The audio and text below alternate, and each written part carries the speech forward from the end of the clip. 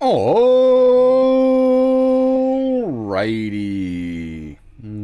Good morning. Unfortunately, yeah, good morning, everybody. How are you all doing today? And welcome back to the 10th annual Metal Gear Marathon. A very, very late stream today. Because Wiki just returned and was streaming, so I was watching Wiki's stream. Yeah. that's just hashtag blame Wiki, basically. We'll be kicking off Metal Gear Solid 4 tonight. Or today. This stream. Ugh, time zones. As always, we'll be doing it in two parts. We'll be doing Act 1 and 2 on the first stream, and Act 3 through 5 on the second stream. I think that's all I got to say, really. And we're just gonna jump in and get things started, because even splitting it into two streams, they're still two fairly chunky streams. Hey, Badger. I suspect we're probably gonna be missing a few people today, given the stream is starting so late.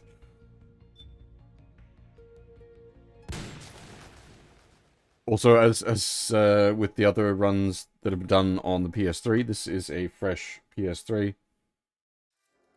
I did remember to do the full install ahead of time, however.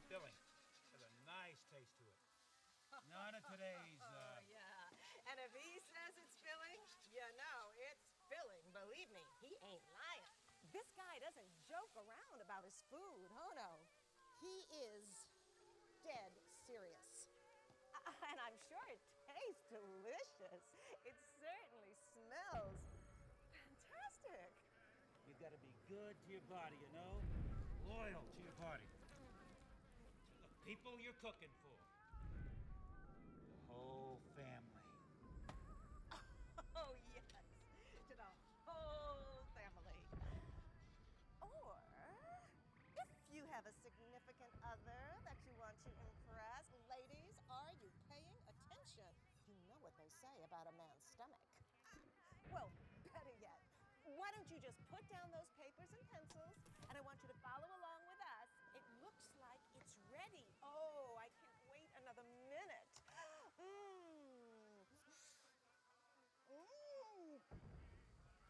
Tasty. Yeah, made it for my wife last night.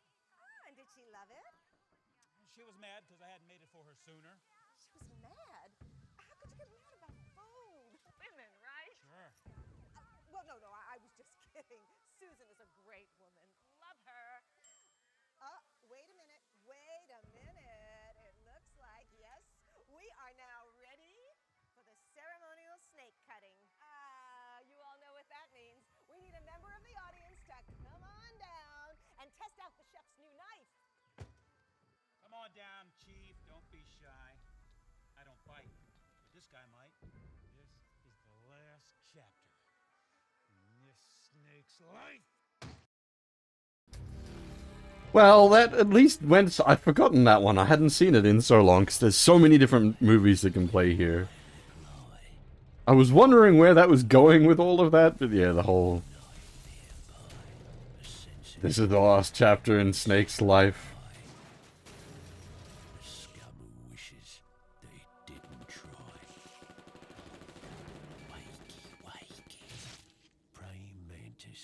Because you get two, like... videos here. There's the different PMC adverts, and then there's that cooking show, and there's a interview with David Hayter.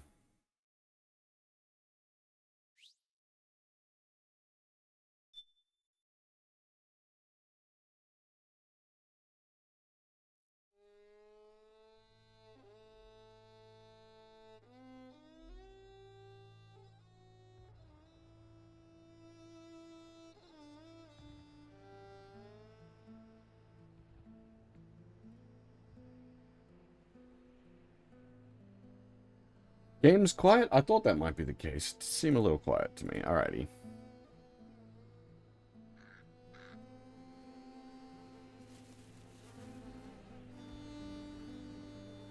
Give it a bit of juice and see how we do.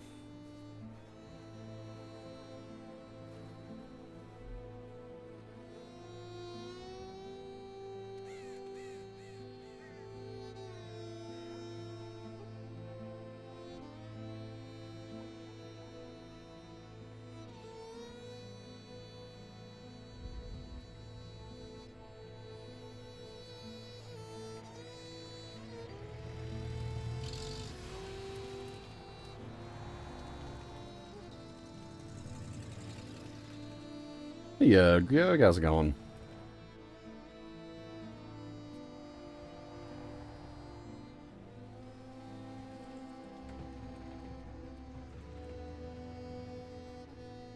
War has changed.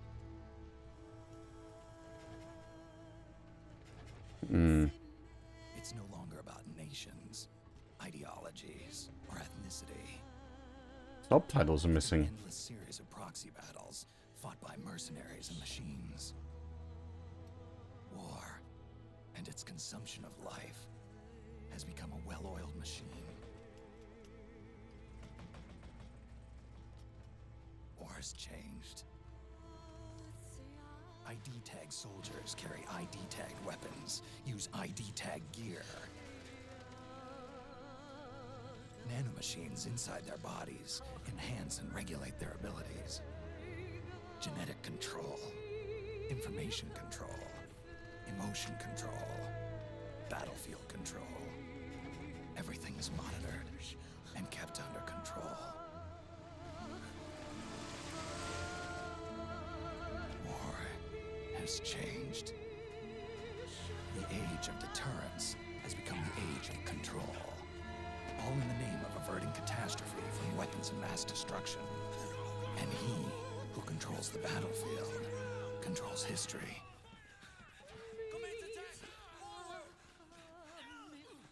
War has changed.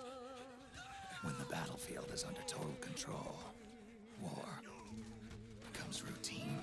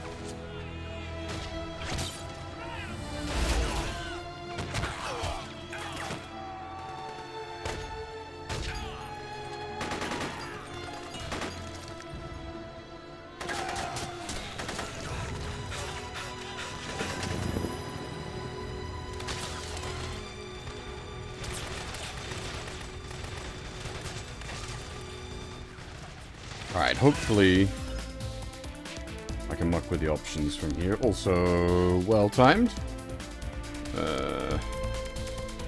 Yeah, okay, subtitles are off for some reason. Subtitles on, thank you.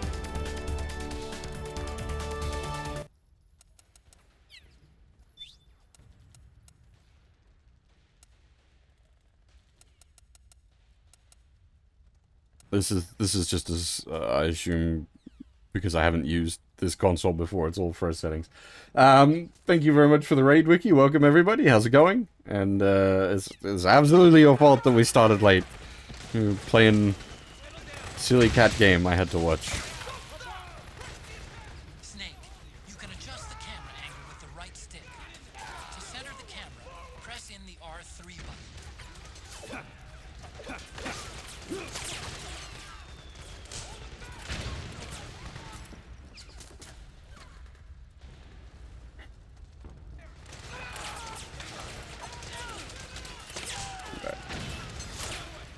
Gonna get used to the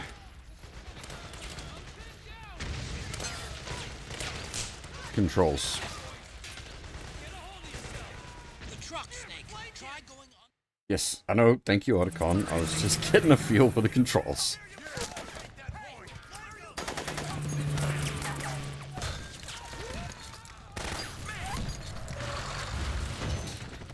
Yes, I did see that. The world map got bigger again. Chopper! We're surrounded! Damn it, they've got us surrounded! We're being followed! Use the RPGs! Everyone, keep cool! Get a hold of yourself!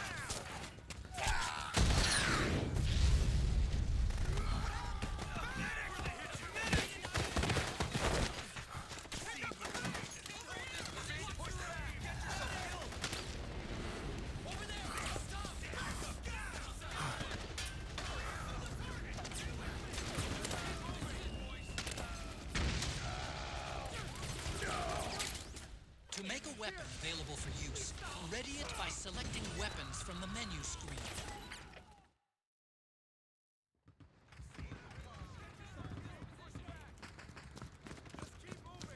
Knife.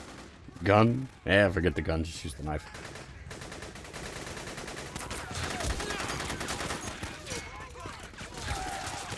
Stay on the offensive!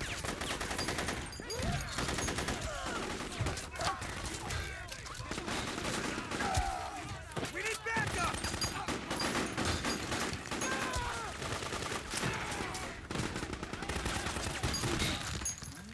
Hit him hard!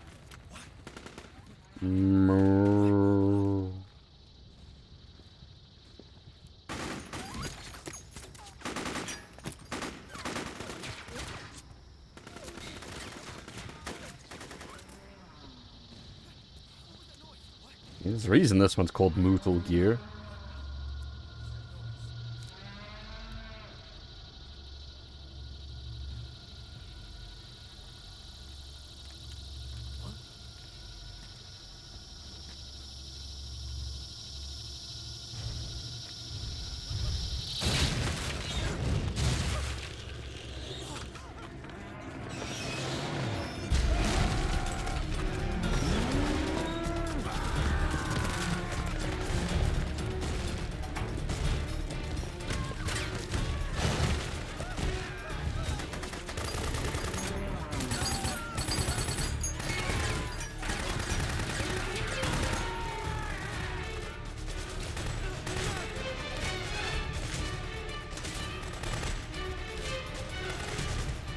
Head north, and try not to run into any echo along the way.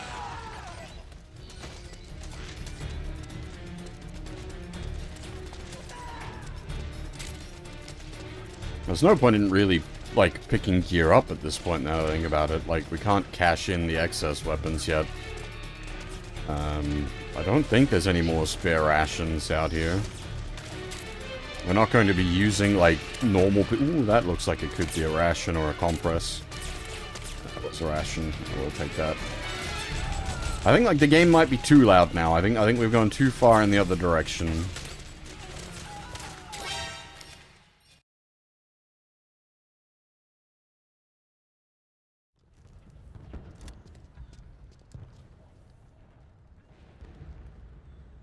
Sound balance is hard.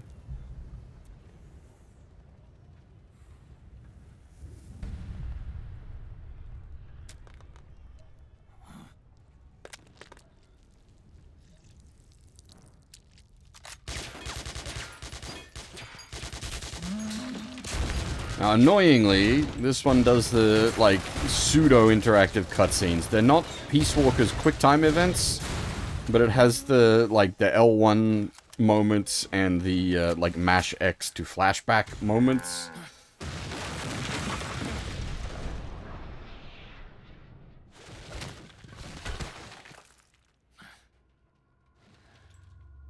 Which means if I put my controller down during a cutscene, we could potentially miss things. Annoying.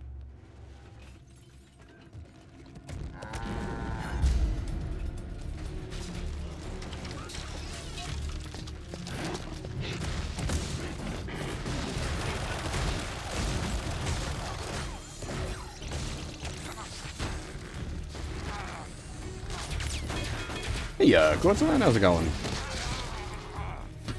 Also, hey, Nenchi, sorry, I didn't say hi.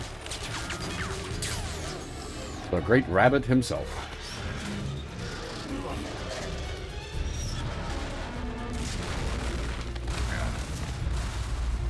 Hey, very rude. I apologize. I was distracted by the mootled years. Oh, wait, what?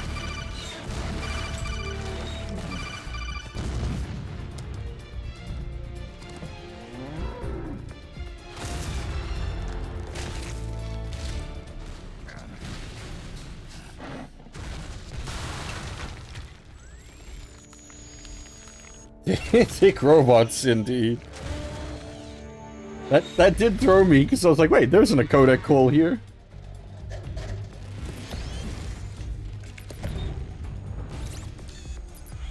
Just as I was talking about having to press buttons during the cutscene, and the codec sound goes off.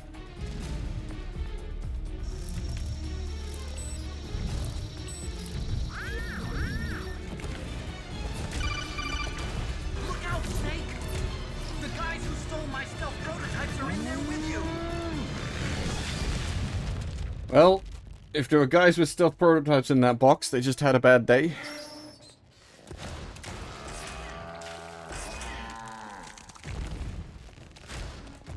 But I think it was just melons. I think we're okay.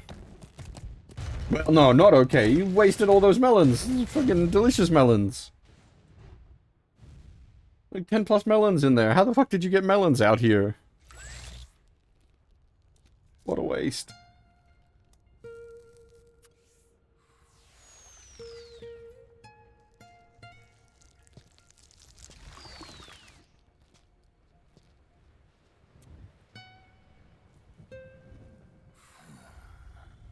Oh god. How bad are we talking, Gorgeland?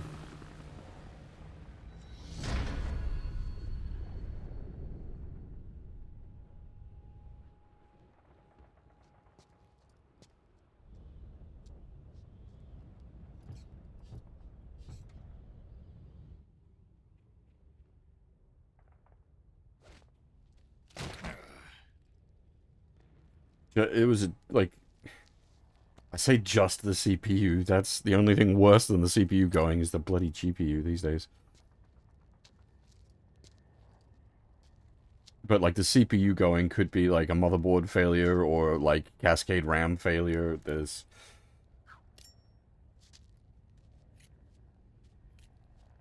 And, like, replacing the CPU as well can be a problem. You gotta get something that matches the socket. If the motherboard's old, that could be difficult.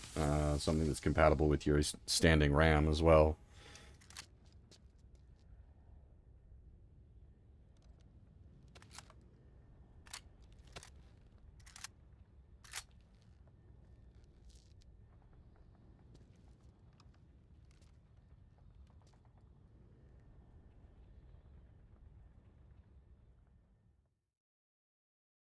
Oh, hopefully it wasn't one of those, like, 13th or 14th gen Intel CPUs. Burn damage! Holy Christ, what happened?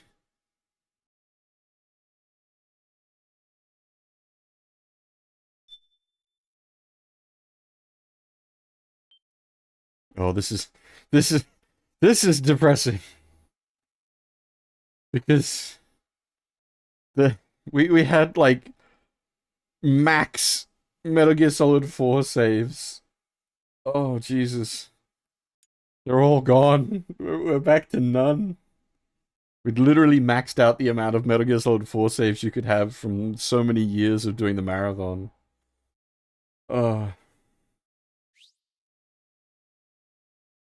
And just for those unaware, I'm using a, well, it's not a new PS3. It's actually a launch model. It's a 60 gig PS3. But the PS3 that I had been using to do the streams out of for the last, God, however many years, it died. I could probably rescue the hard drive out of it, Wiki. I haven't got around to attempting that yet. And I know what's wrong with it physically. If I wanted to get a soldering iron, I could attempt to fix it. The wireless card on it died, which is a common component death in those, and you can get replacements. But because of the way PS3s work, it's now stuck in a sort of a self-testing boot loop where it sees that the wireless card has died. I wasn't using the wireless card in it because I didn't use controllers wirelessly and I didn't use Wi-Fi connection on it. So I didn't know the wireless thing in it had died until this started happening. But because the wireless card has died, it's stuck in a self-check loop where it keeps seeing the wireless card's gone and then recheck. And then, of course, the wireless card's gone and it just keeps rechecking forever and there's no way to get out of that, unfortunately. Ooh, yeah. 8 years is, especially with like how things have been going, that is a bit out. But as you say, like it's not an expense that you want to cop. That's still rough because yeah, that's basically Mobo CPU RAM. That's, as you said, if like fire or burning or something, yeah, your cooler's gone as well. Though if you're stepping up to a new like 8 years gap, the socket on the motherboard's probably not going to be compatible with whatever cooler you were using. Ouch.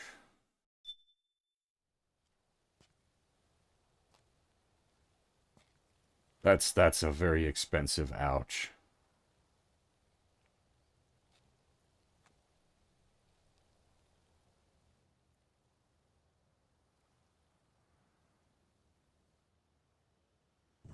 This is what I'm talking about, interactive cutscenes.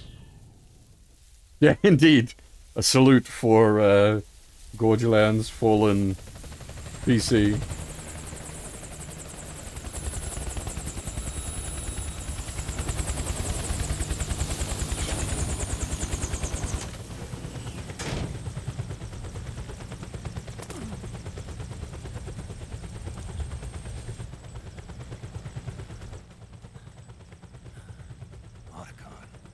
Even the dead have ears. Snake, we've got to go.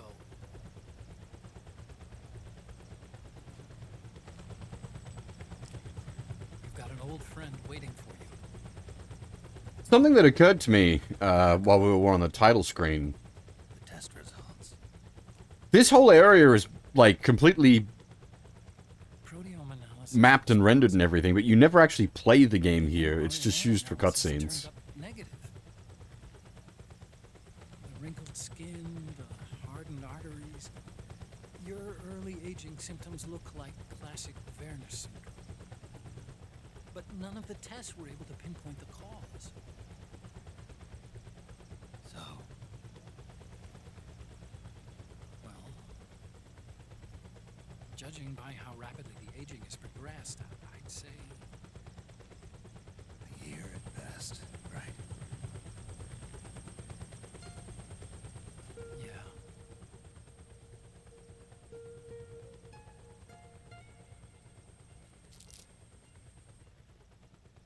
Snake, let's try another doctor. It won't make any difference. I'm not an ordinary man to begin with. Not to mention Fox die.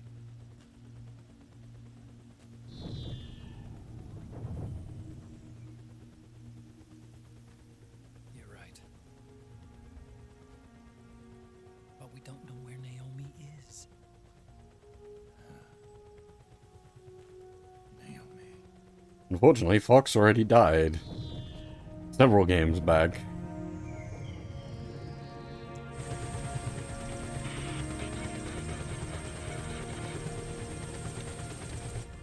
Ah, Snake. Colonel. Good to see you. Well, I'm not a colonel anymore, Snake. I figured the only place I'd see you dressed like that would be at your daughter's wedding. What are you doing these days? I'm working for an organization under the UN Security Council. The Analysis and Assessment Staff of the PMC Oversight and Inspection Committee. Yeah, I remember the resolution being passed a few years ago. Snake, I came across some information in my work. Huh? We found him.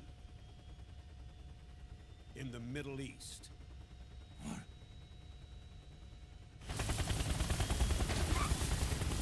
Just to mess with people's heads. This game takes I'll place explain along the way. 11 years in the past. Stop him. Now. This game takes place in 2014.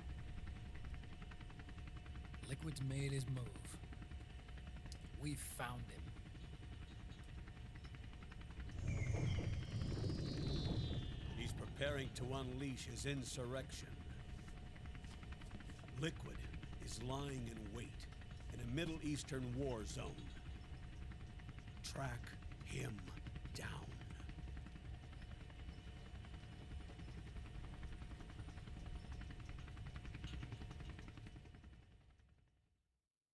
Hey, Badger, how's it going?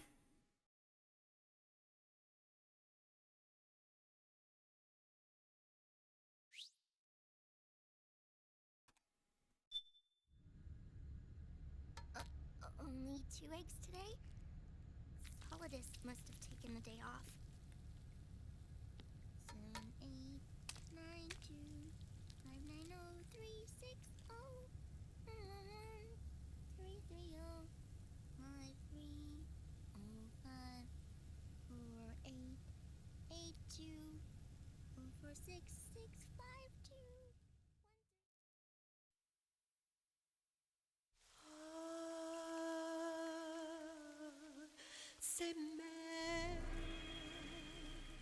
Now, so we've got a save in chapter 1. At this point, if we wanted to, we could go back to the main menu and watch the briefing that should kind of take place here, which explains what's going on. But that is, like, another, like, half an hour of cutscene. To the point that the game doesn't even, like, show you it. It is there, but it sort of rightly chooses not to dump it on you. Do you read me? What's the situation? I'm just inside the city limits. This place is crawling with lizards. Ah, AT Corps' unmanned bipedal weapons, officially designated Irving by the US military. They've spread like wildfire among the PMCs. There are more of those things now in service than tanks. They've got tough armor plating and are highly agile to boot. Your best bet is to stay out of their sights. Unmanned. Pretty soon they'll have put living, breathing soldiers out of work. Even so, that's an awful lot of gecko for this scenario. Their numbers exceed the war price for that region. It must have something to do with Liquid's arrival on the scene. You really think he's here? You'll have to find the Army's operatives and ask them yourself. Oh, and Snake, I went ahead and used the Mark II to scout out the area before your arrival. You'll find it up ahead. Mark II? It's a remote mobile terminal. Sonny and I built it. The Mark II will provide you with a map of the area as well as any battle situation data. You should find it before you do anything else. Okay, got it. The rendezvous point is marked on your map. I'll be waiting for you there. I wasn't even gonna, like, mention the briefing, which I was just gonna roll without it, but, I think Furf said, like, when we were kicking off, like, why are we even here? What is this war about? If it is, like, I can do that briefing if people want. It's just gonna obviously add a huge chunk of cutscene time right now, basically.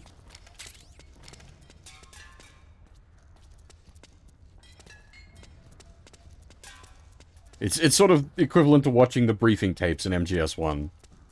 Except that, the briefing tapes in MGS1 are presented in quite an interesting way with their, like, animated, hand-animated cutscenes style, whereas the Act 1 briefing in this is presented the same way all the other Act briefings are presented. It's not anything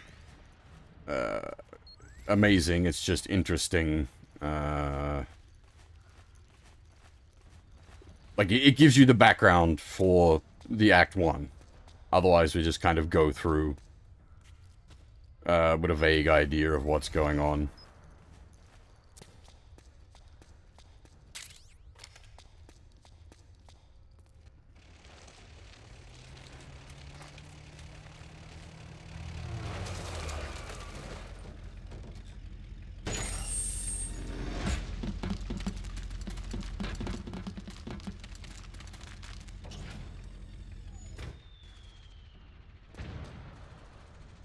I'm just not sure if Shin's being ironic there with his let it roll. Avoid unnecessary combat. Like, if no one wants to roll it, then I won't. If a couple of people want to see it, then we will. There's no point whatsoever in you getting into a fight. Got it?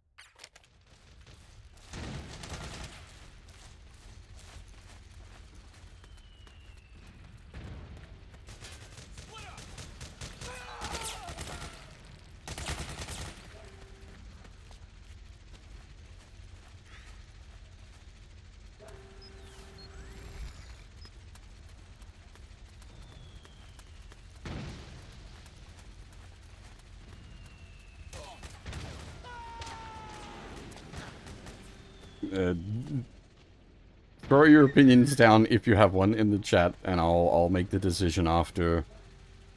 Did that guy's body just twitch? I don't think that was intentional. I'll make the decision after we hit the next loading zone, because I'll put the save at the loading zone. I actually don't know how this game handles its like save and loading zone transitions, because I never usually save outside of like the forced end of chapter saves. Please don't shoot!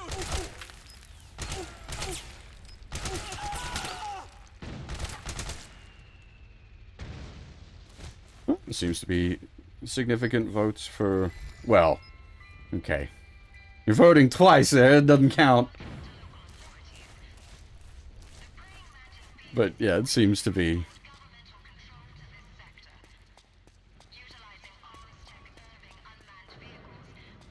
leaning towards watching it.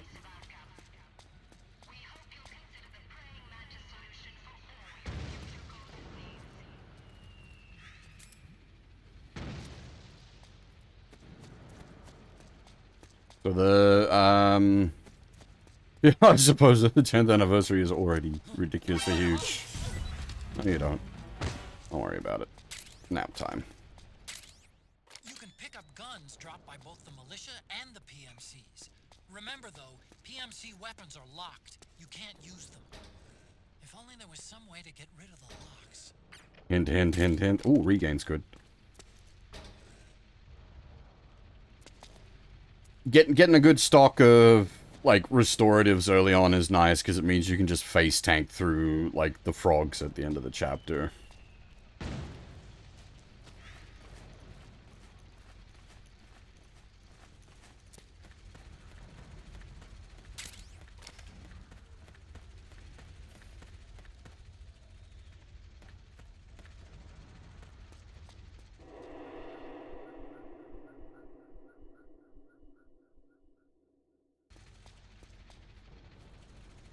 Alright, we will...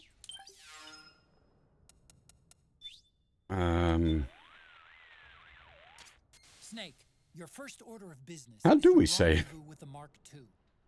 Just follow my instructions and use your octo camo to make sure the enemy doesn't see you along the way.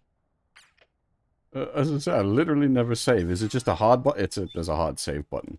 It's not even on the codec. Oh my goodness.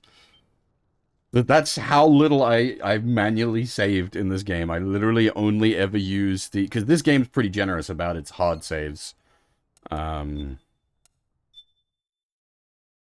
Like, after every briefing and then after every chapter, you get a hard save. So, if you're doing it the way I do it on stream, you'll get a save. Like, you get the safety saves to the end of chapter, and then it's all well spread out for making sure you have reasonable saves.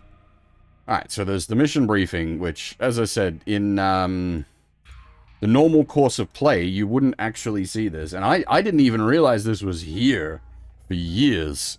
That you could go into the... Because I never bothered to go into rewatch the briefings. Like, why would I... I've already seen the briefings, it's fine. But they do actually have a full briefing for Act 1.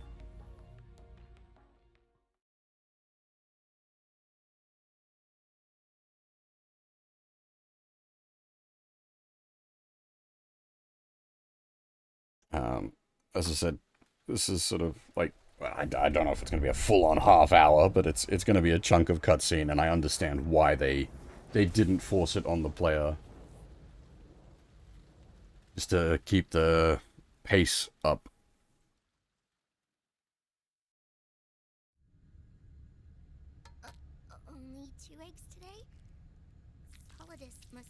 the day off.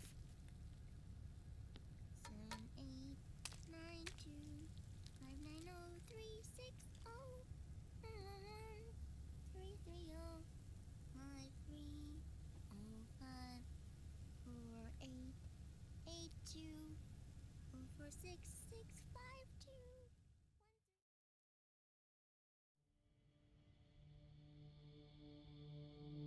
The Manhattan incident triggered a serious public backlash. Now the U.S. has to think twice before intervening militarily in other countries' affairs.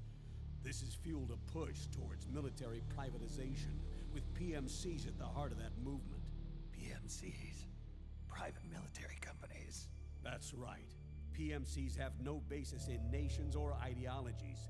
They are private enterprises, driven by profit. In addition to dispatching mercenaries to war zones, they secure weapons and train local soldiers. They're contractors for war itself, and business is good.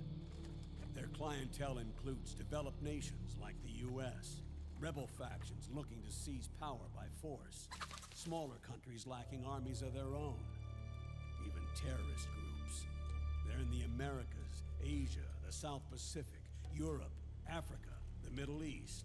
The rise of the PMC has spawned a war by proxy, and it's spreading across the globe. Sonny, we'll eat them later, okay?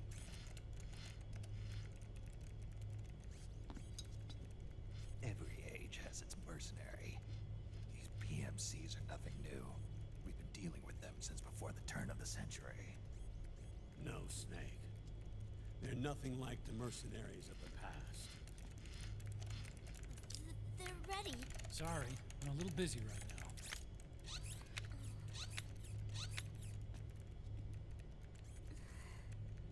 The Pentagon's new battlefield control system has produced a decisive difference between hired guns and the PMCs of today.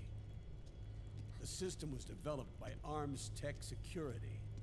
Arms Tech? You mean AT Corp? Yeah. In recent years, AT Corp has shifted focus from weapons development to security tools. And since the establishment of AT Security, business has been booming.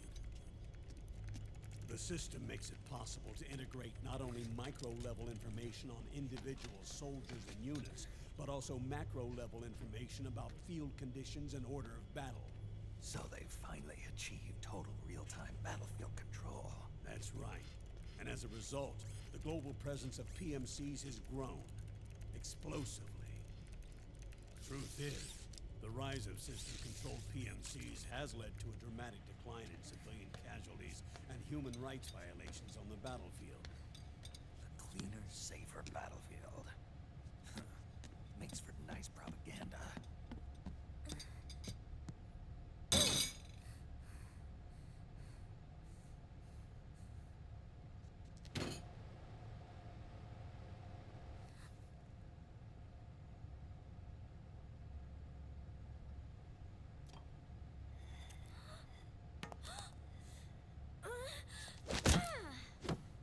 Bad cigarette. Die! Snake! You were smoking again, weren't you? This is a non-smoking flight.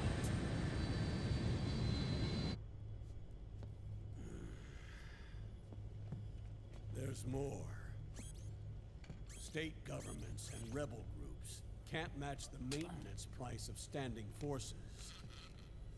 PMCs, by comparison, are reliable, easy to use.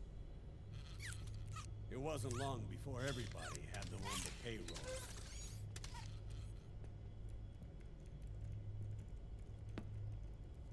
And, as a result, regular armies began to decline worldwide.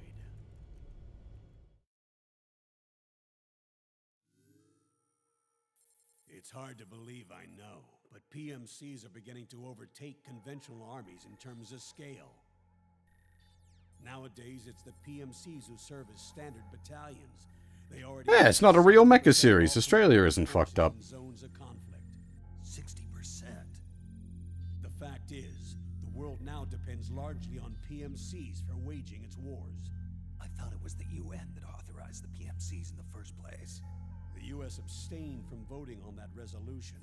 In effect, Washington was endorsing PMCs without ever revealing its true intentions. Until they got wind of the uprising, that is. The U.S. has exported too much military power, and now she's paying the price. That's exactly it. America has now turned war into a form of economic activity.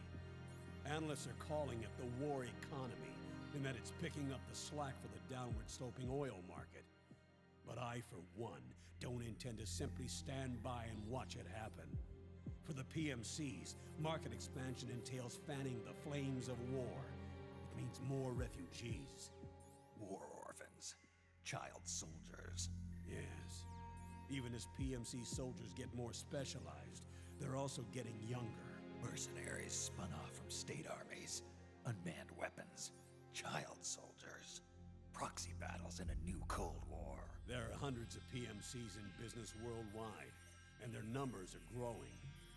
Currently, 5 of them are big enough to be labeled global powers, 2 in the US, and 1 each in the UK, France, and Russia.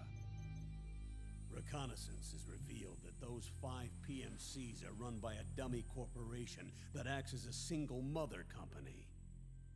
This mother company Some kind of 5 largest mother PMCs. base? Her name is Outer Heaven. Outer heaven. You mean That's right. It's Liquid. liquid? He's taken command of this immense army and is now preparing to unleash an insurrection. I watched him die. His will lives on, in the body of the man once known as Ocelot. He aims to fan the flames of war even higher, to create the perfect world once envisioned by Big Boss. The one world in which soldiers will always have a place.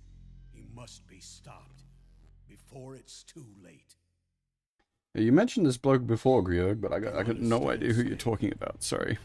Any means necessary. Just stop Liquid's insurrection. Even if it means Killing him. You want Liquid dead.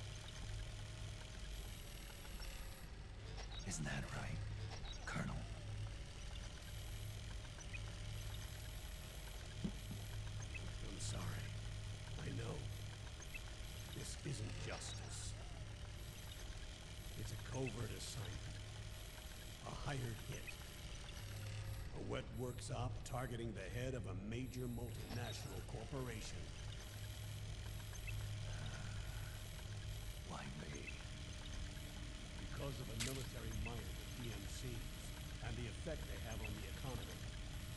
War is to the 21st century what oil was to the 20th, the pillar that supports the global economy. You'll recall a rather alarming report issued by that American think tank during the Cold War. One that described a new model for perpetual war. What we're facing now is a whole new ballgame. Iron Mountain's Delphi technique. How do That was I... fiction. It existed only on paper.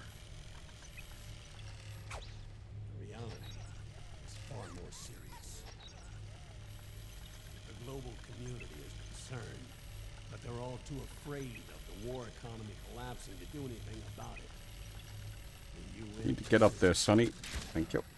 Sounds pretty self-serving to me. Snake. This mission isn't an order from Washington. Not like the old days. And it's not something the UN can officially sanction either. But we can't just look the other way. Hardware. Insurrection. If we fail to act, he'll become the greatest threat the world has ever faced.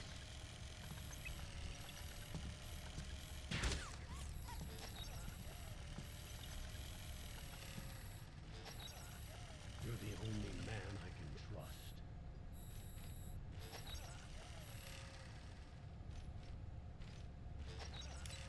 Fine. Let's hear it.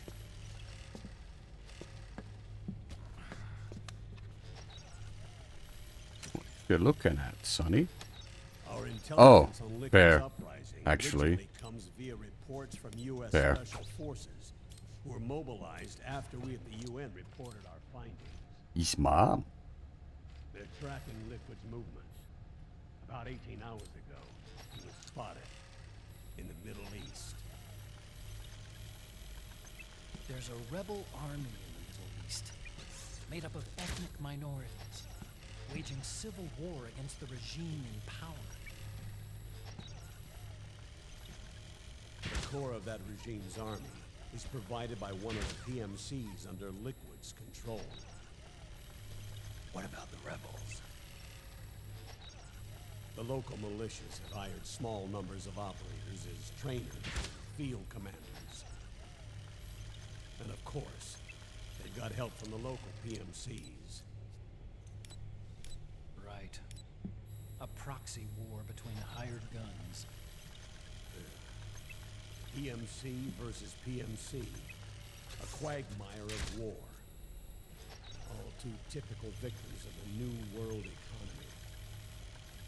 Snake, you'll be sneaking into the conflict zone via transport truck, disguised as one of the rebel army's hired operators. Your first objective is to make contact with our informants, Rat Patrol Team 01. They'll be expecting you. Rat Patrol, huh? They sound sneaky. They're a special forces team assigned to the Army's PMC Investigation Unit, CID. CID.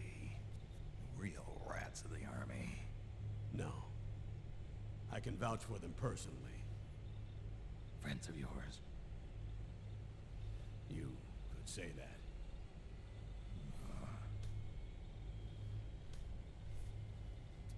Transportation to the area will be provided under cover of a UN humanitarian aid mission, with support from the U.S. military. From there on, though, you'll get no protection, and no guarantees from anyone. And you must not leave behind any evidence of your involvement in the area, let alone that of the UN. If word of this ever leaked out, it would spark a global firestorm.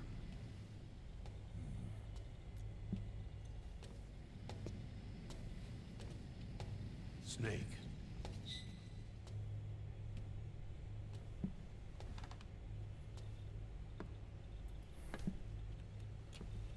Will you do this for me?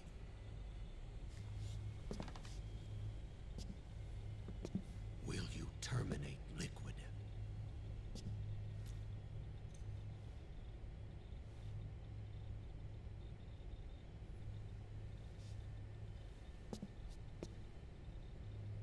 I'm not like the PMCs. I don't need your money. Thank you.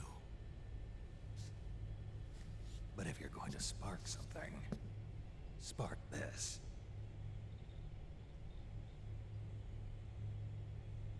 Fine. I'll start my own fire.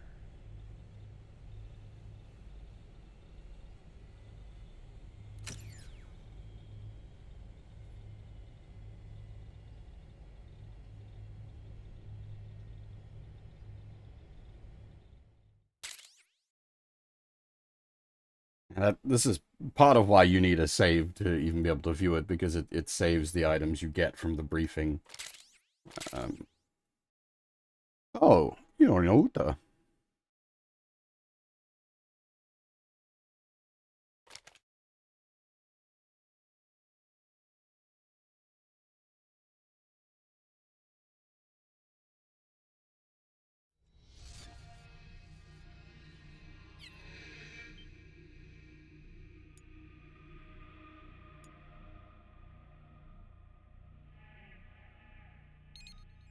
I wonder if that'll count for making the B&B's dance. Huh.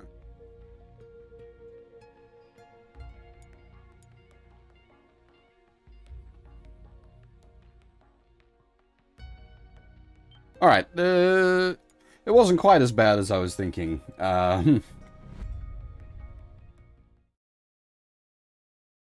It was about 20 minutes of cutscene, not 30 minutes.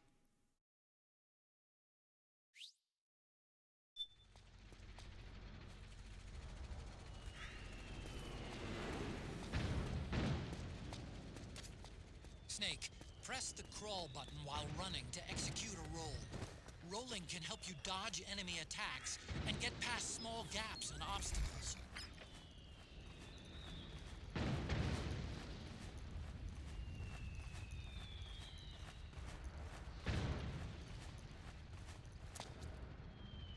I was gonna say, there is a guy up here. I'm not mad, I promise. Oh.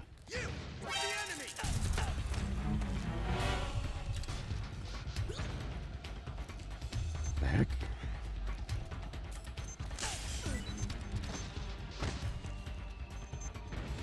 Did that just get stuck in alert mode? God damn it. What can we, like, just not? I misjudged the length of the zap on the knife.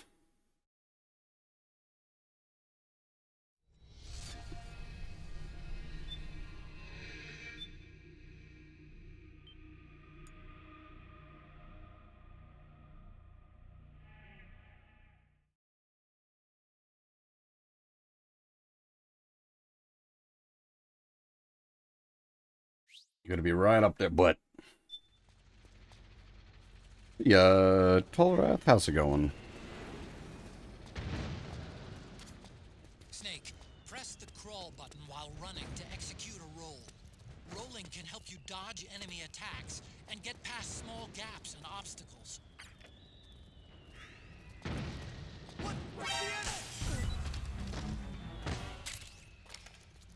You do have a brief window to, like, knock them down before the, like, alert goes off for reals.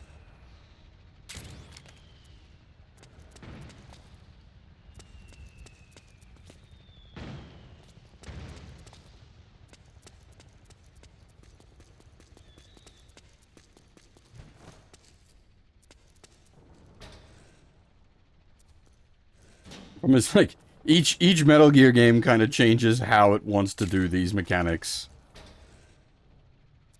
MGS2 is actually pretty forgiving with its stuff, though occasionally it just alerts everyone in the room.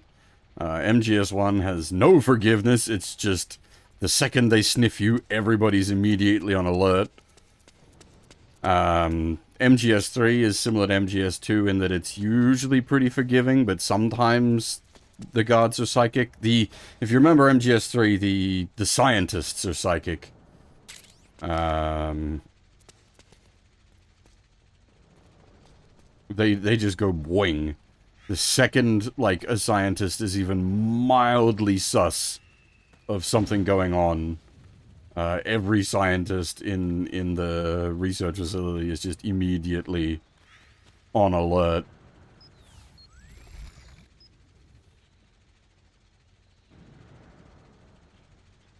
It's my imagination. Yeah, but they're also more fair as such.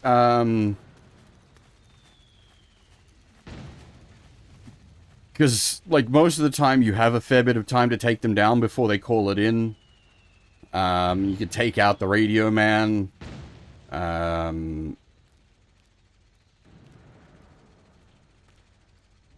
Apart from that, like, that particular sequence with the scientists, it's... God damn it.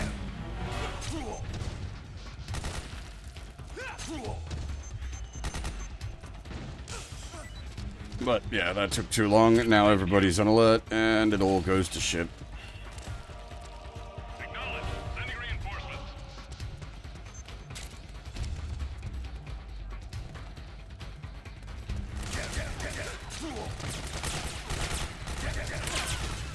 You don't have, like, proper... you better just let us die if we die again, rather than waste rations at this point.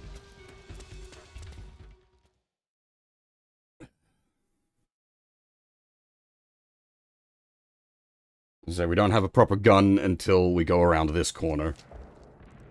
We have, like, lethal guns, but we don't have a proper gun.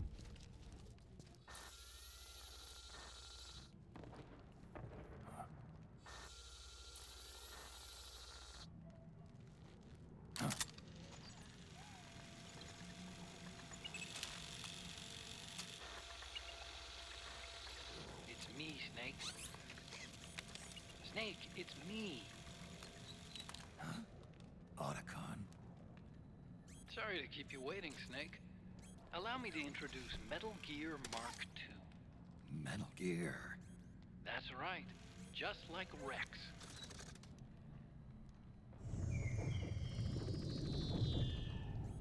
Yeah. But this gear's not a weapon. The brief shot of the actual Metal Gear Mark II. Terminal designed to provide you with operational support. Where are you? I'm in the Nomad. Where else? I'll be watching you through the Mark II. Wish I was good with gadgets. Hey, I'll be with you in spirit. Anyway, because you had to dress up as a militiaman, I had the Mark II bring you some goodies. Starting with this.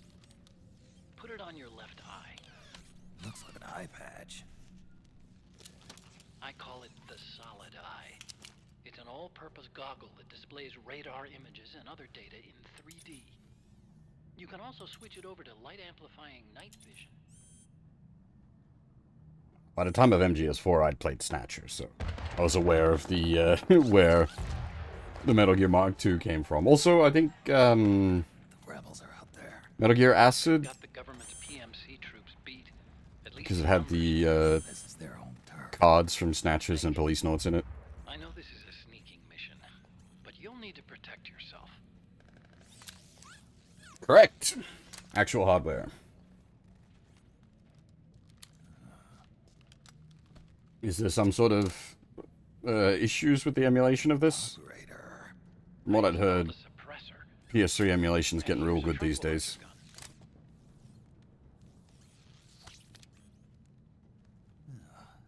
Thoughtful. It predates the implementation of the system. By some miracle, it was never recycled. It's getting tough these days finding decent guns that aren't controlled.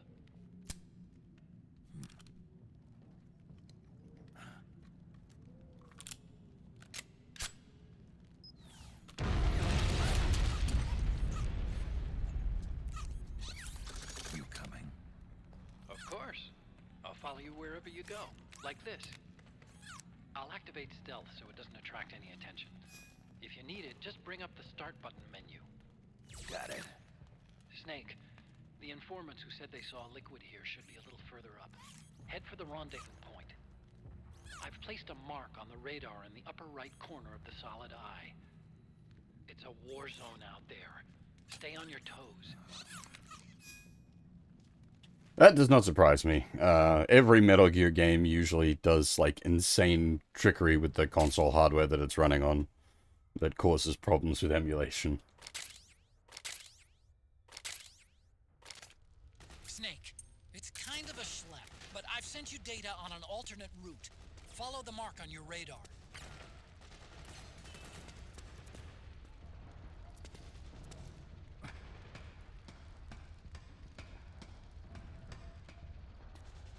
So the question there comes in, how difficult would it be to... I don't normally come up here, this is... like, how difficult would it be to make it run... or to port it, basically? Because it was so specifically coded for the PS3. Like, you're not going to be able to just, like, easily port it over. Like, you're basically going to have to rebuild it from the ground up. And you also get into the issue of all the licensed crap. You probably just have to strip all the licensed stuff out.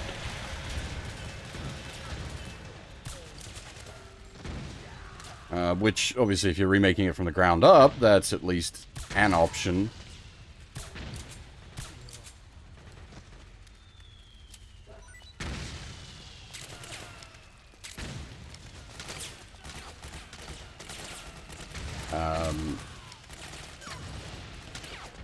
Because yeah, you've got like all the Apple products.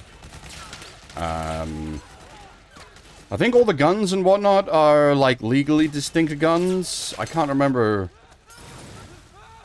Or did they actually pay for the licenses for all the guns in this?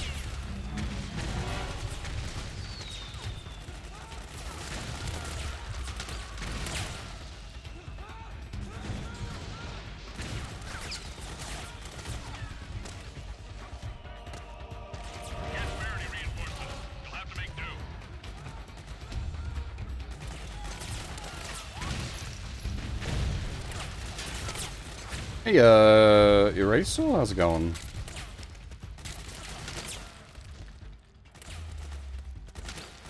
Everybody getting mad at me.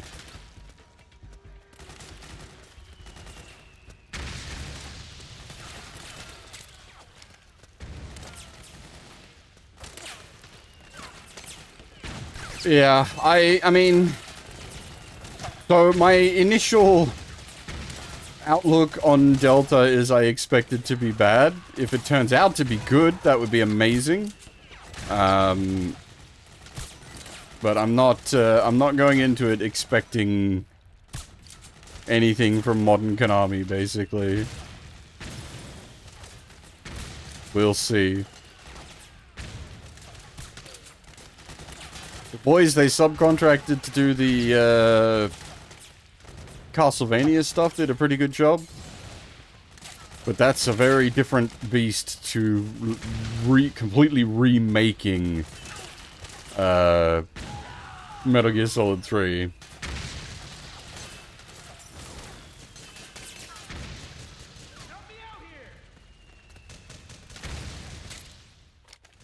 RPG.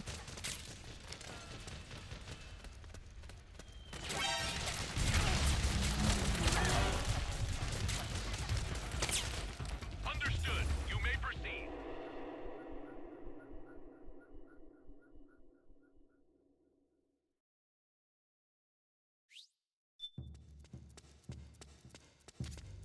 It's pretty dark in there.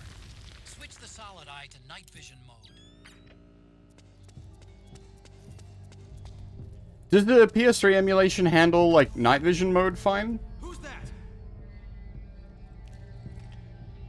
Because I remember many, many years ago playing MGS2 on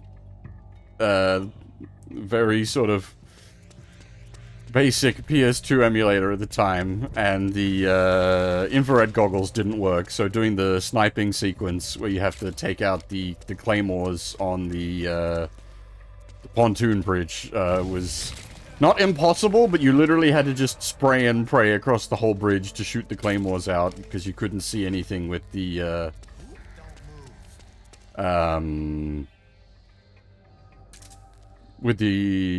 infra goggles.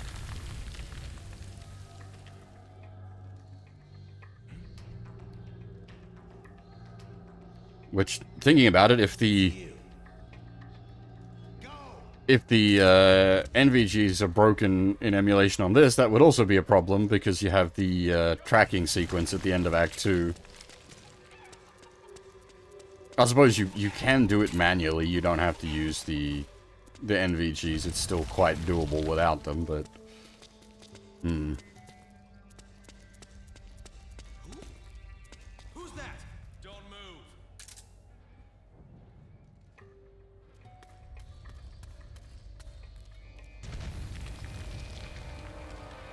I would like to see MGS4 set free of the PS3, but yeah, I just... You again. Don't expect it to happen. Well, I suppose that's what everyone's holding their breath for on the Master Collection Volume 2, but since, like, Master Collection Volume 1 was a disappointment...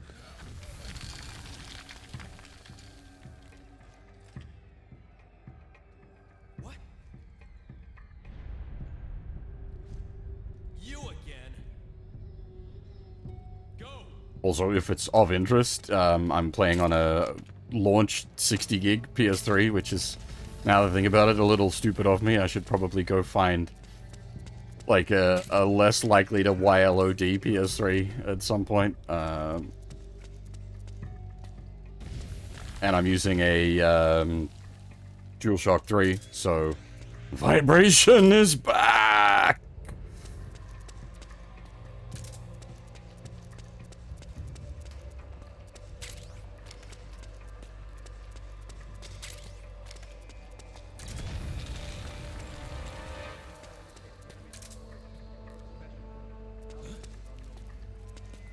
Who's that? Okay, don't move. somewhere in here we can get a, rebel costume, which stops all this stupid shit. I just don't remember where the damn thing is. I always forget. Every year I'm like, there's a rebel costume in here somewhere. Fucked if I can remember where it is.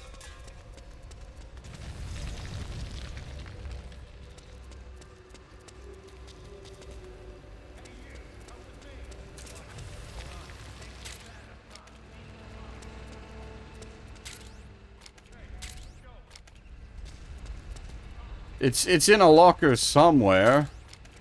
As I said, I don't remember exactly where.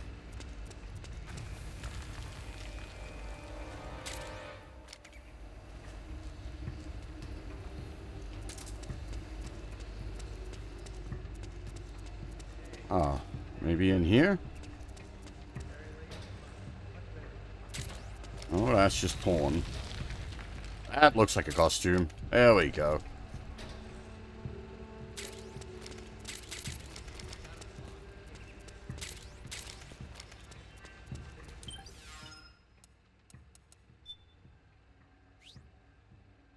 I've just got to remember to take it off before we go into the, big cutscene at the end. Otherwise, we'll be, like, covering up half our facial expressions.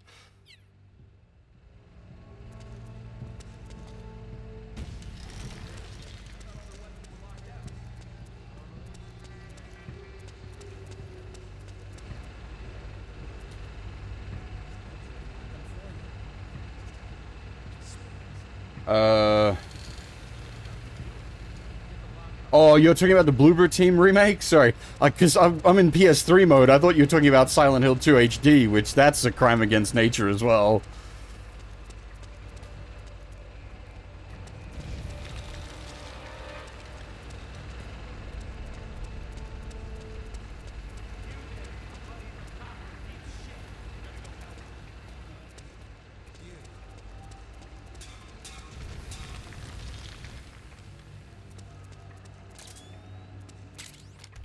I will check out the Bloober Team remake of Silent Hill 2 at some point. I was gonna do it for Spoopyween, and then we did something else. I don't remember what it was. I had initially intended to do that, and then I didn't.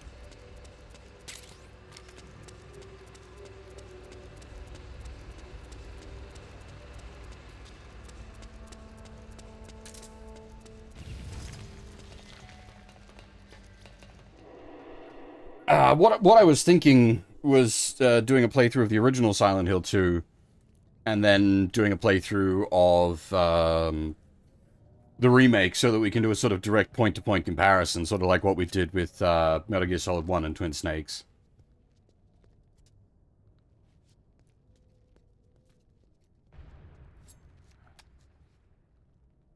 I think that could be interesting.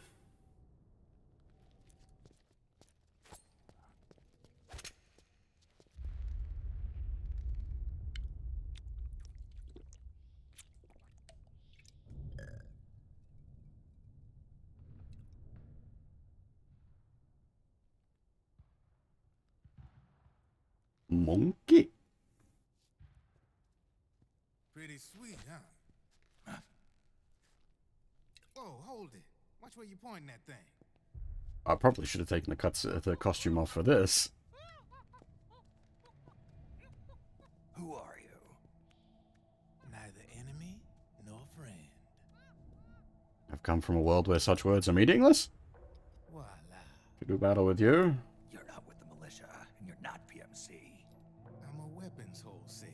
All shapes, all sizes. But there's no need to worry, because all my shit's been laundered. Laundered.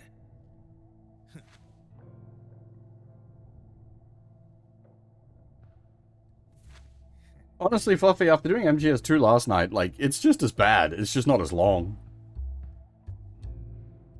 You see, I take ID guns like the PMCs use and make some mods. Then you can use them without having to match IDs. In other words, I'm a gun launderer. You can call me Drebin. Drebin. Yeah, they use use that for all of us. There are more of you. All over the world. Not that I ever met any of them personally. Me, I'm Drebin number 893.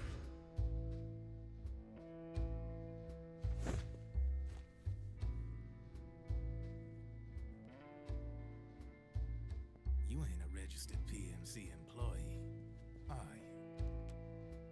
You need a guy like me.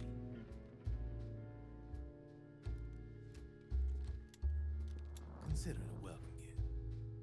Take it.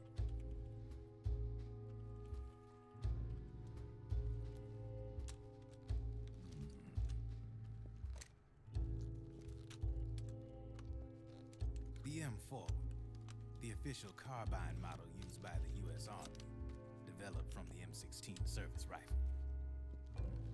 This one's a top-of-the-line model, real popular with the big PMCs. High precision, not like that government issue shit. It's, free-floating, of course. Relax, that barrel's clean. Is the hider CQC compatible? The beauty of this sucker is that it's got a lot of customizable parts. Change it up the way you want to meet your everyday needs. Flip-up sight, rail system. Not bad. Yeah, well, you know, I get a lot of noobs around here. And if you need them, I got a wide selection of aftermarket parts as well. The frame's pretty rigid. No rattle. Go ahead, give her a squeeze. I can't pull the trigger. Really? That's weird. What's weird? Wait, I got it. I bet you're using an older generation of nanomachines. Older generation? Sometimes they don't really jibe with the new system. Seriously, who are you? Whoa, slow down.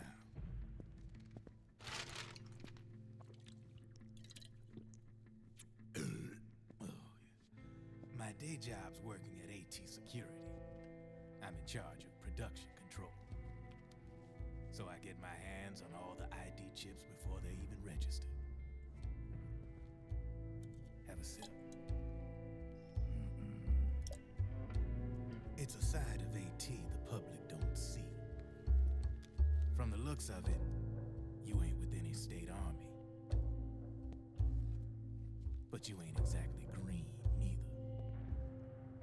You've got last-gen nanomachines. So I'm guessing former U.S. Army.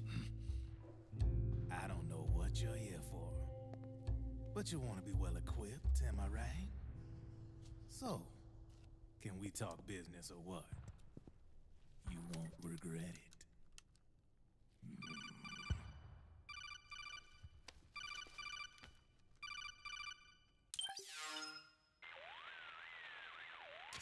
What's your take on him, Otacon?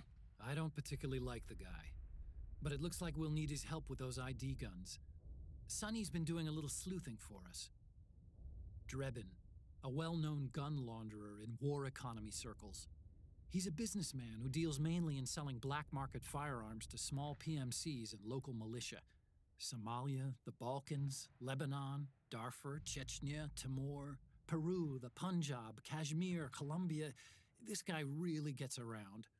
How's he pull it off, anyway? You can create a non-ID gun by replacing the ID recognition chip with a counterfeit version. This enables you to bypass the ID recognition process and use the gun. The problem is that there's still a record of the chip being replaced on the system side. Drebin's an employee of AT Security. He must have connections on the inside erasing records for him. You think the Patriots are involved somehow?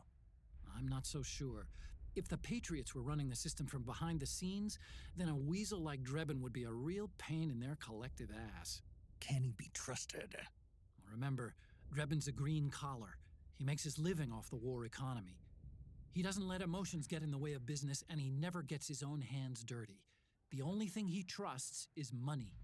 I share your concern, but what if we keep him at arm's length? Use him only to get intel and the supplies we need. Keep it strictly business. All right.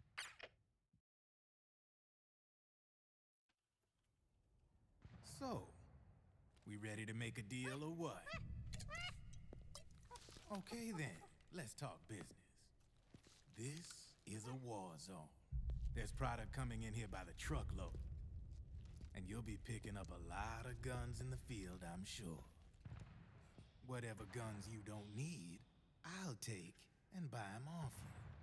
That'll earn you points you can cash in for services. Like what? I'll launder your ID guns, no more locks. And I can also sell you the guns I've got in stock. Let me show you.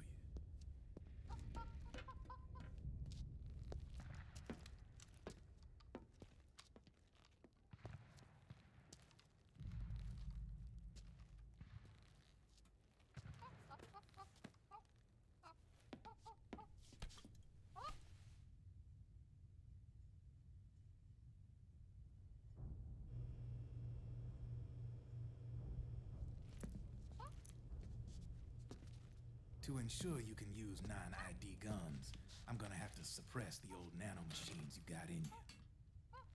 Otherwise, they'll interfere with the system. Here, stick yourself with this. It's full of suppressor nanomachines. Relax, it won't hurt. You're scared of needles or something?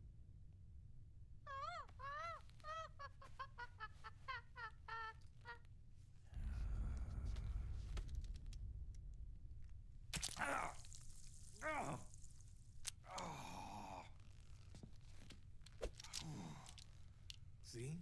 No sweat. Now you can use non-ID guns, no problem. Hey, be nice to our guest.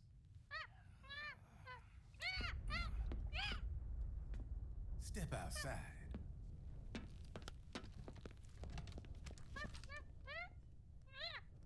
Boo.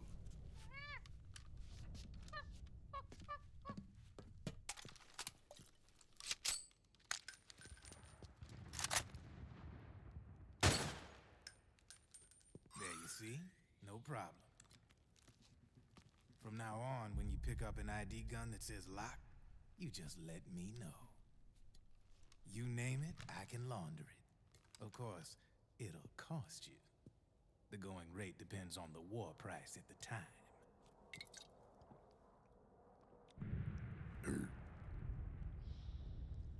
Man, I gotta give this shit a rest. Looks like you're doing pretty well for yourself. You might say that. What with the war economy and all, and the system clamping down on things. System codes are the law now, and control's essentially absolute, paving the way for fat profits if you're willing to bend the law. Demand keeps on growing thanks to the war economy. I sell ID guns to the PMCs and state armies, and naked guns to terrorist groups and paramilitaries. And these ID guns can't be sold on the black market. System's practically a license for us arms dealers to print money. Privatizing the military's made the PMCs big and bloated.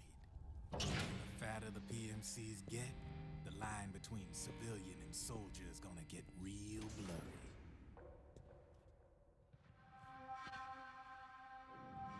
Sooner or later, the whole damn human race is gonna be green collars. More like we're all gonna be fighting proxy wars.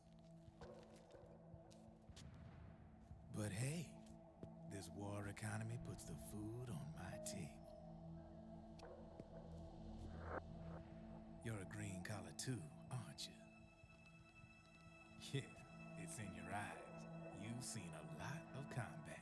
What makes you think you know me? Nothing to be ashamed of. I'm the same way. I grew up here too. I got no interest in the outside world. All right then. If you need me, holla. We specialize in speedy service. Catch my drift?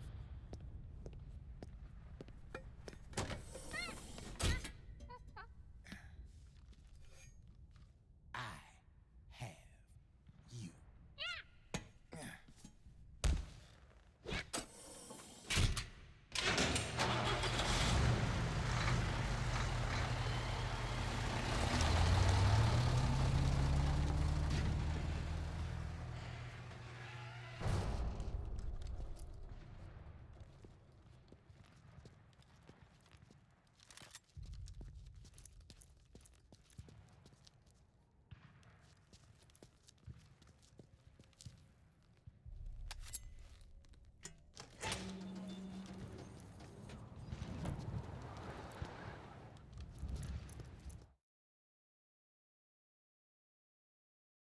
But yeah, as has been said a few times, this game is very cutscene heavy. Honestly, it's a little bit better paced than MGS2, but I know what you're thinking, but Drebin does have a point. The world depends on war, on the war economy. Can you imagine what would happen if war just disappeared overnight? Otacon, you and Drebin both mentioned something about a war price earlier. What did you mean by that? It's a kind of market price, one that fluctuates according to demand, not only for PMCs and military industry, but for the production, distribution, and energy supply networks that support them. It's been growing by leaps and bounds, and investors are really starting to take notice. As the fighting in any given area becomes increasingly intense and prolonged, the war price goes up. No doubt Drebin's rates are linked to that war price. The longer and bloodier a battle becomes, the higher service prices are going to get. To put it another way, the quieter things are, the better the bargains. Snake, we'll use the Mark II to deal with Drebin from here on out. He's what you might call a street vendor. The Mark II can act as a kind of delivery boy, connect you with it. I'm adding a Drebin menu item to the Mark II's weapon menu. Whenever you pick up multiple units of the same weapon, any extras will automatically be sold to Drebin. Any ammo that's inside gets added to your cache. In other words, you keep the ammo, and the weapon itself gets traded to Drebin for points. I see. You can then use the points you've earned to unlock ID guns or buy new weapons. Sounds good. We should assume Drebin has other agents collecting guns for him besides you, Snake. You know, freelance green collars who collect weapons in exchange for services? Guess I'll have to rely on him for now. Okay. Now go meet up with our informants, Rat Patrol. Hey, Huff and Kota, how's it going? Welcome, everybody. What was I gonna say? The Gecko have just been labeled Metal Gear Cow because they move. Snake, hurry and get to the rendezvous point with our informants. First, you'll have to get to the other side of that collapsed building. The only way across is straight through.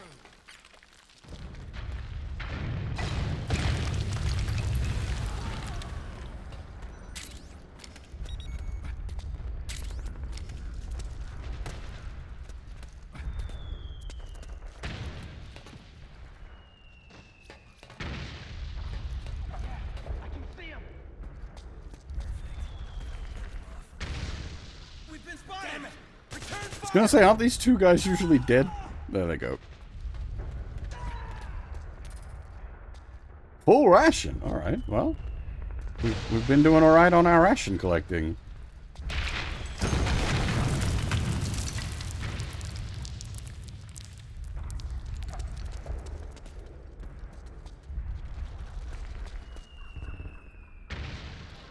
Just how intricate of a suit are you working on there, Kota? Like full mech costumes. I've seen a few quite impressive ones over the years at different cons. They're full on.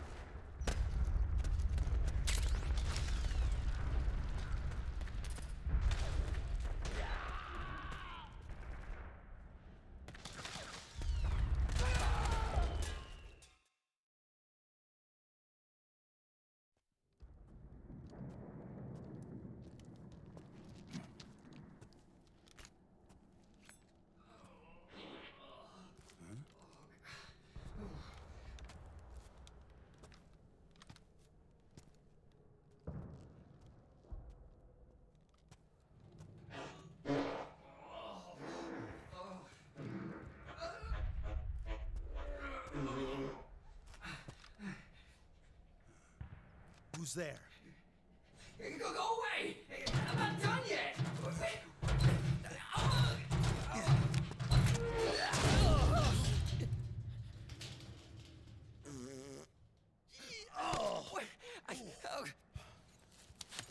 Stop! Stop right there! No! Get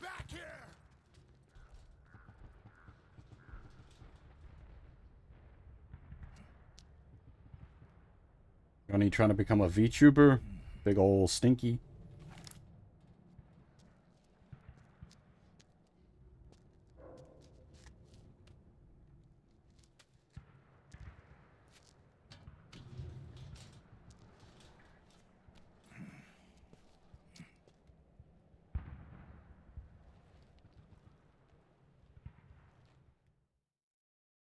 There's totally gonna be like a VTuber or something in Death Stranding too. There's no way that Kojima doesn't go there. Okay, Snake. Hurry to the rendezvous point. Your radar is marked with which way to go.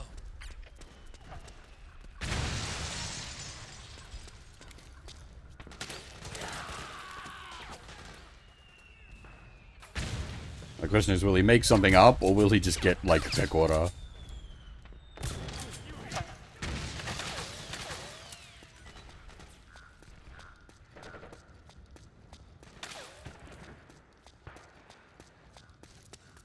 Help me out here!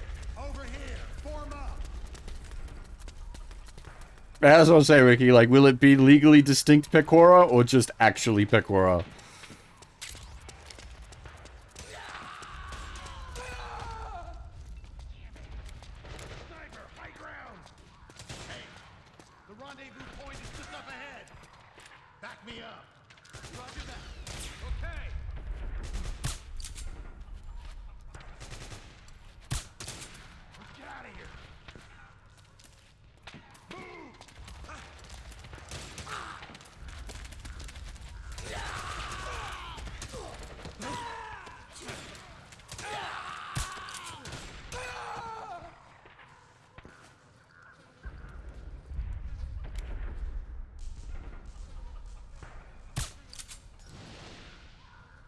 Can't tell if I'm actually hitting.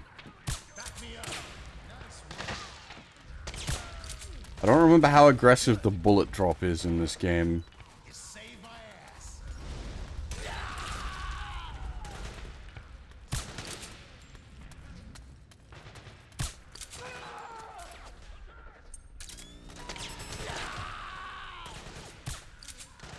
That definitely got him.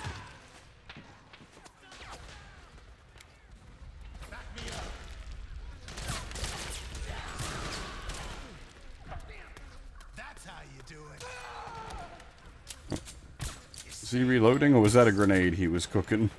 Nice work. Nice one.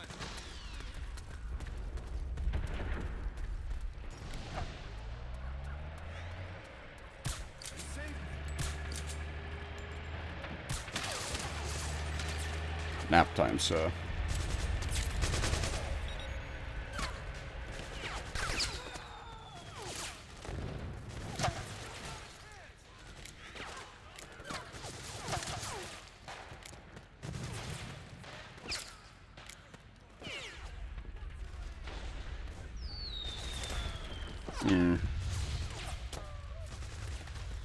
Oh, there he is.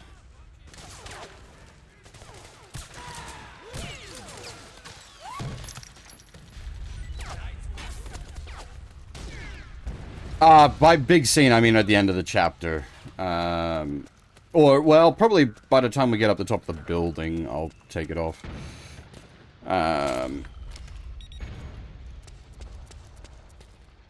We'll have it off for the scenes that RPT1 are involved in.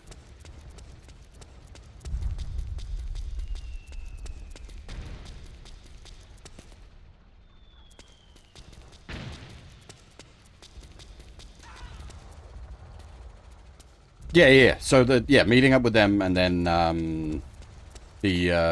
like the big sequence at the end of the chapter. I'd probably just take it off during the Rat Patrol scene and just leave it off after that. We don't really need it. There's only like one major sneaking sequence after that, and it's mostly all like wiggle along the ground sequence.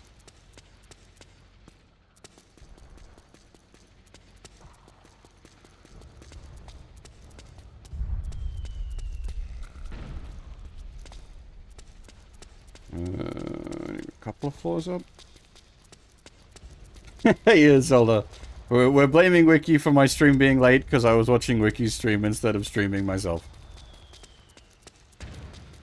Therefore, hashtag blame Wiki.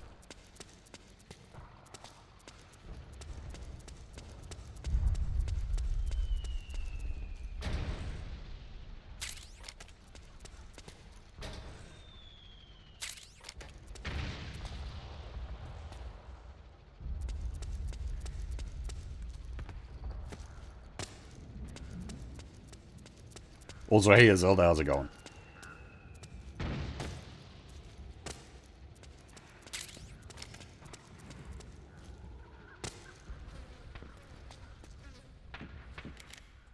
Now, this is always awkward, because there's, like, just a bunch of guys that come flying out.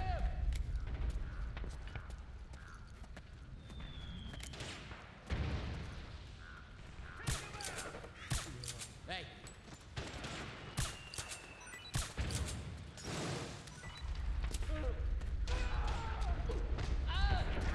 Oh, shit! He had a bad day. That is not the way to go.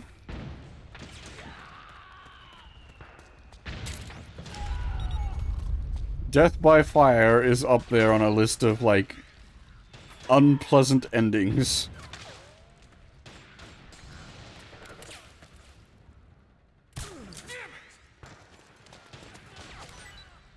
It shouldn't. I did not throw the fire.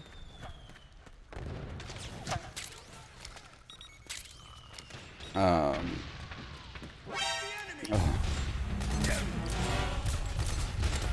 The problem is that... Okay, so that point there is an infinite spawner.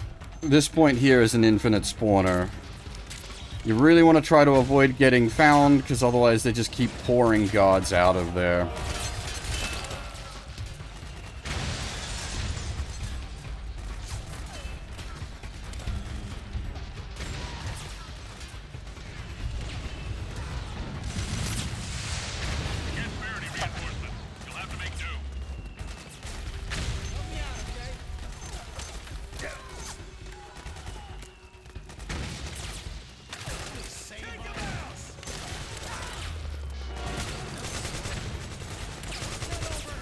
Yes, but we managed to get quite far without being found. We actually did fairly okay, and then I walked into effectively the last group.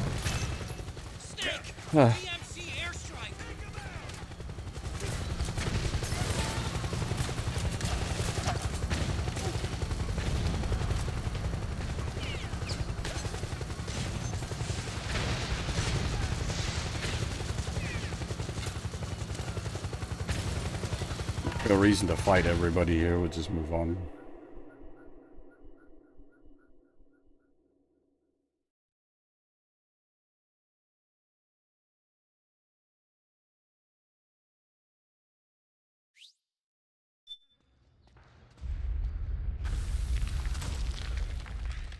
Alright, so when we get near the top of this place... I probably don't need the costume on at all in this place now that I think about it.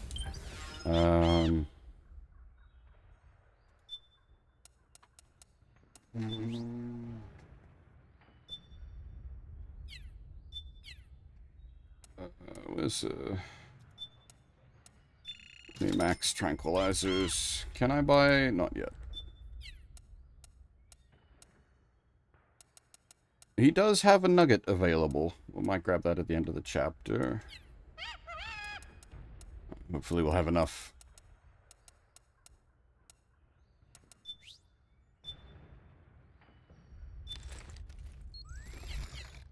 Cash money together for it.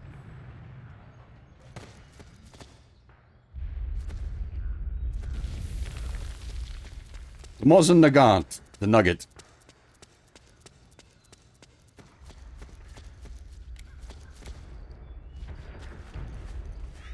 Now, is this a crawl over them game, or is this a... Okay, good. Whoa. I was holding my breath for a second there. I couldn't remember if this is a crawl over them, or if it was a get behind them and press the action button. Moist nugget, indeed, yes.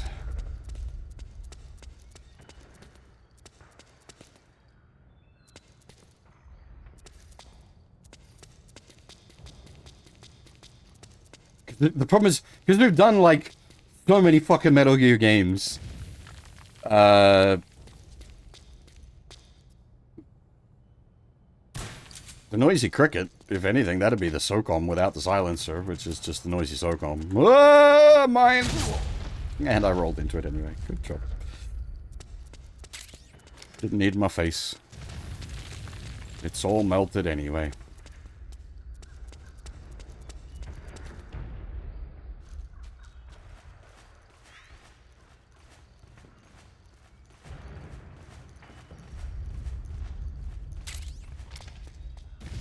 And the Nugget is noisy, but I don't think there's a silenced, tranquilized sniper rifle in this game?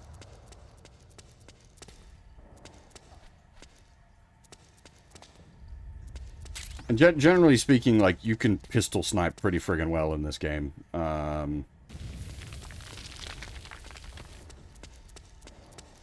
So, like, you... yeah. Snake, I'm detecting a trap in your vicinity. It's a bomb that uses an infrared sensor as a detonation trigger. It's a remote control device, and I'm detecting slight traces of volatile sleep gas. Trigger it, and you'll be knocked out, so be careful. A nice trap, but where the hell are the lasers coming from? This has always bugged me.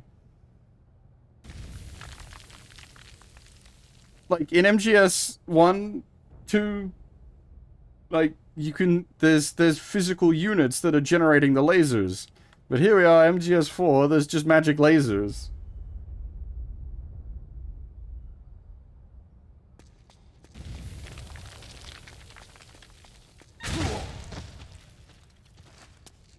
Ah.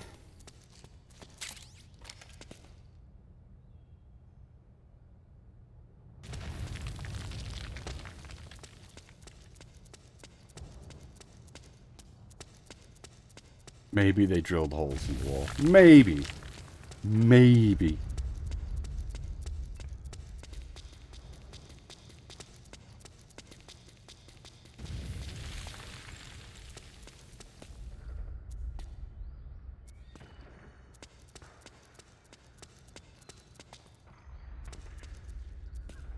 I don't know how long they've been set up here for. To have the time... And also the equipment, like, drilling holes through walls is not exactly easy. You need, like, pretty damn serious drills to drill through a wall.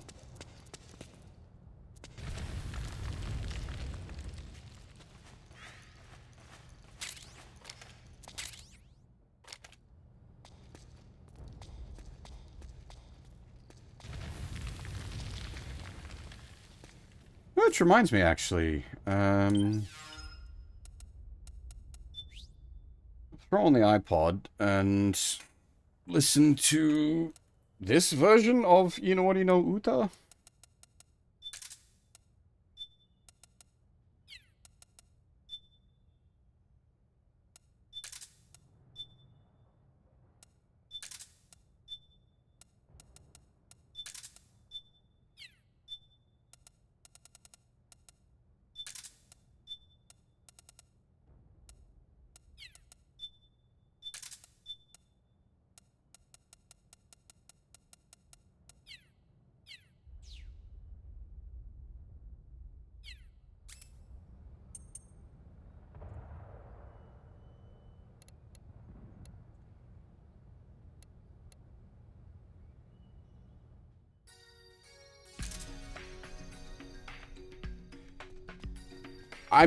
I'm also curious to try this out against the B&Bs to see if it makes them dance.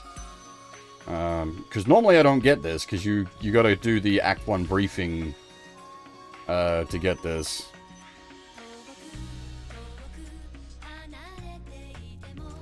You may remember this song from our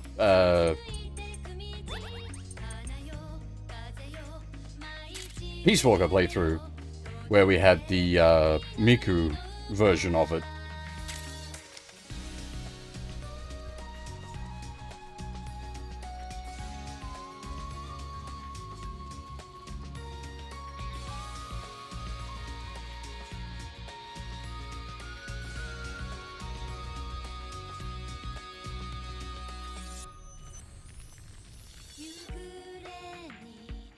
I assume it'll cause copyright issues, but like I've long given up on the Metal Gear streams not having copyright issues. Hey.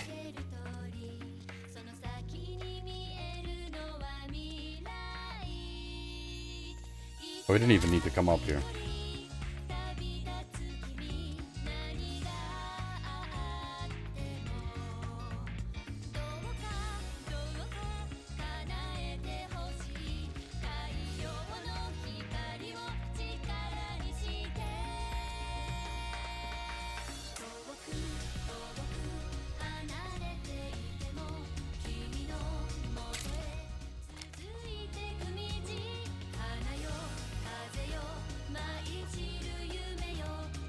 I assume you wouldn't be able to, like, pre-lay sleep gas mines through here for the frog section.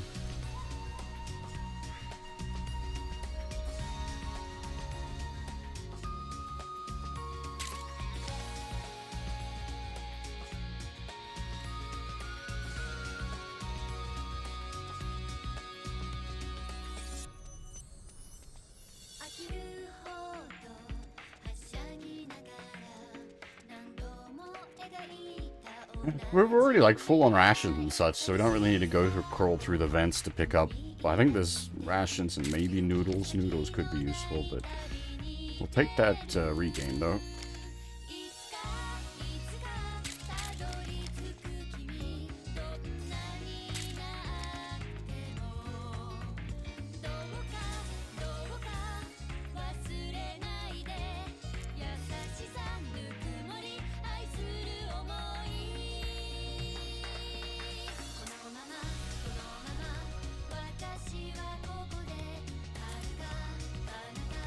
I guess that's about all we get to hear of it.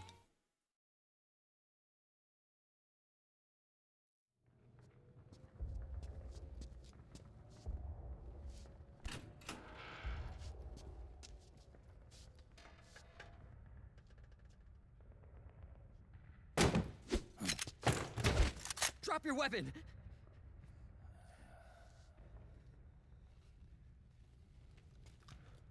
Drop your weapon! All right.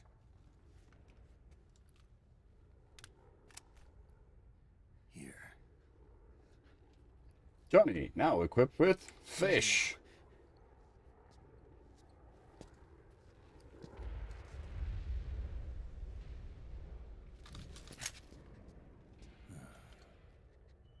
Don't move!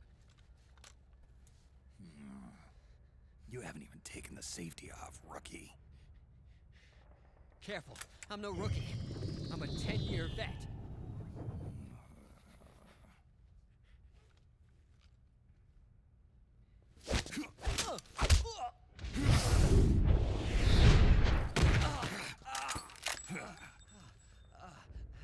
How the hell did you ever survive 10 years? Don't move.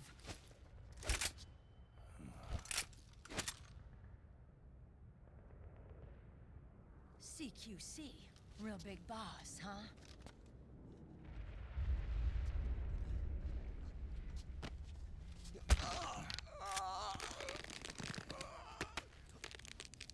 Lower your weapon! Slowly now. I wouldn't try anything funny if I were you. Fox. Snake? Snake? Meryl. Is that you?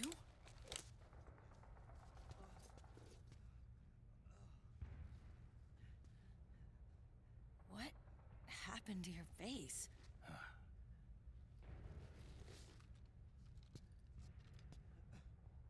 Accelerated aging. They don't know the cause. Oh my god. Meryl, you're my informant in the U.S. military. And you must be the inspector sent by the UN.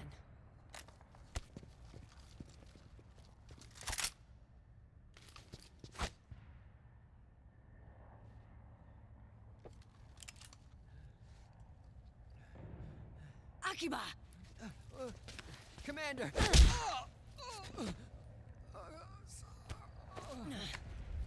Sorry. This is Rat Patrol Team 01. We're with the CID, one of the bodies investigating PMC activity. First hounds, now rats. Here, you can have this back.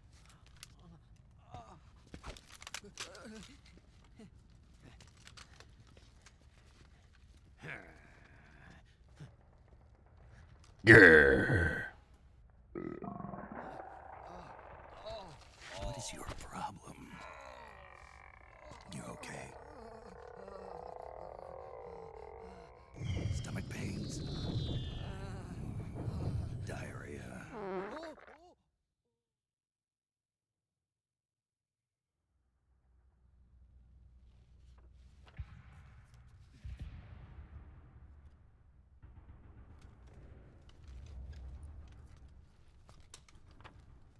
It's been 4 days since Liquid arrived in the area.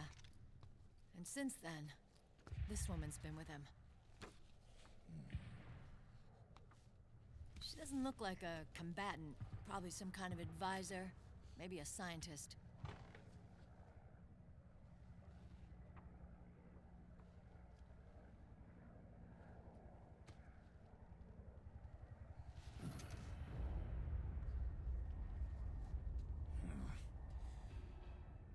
So, you're the commander of this O1 unit? Why? Something wrong with that? Here, I'll introduce you to the team. That's Ed, our radio man and sniper. The sleeping giant is Jonathan.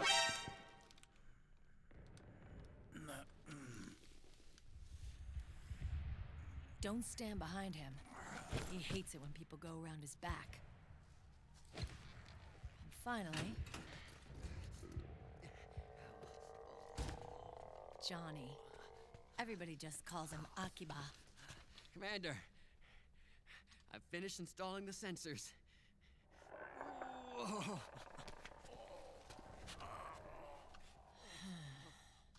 Okay, Akiba. Anyway. You're all grown up. Maybe it's because someone taught me well. A certain legendary hero who suddenly disappeared. You quit the unit. Me? I never gave up on you. Or on Foxhound.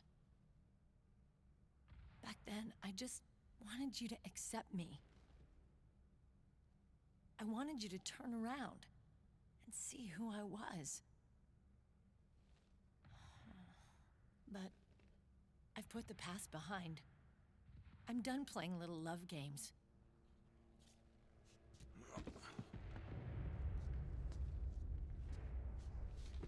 So, what are you here for? Threat assessment. The PMCs. Really?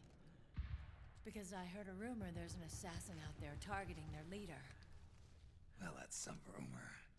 I'm only here because the UN wants me to assess the impact and effects of PMCs on their refugee protection efforts. That's all? More than enough for a retired vet like me. I know he's plotting an insurrection. But as long as AT Security's system is in place, there's no way he'll succeed. How can you be so sure? Long as a single point of failure is in place. Monitors in real time every single soldier engaged in combat action, whether he's State Army or PMC. Each individual soldier has been fully ID tagged with nanomachines injected into their bodies for that purpose. The nanomachines keep track of the soldiers and their real-time personal data 24 hours a day.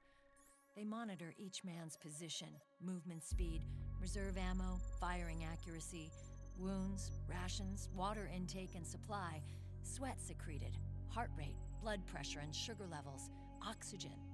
All the data gathered on body condition, on sensory organ data showing pain and fear, data on every internal response within the body. All of it is collected by an AI at the system's core. This data is monitored at HQ to enable command to make quicker, more precise, more rational decisions. It also enables crisis management for each individual soldier. It's being used by the US military, by state armies in allied countries, by PMCs. Even police agencies are starting to adopt it. Unless they agree to implement the system, PMCs aren't permitted to send troops anywhere. You've got these system nanomachines in you, too. Of course. Our unit plays by the rules, same as everybody else. It was creepy at first, knowing you're being watched 24/7, but I've gotten used to it. It gives us a lot of advantages in the field, too. We get a clearer picture of what's going on around us, so there's less confusion during missions. And our nanomachines communicate with each other, making teamwork a lot smoother. And that's not all the system does for us. It's also a security guarantee against the PMCs. Security guarantee. That's right. The PMCs are combat groups without states or ideologies. They're not fighting out of nationalism or for a cause. They don't care why the war is being fought. They're just bodies fighting on someone else's behalf. They're mercenaries, a commodity. So it's easy to imagine them betraying their clients by joining the enemy or refusing to fight, or committing humanitarian atrocities. To keep these things in check, they ensured that no one can use firearms or military vehicles without the proper system ID. It's true for every piece of equipment out there. So even if the PMCs tried to mount a terrorist attack or coup d'etat, their weapons and equipment would automatically be locked out. They wouldn't be able to move, attack, or engage in combat of any kind. And there's more. All the data on their position, personnel, and combat strength is leaked to us by the nanomachines. Even if they managed to circumvent the system by getting the nanomachines out of each soldier's body, they'd be losing their IDs in the process, so they couldn't use their weapons. And the Patriots are behind this. Lalilulelo, what are you talking about? Never mind. So this system is foolproof, huh? Completely. They call it SOP. Sons of the Patriots. The AI that controls it is a tightly guarded secret, both at Arms Tech Security, where it was developed, and at the Pentagon. There's no way a third party could get control of it. I just met a guy who said he can launder ID guns. The system does have holes. There can't be more than a few hundred of those gun launderers. It's just a grassroots movement. It's not like they can affect the entire PMC war machine. Anyway, Liquid would have had to register as a PMC in the system to assemble an army that massive. His PMCs might even exceed the US military in terms of numbers, but as long as they're registered, their soldiers' activities are constantly being monitored. So long as the US responds immediately when Liquid makes his move, we can take them down by force. By force, huh? When RSOC heard about Liquid's plans, they sent us to sniff around the PMCs. Even with this SOP keeping an eye on things, there are always trouble spots to deal with in the field. Disorderly conduct, disobeying orders, contract violations. We act as backup for the system by monitoring the soldiers. PMC inspections are always carried out on the battlefield. That's why we're authorized to carry and use weapons. We've lost 5 inspection teams in the past few months alone. They were all undercover inside Liquid's PMCs. Then, if you got caught... we'd be exterminated like rats. But we're smarter than that. We've been mingling with the PMCs, and after 3 months of searching God knows how many battlefields, we finally tracked him down.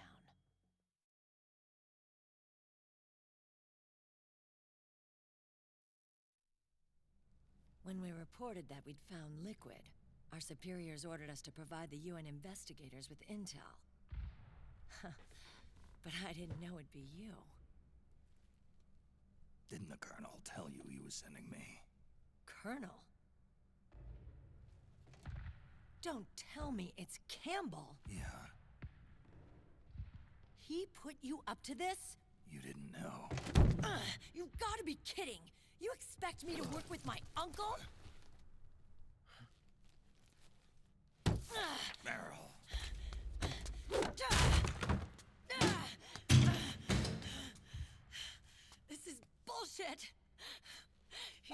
my father.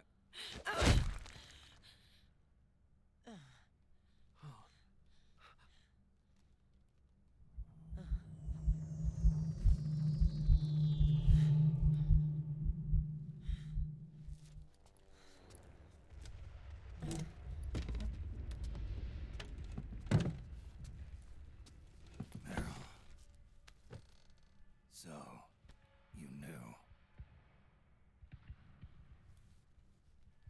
Yeah.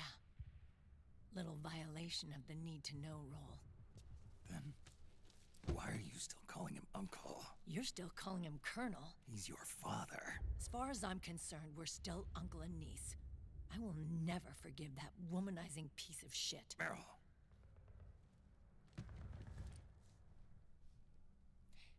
He, remarried. Really? His new wife's about my age. I hear she's even got a kid. It's as if he's given up on making up with his own daughter.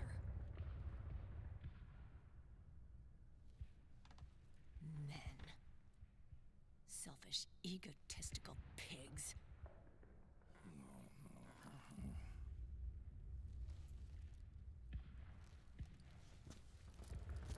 Commander. What is it?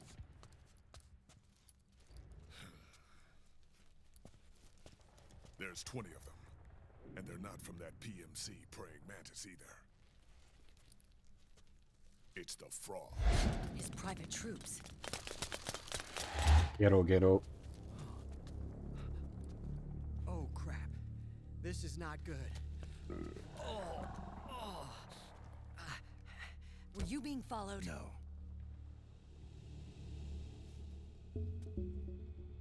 Akiba! They might have seen the reflection off my scope lens. Whoa, wait. Hang on. You guys think it was my fault?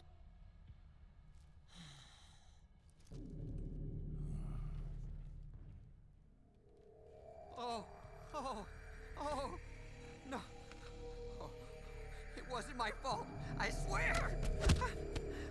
It wasn't my fault. Oh, man. Oh, look, Dumbass! We're moving out.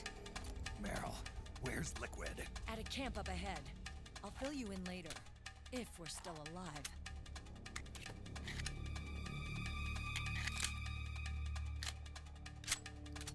Follow me.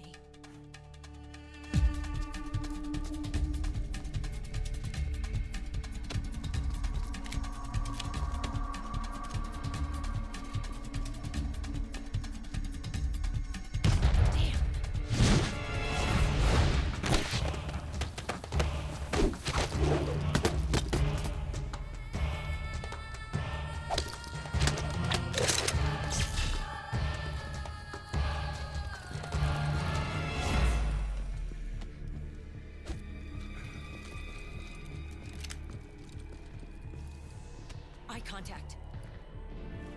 These guys are with Liquid's private army. Shoot first, think later. We'll use the stairs and get out through the back door on the first floor. We'll change the route as necessary. I'm on point. Stay close. Got it? Got it. Now, this can get a bit messy. Breathe deep. got it. We've got a real live legendary hero with us. Try not to choke. Move! The fucking... I forgot.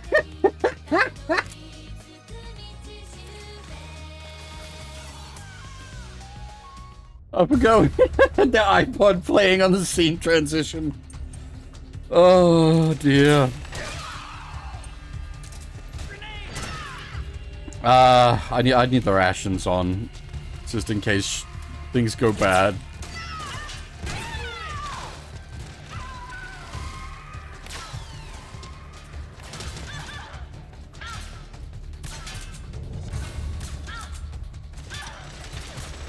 Grenade! Fuck her.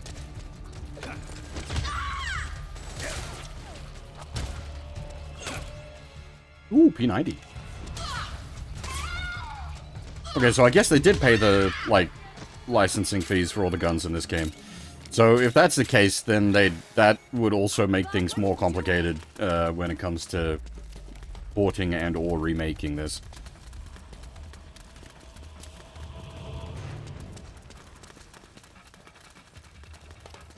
Because you then got to pay... Oh, I guess, yeah, they're running XM5s that are very clearly XM5s, so I should have also given that away.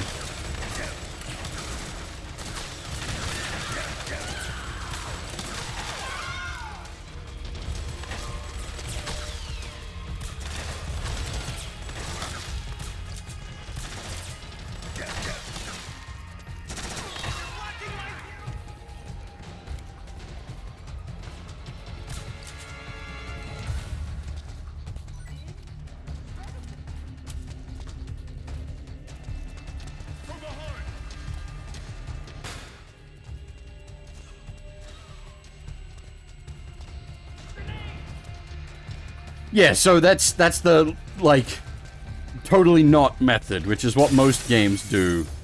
Because I think, if I recall, Phantom Pain has, like, totally not variants of everything.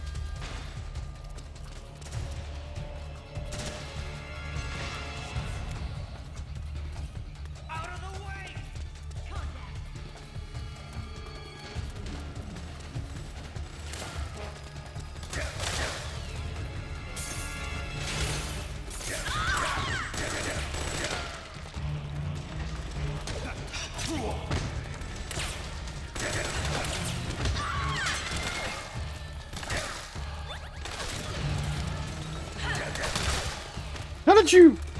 I come up behind you and you get the counter grab. I call bullshit on that.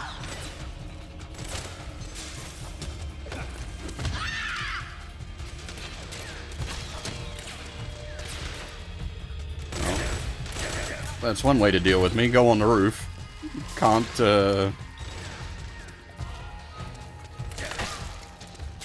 give you the old heave-ho if you're on the roof.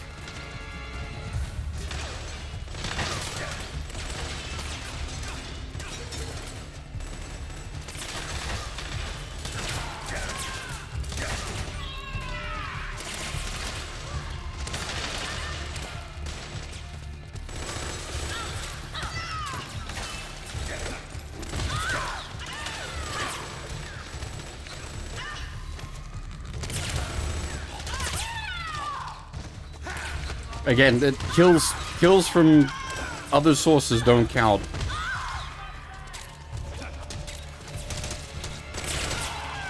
The, like, Maryland company killing people doesn't count against you. If it did, this would be impossible.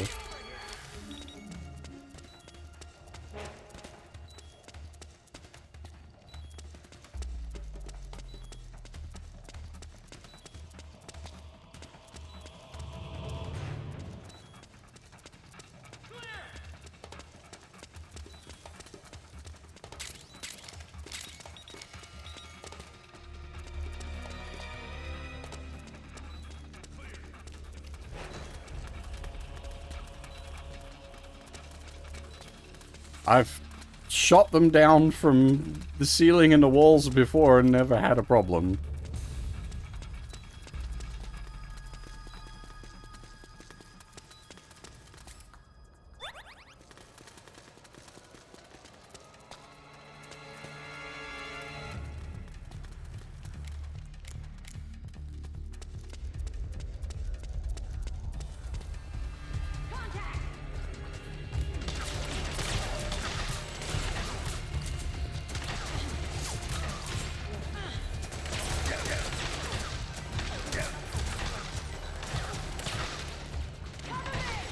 At the end of the day, it doesn't matter.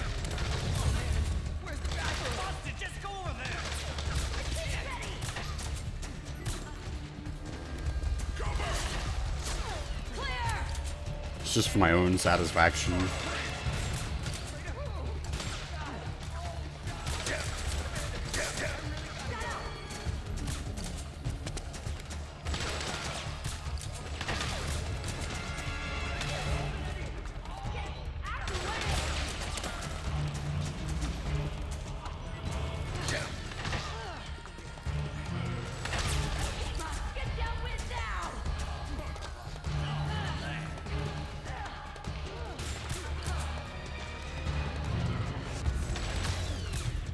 But we'll be able to tell the end of the chapter anyway. We'll get the end of the chapter report, which will let us know if we got any kills.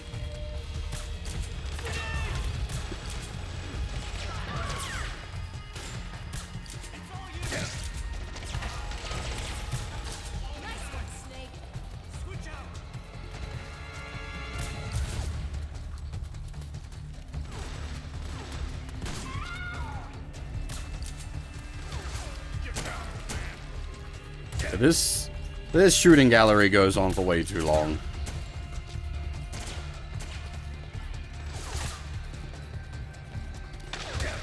Like, Metal Gears, the series has always had, like, the multiple enemy, like, pseudo-boss, and usually early game as well, which is what this is doing.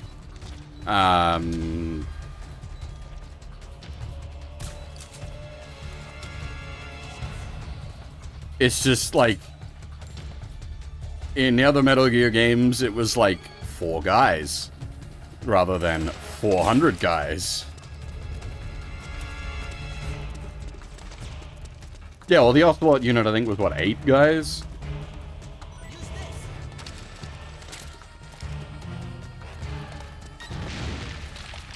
You give me some 45 rounds.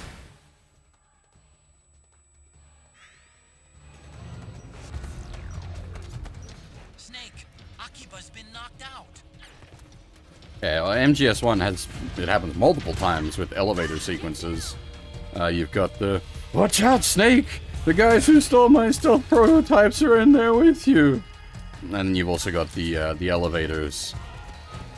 In the back end of the game, which have a couple of you getting jumped.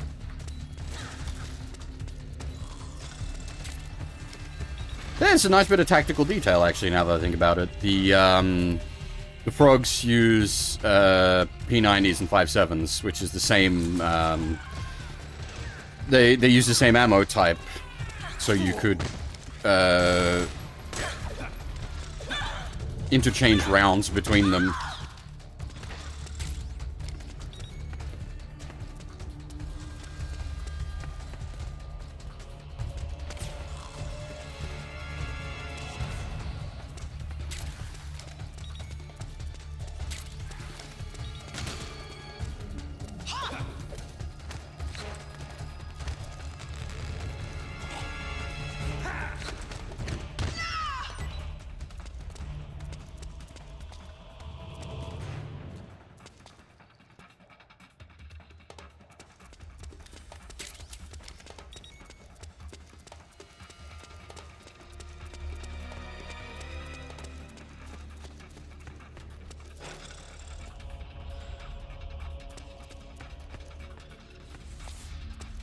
Where'd the squad go?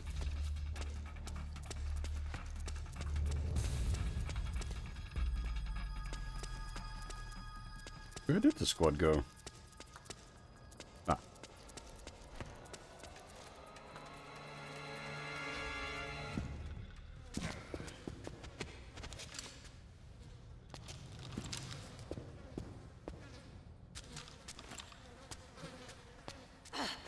Also, yeah, Metal Gear 1, the first boss fight in that is against 4 guards.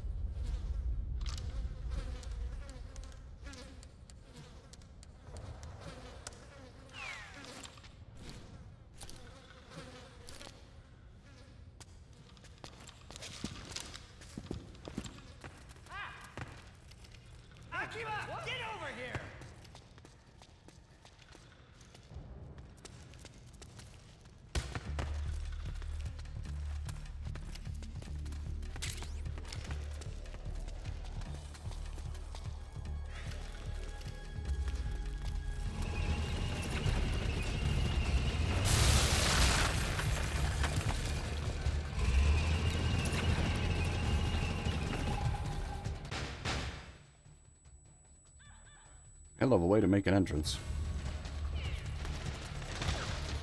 Just drive through the front wall.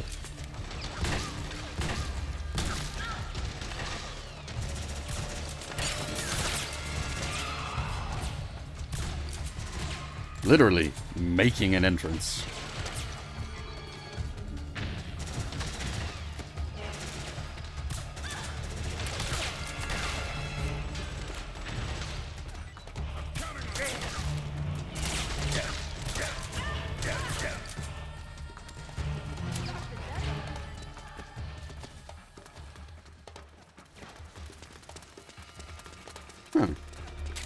That usually lasts a bit longer. Oh, that cleared out pretty quick, actually. I'm pleased with that.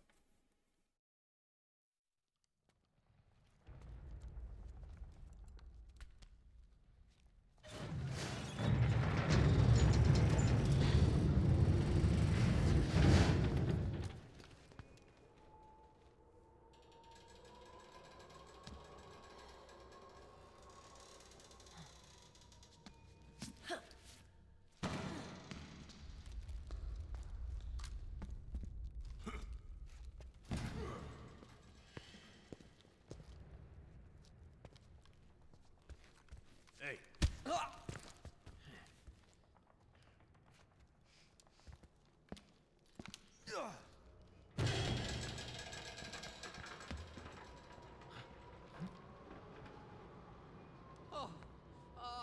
Jump already!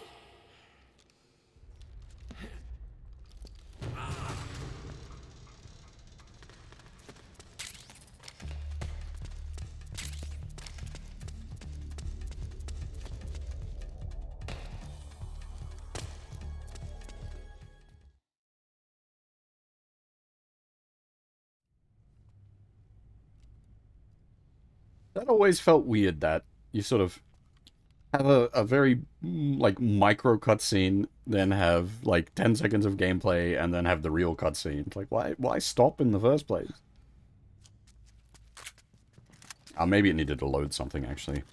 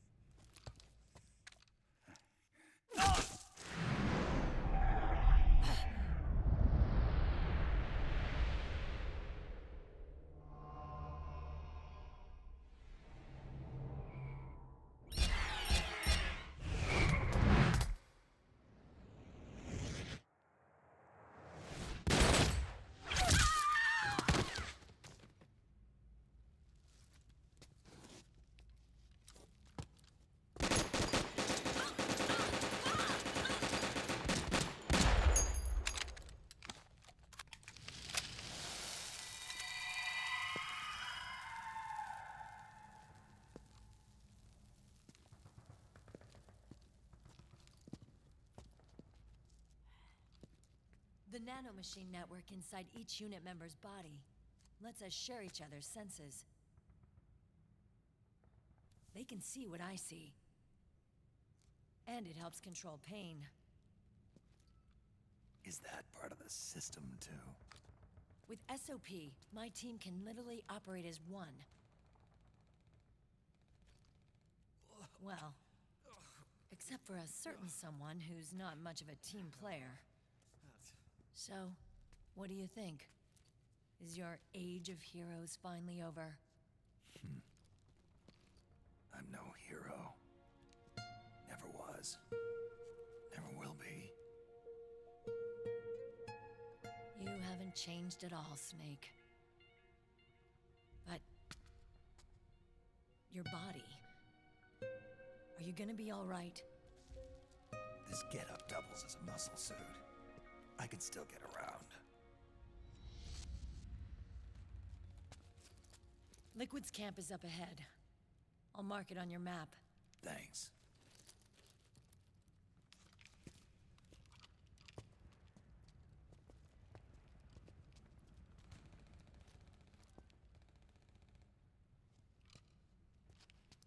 Akiba!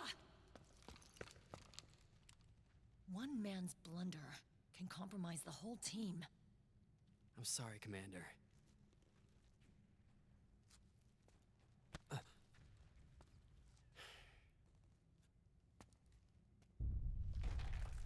Be careful, Snake.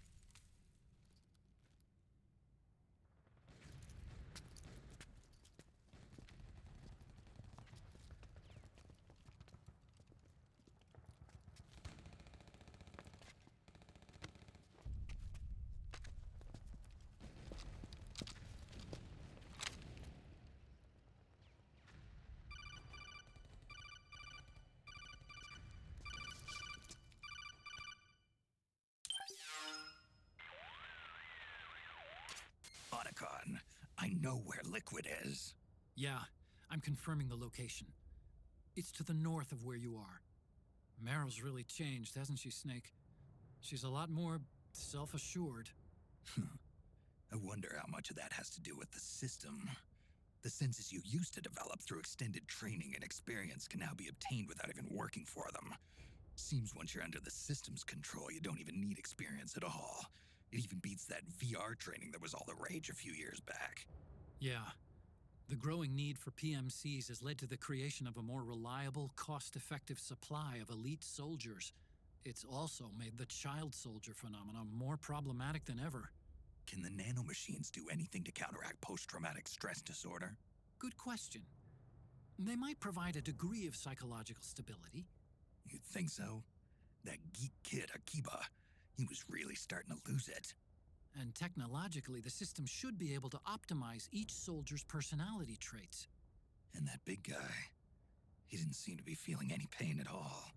Augmenting the soldier's existing experience and psychological fortitude. But a soldier's gotta have more than that.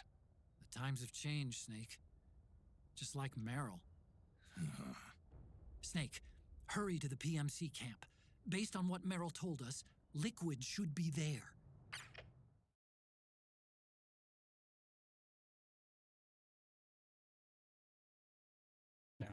Those of you paying attention to the time might be like, "Hey, wait, Bear, you should have had a break by now."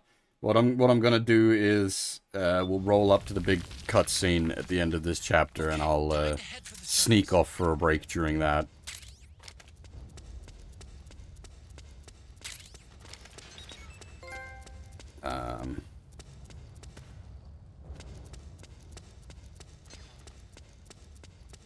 Because that shouldn't be too far out. We've got, like, the sequence with the B&Bs, and we've got a short sneaking sequence after that to actually get up to the final.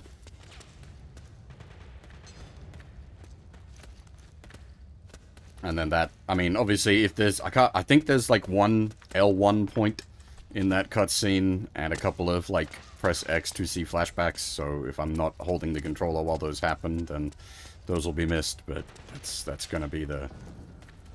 This is gonna be the way of things.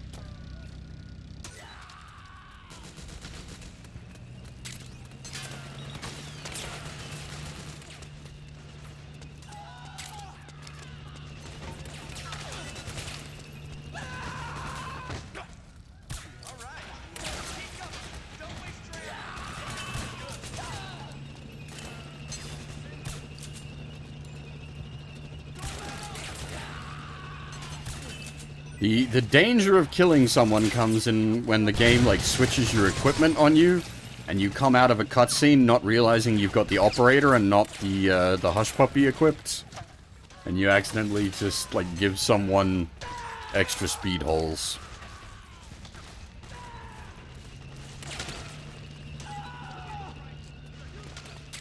It doesn't happen too often, which is part of why it can catch you off guard. It does happen sometimes. Excuse me, boys. Coming through.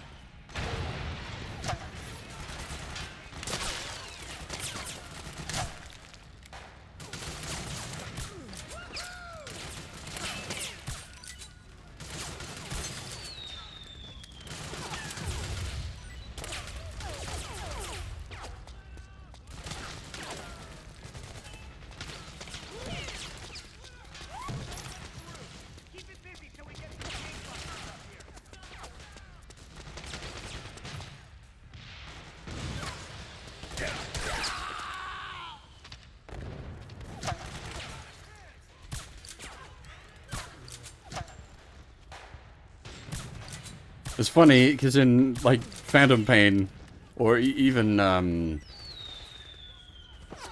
Peace Walker, like, the guards' helmets actually do something, but then we go back to MGS4 and the helmets say do nothing.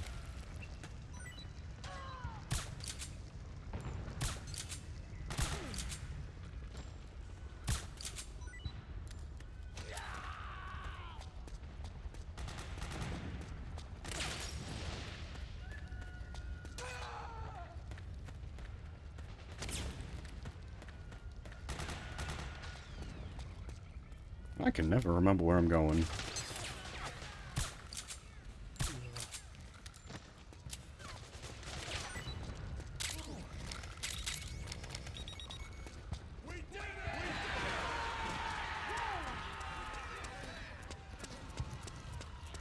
Well, I guess we did it.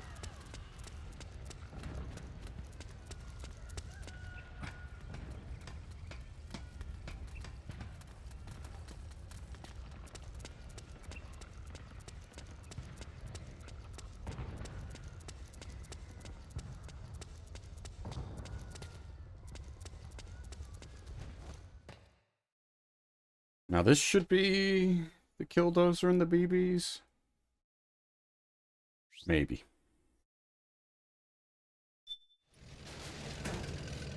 Well, that's a Killdozer, so I'm at least off to a good start.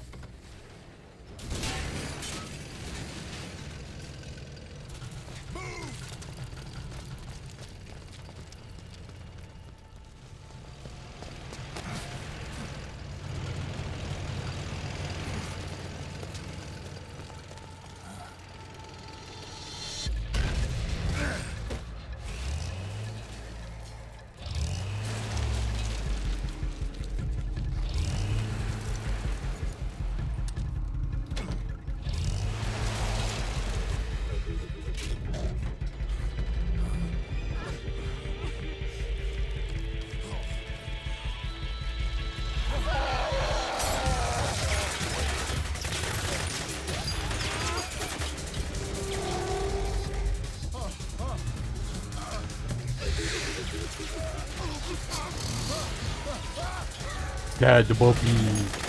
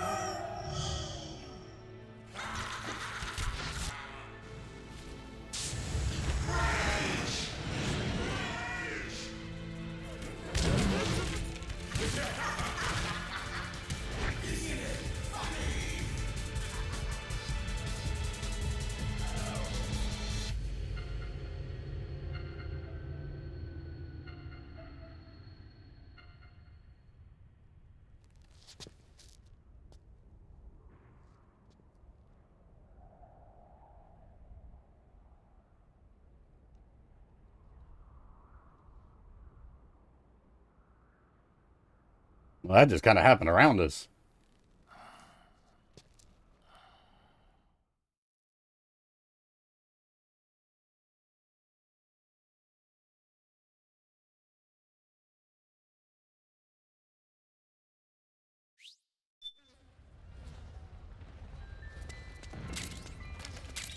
I'll, gladly take everyone's stuff, though.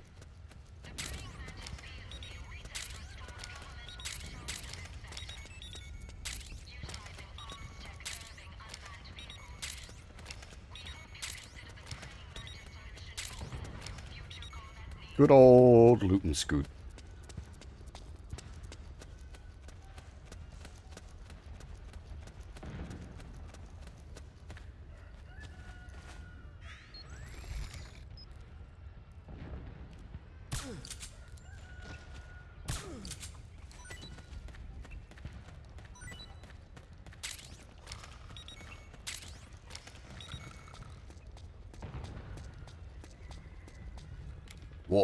War has changed. Everybody gets a good nap.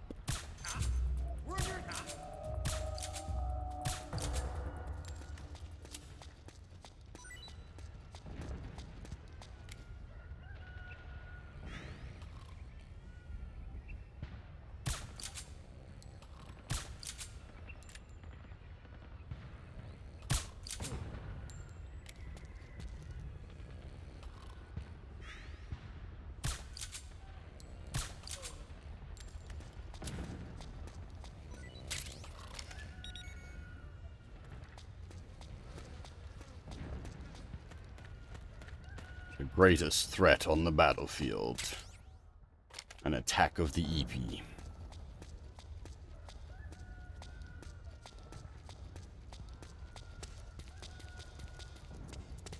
Huh? Where's the enemy?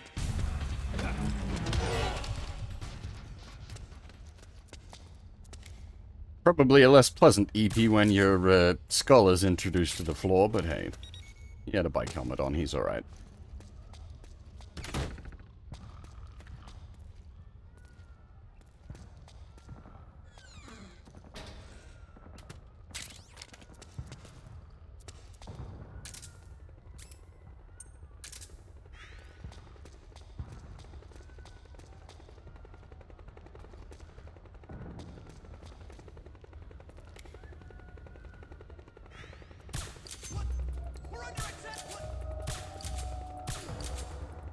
Don't worry about it. It's fine. I can't aim, but there's nothing new there. I'm really having trouble aiming, though. What the fuck? I'm missing, like, the first shot every time.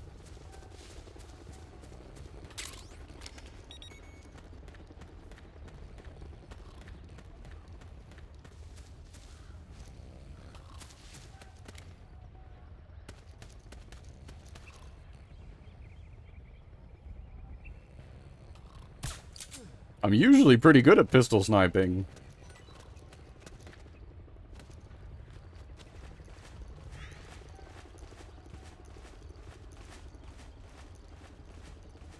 Not today.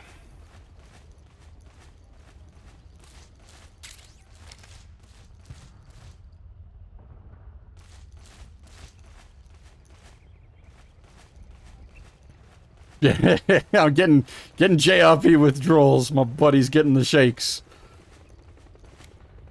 I need some, like, unironic power of friendship saving the world. Actually, I've seen the first couple episodes of Isekai Sentai Red. Actually, quite fun. Probably not for everyone, but I'm enjoying it.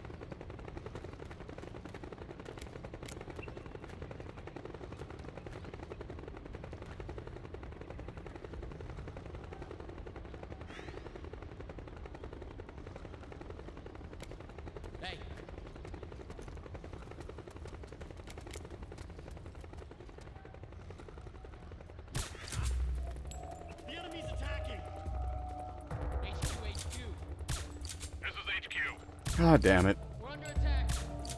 Acknowledged. Sending reinforcements. Extra caution. We got a hostile. What the? Grab him! There we go. Whoop.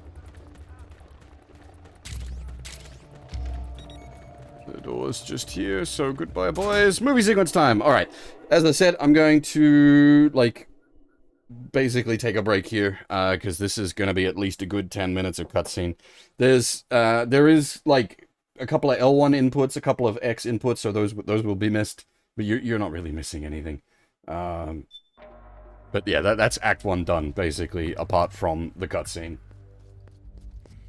And rather than, like, waste downtime with me, like, taking a hard break, I'll take a sneaky break here just to keep things rolling.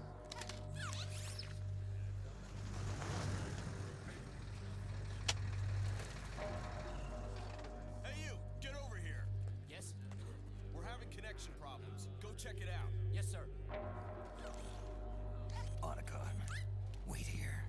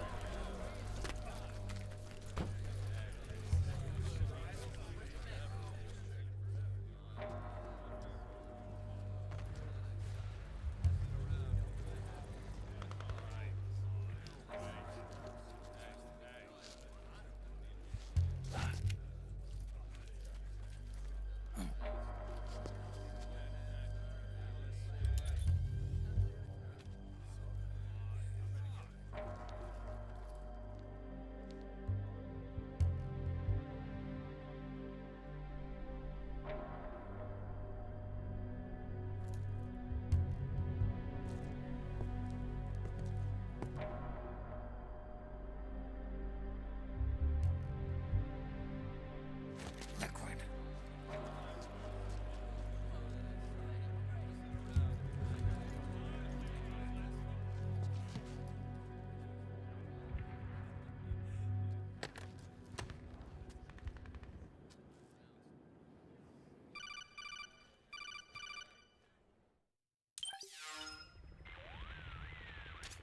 I knew it.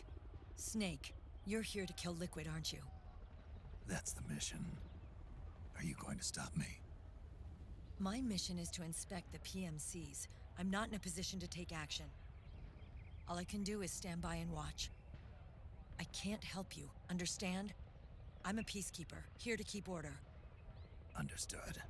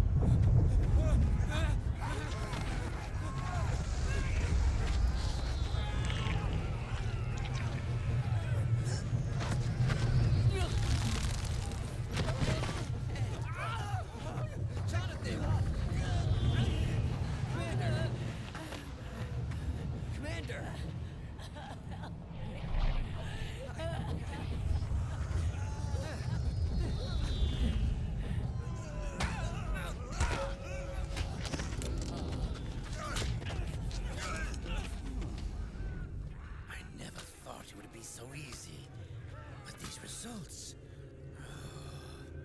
Refreshing, don't you think?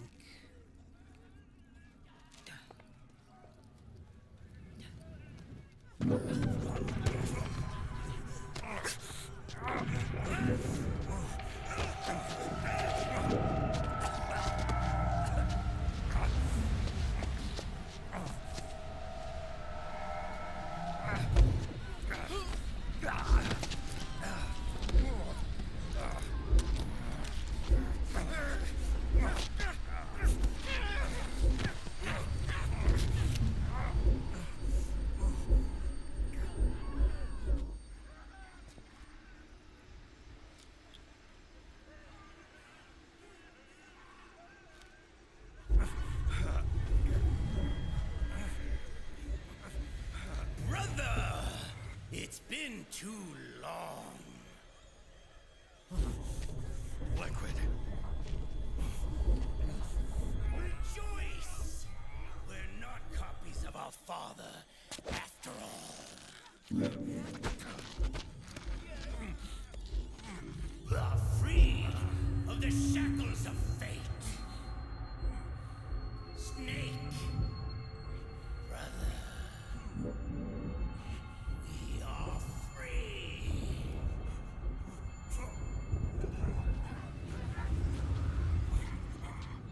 Watch, Snake.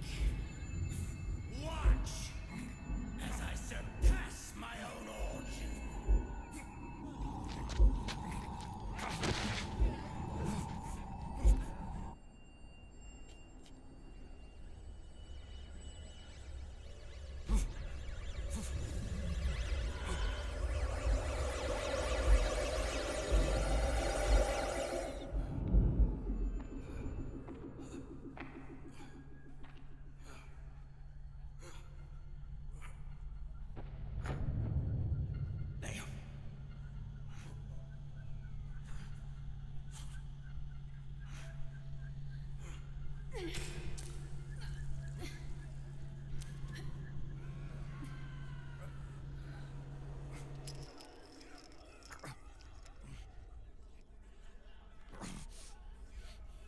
Snake, if you won't be a prisoner to fate,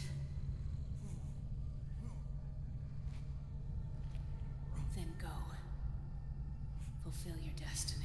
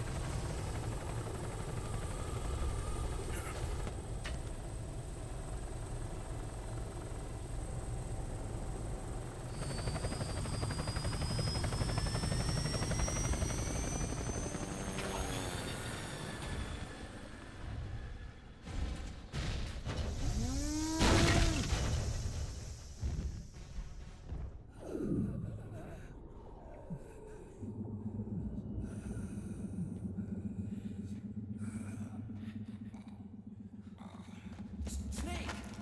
Hey, are you alright? Grab on.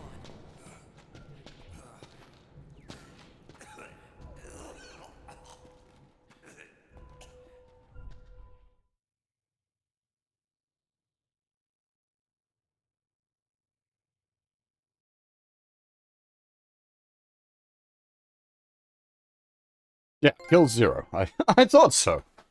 I've played this game too many times.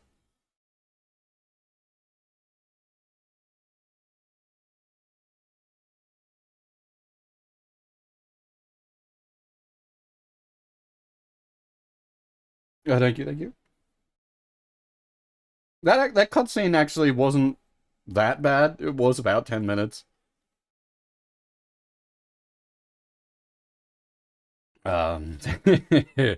Things are going to get much, much worse. But not today. Act 1 and Act 2 are actually reasonable.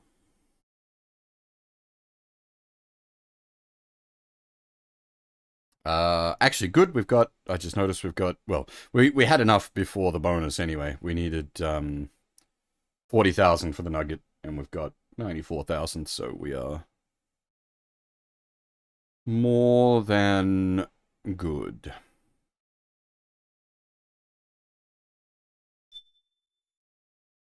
Oh, actually, I need to do quickly, while it's not disrupting anything, do that.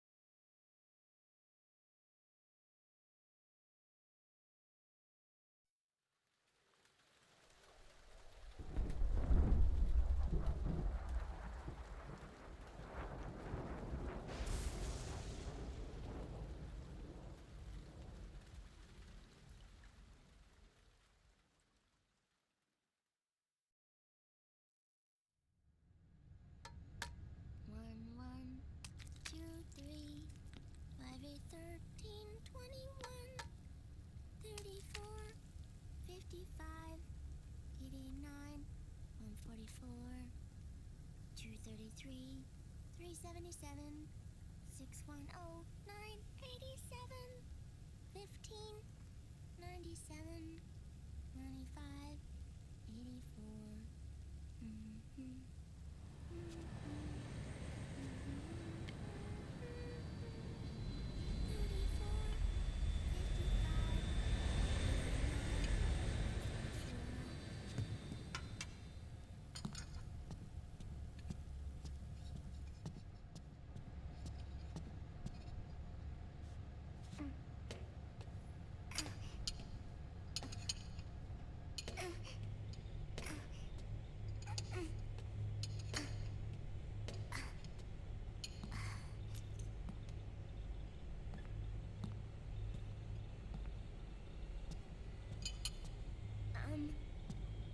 Uncle Hal?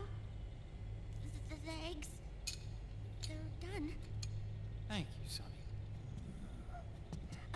Snake! So, back from the dead? I don't remember the sun being so flat. Oof. Sorry. I'll dig in right away, Sonny. And would you make some for Snake, too? Okay. Hey, none for me, Sonny. Shh.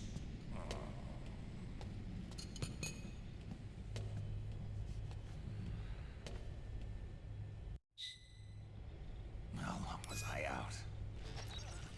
A whole day. Someone saved my life. Yeah. It could have been Meryl and her boys. Don't worry. They're doing fine. Liquid got away. You okay? My body just seized up all of a sudden. This is normal.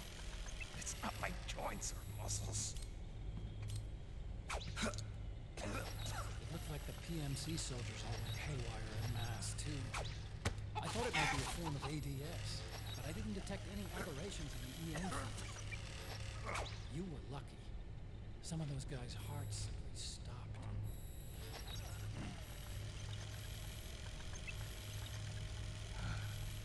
He's there. He only wasn't the good side.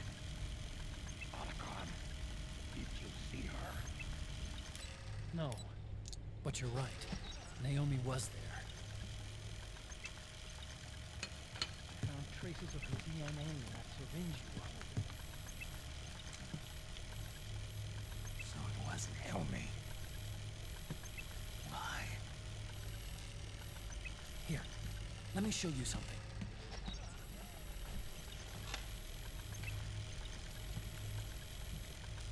Right after it all happened, I got a video mail from Naomi. It was sent to my old address.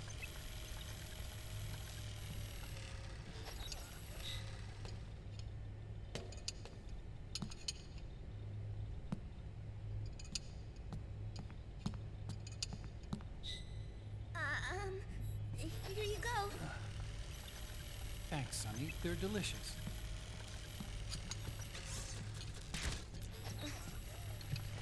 But you haven't even eaten any.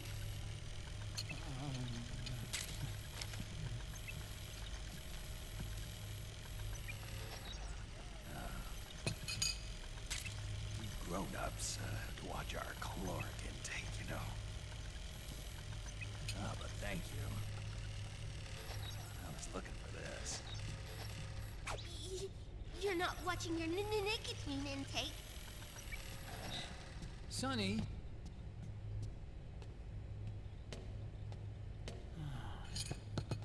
You really hurt her feelings. Yeah.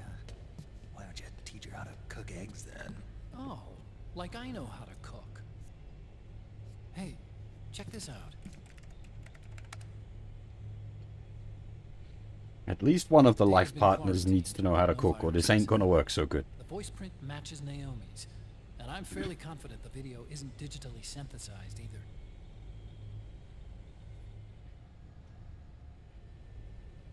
Snake, I'll make this quick. I'm in South America. I've been captured and forced to do research. It's Liquid. Liquid's goal is to seize control of SOP, the sons of the Patriot system that controls the soldiers. To do that, he needs to analyze the nanomachine structure and find out how they communicate with one another. The nanomachines currently in use by militaries and PMCs are third generation. Their design is derived from that of the first generation. And the basic technology ESP, is Sonny still the has good same. taste. First generation. I was the one who created the first generation, a nanomachine colony, part of which was Foxdie. 9 years ago at Shadow Moses, I injected it into your body, Snake. The technology used in Foxdie was incorporated, inherited really, by SOP. That's why Liquid has me helping him hijack the system, because I know how Foxdie works.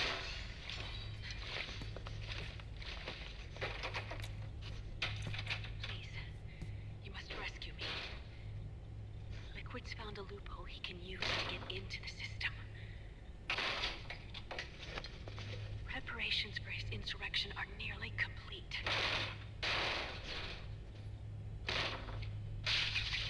There's no time to waste.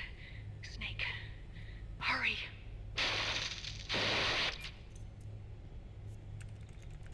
Naomi sent her location data in a separate file. What the hell is that? It's a type of encrypted data. Sonny decoded it for us. Remember now? This is data from the Soliton radar you used at Shadow Moses. I'm guessing Naomi wants us to know the message truly is from her.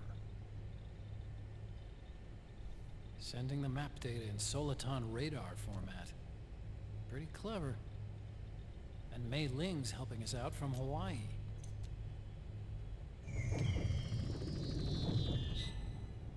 The data she sent was 4D sound data. I don't know how Soliton radar works, but all I had to do was change the audio data into video data. It was easy. This Naomi lady seems pretty cool.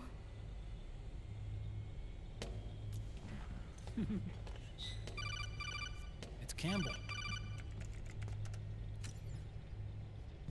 Snake, as you'll recall, Following the Shadow Moses incident 9 years ago, Naomi was detained by the authorities. But someone arranged for her escape. Yeah, I hear they added that to my rap sheet too. I suspect it was actually Liquid.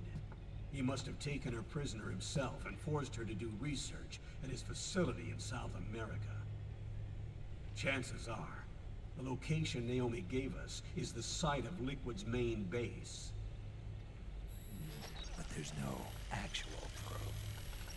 There's an ongoing skirmish between a new regime put into power by PMCs and a rebel army formed by remnants of the old one.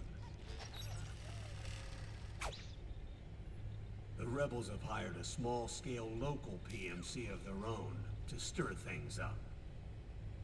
It's the quintessential example of a war economy market. The new regime is still in shambles, so it's really pure moment, one of the PMCs under Outer Heaven control, that's calling the shots. You might say it's a perfect place for Liquid to make his haven. Or it could be a trap. True, but even so, the payoff would greatly aid our efforts. I had Sonny trace the origin of Naomi's mail. The address is fake, but Sonny was able to track the message back through its proxies based on access date timestamps and data transfer volumes. Apparently, the message originated from a server in South America. I wouldn't exactly call it 100% credible, though. Colonel, where's Meryl? Well, I know she left the Middle East in pursuit of Liquid. I'm sure Arsak is on to us by now. We can't chase that line too far.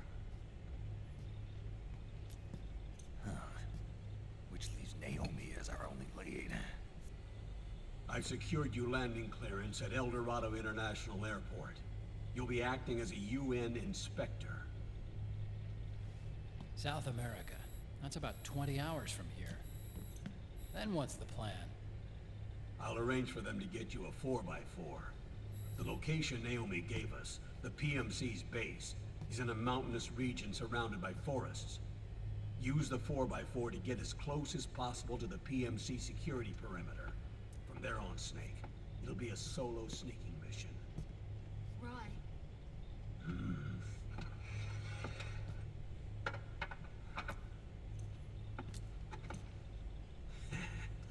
Thanks. The rebels are still pitched in battle against the PMCs. The commotion should help you slip into the facility unnoticed. 20 hours until we land. Got it. I'll have a look at the documents. Maybe I'll even have a smoke while I still can.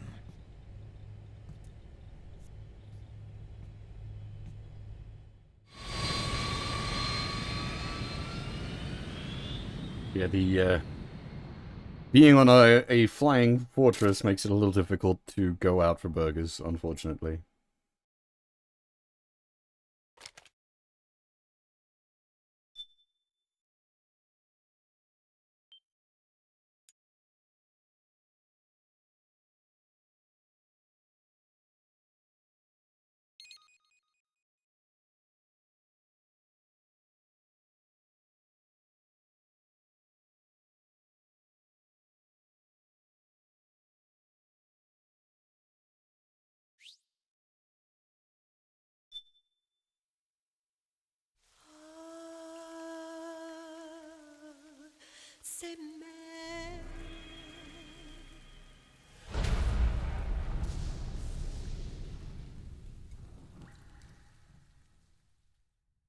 Hey, Crow, how's it going?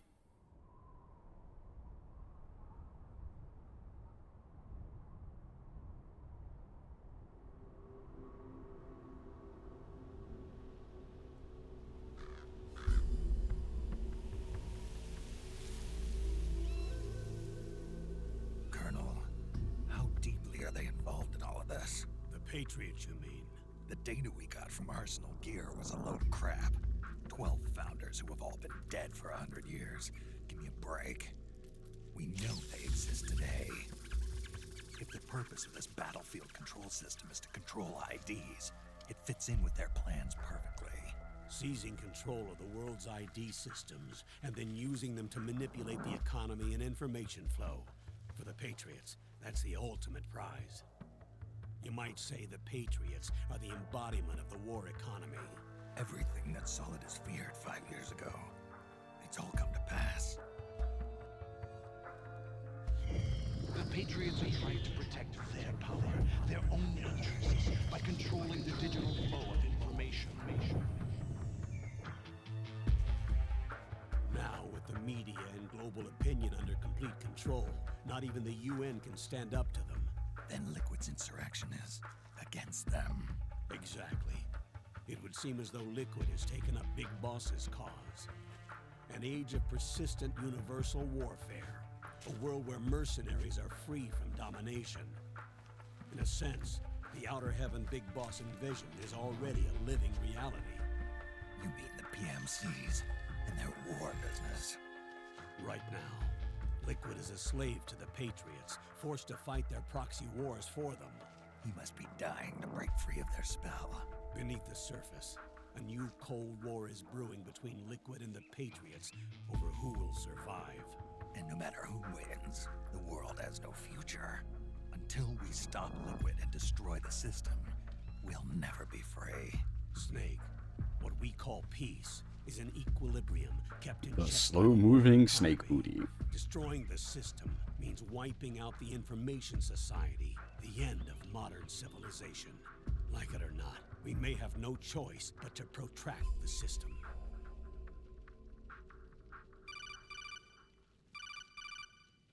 Snake, here's what we know about the current battle. Rebel guerrilla units are advancing on the base of the government PMC troops. That base appears to be Liquid's safe house. According to Naomi's data, she's being held prisoner inside the compound.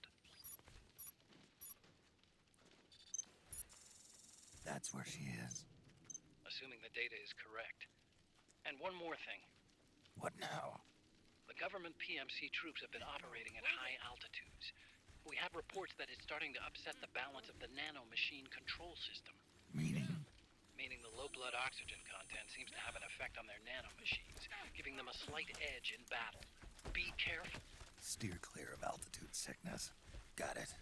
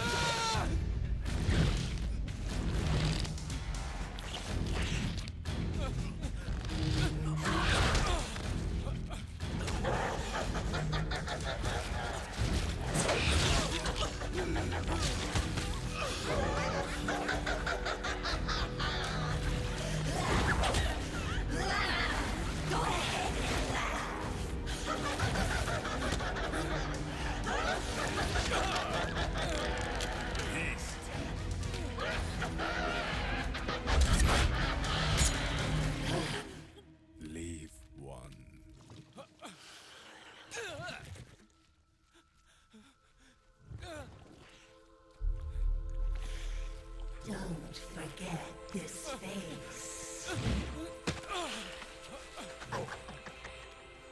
This is the face of the bastard who killed your comrades.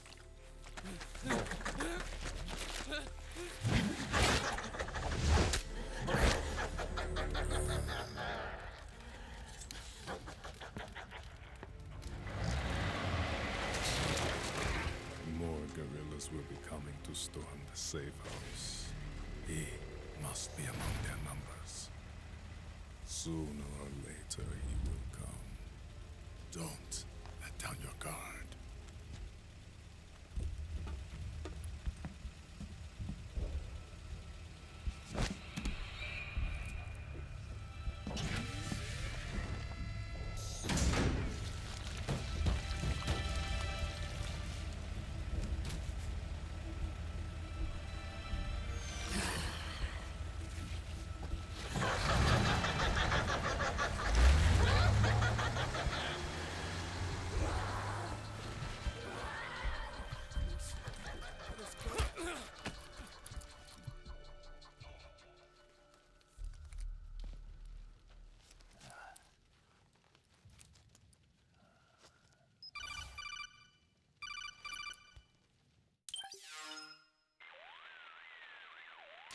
Otacon, what the hell?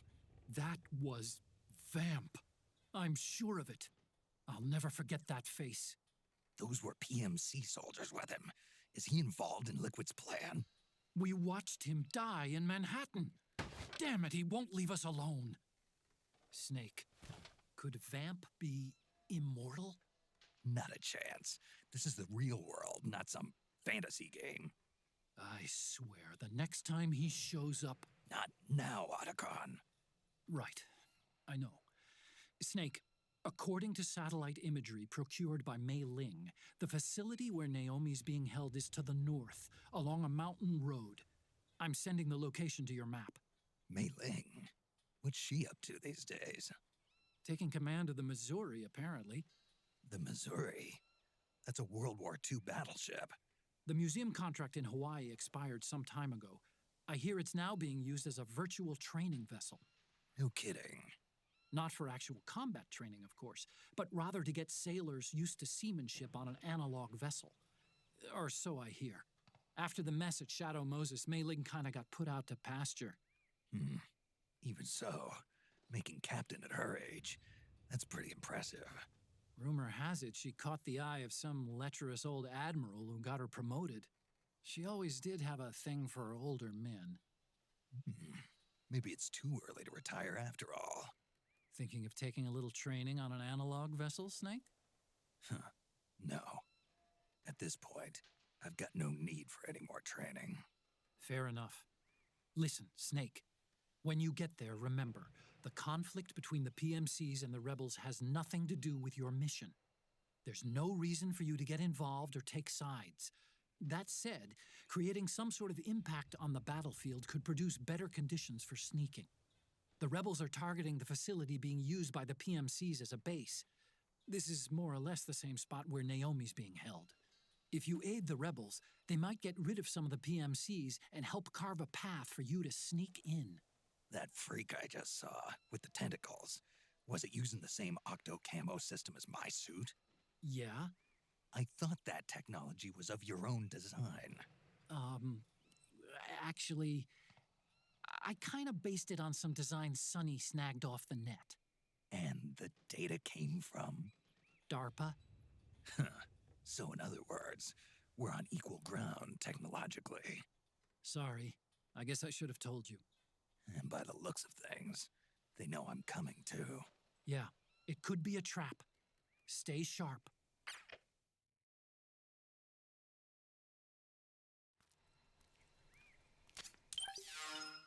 Okay.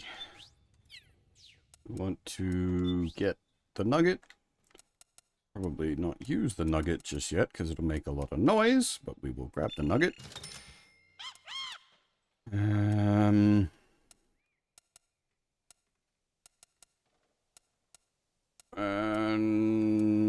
yeah, boomstick that we can like load,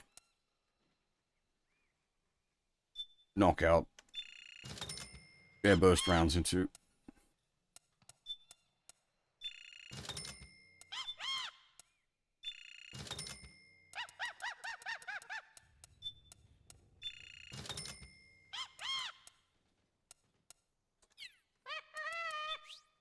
And that's pretty much our weapon selection for the game done. Mark 22, the Nugget. And if the situation really gets weird, Boomstick with knockout rounds.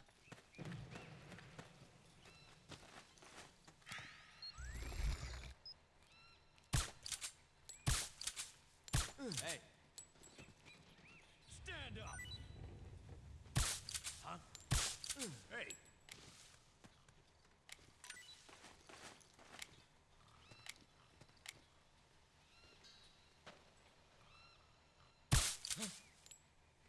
Come on, wake up. Get the weapons and let's move.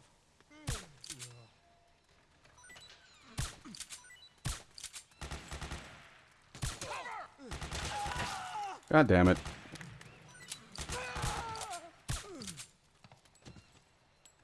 Did I save any of them?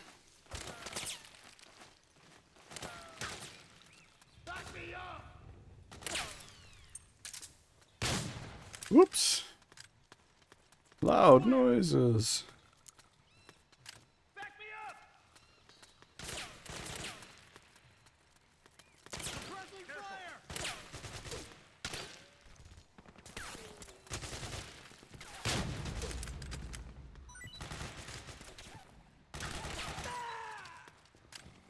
Freaking grass.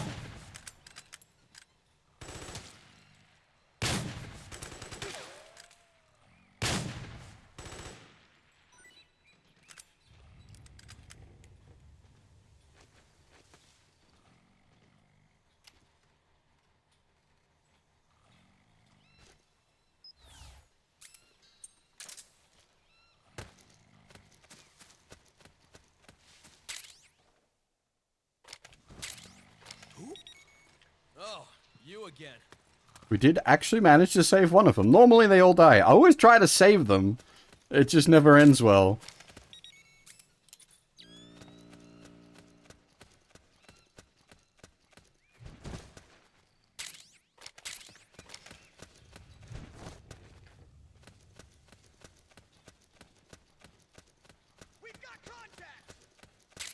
Well, now he's probably gonna die.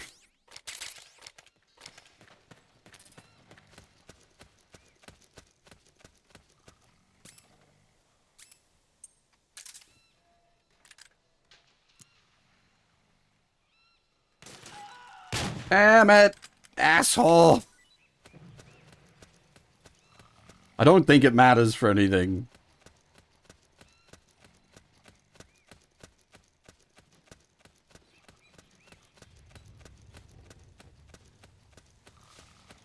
It's just a matter of pride.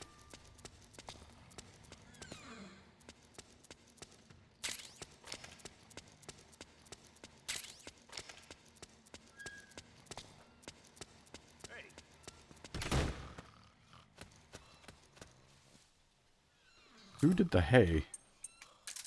Nah, I got the costume already. It's hidden in the... Well, hidden. It's in...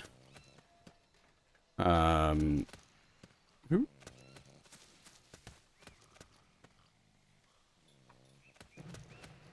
Somebody's still awake. I don't think that tiny dot is a person. I think that's like... a poisonous Zanzibar hamster or something. Yep.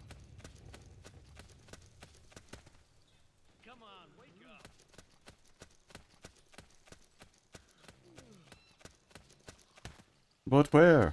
Oh, is it the fucking assholes outfield?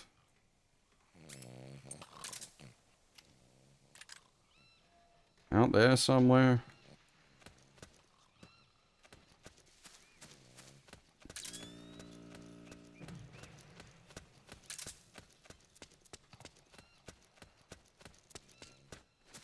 But yeah, sorry, with the costume.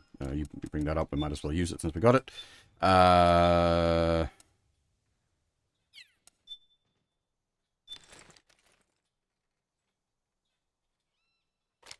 we go.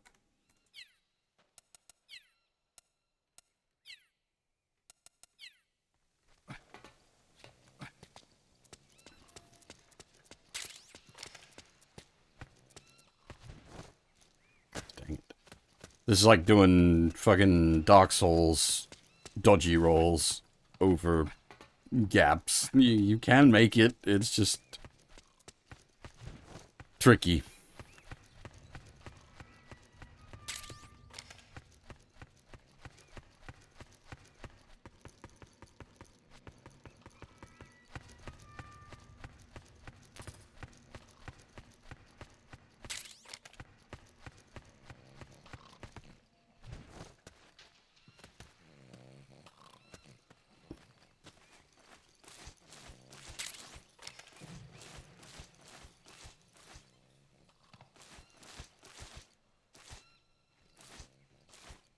Costume? Oh, of course, because we're using the... Sorry.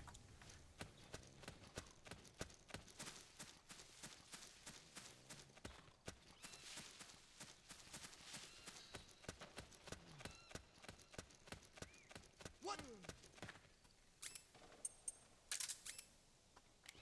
Who was that?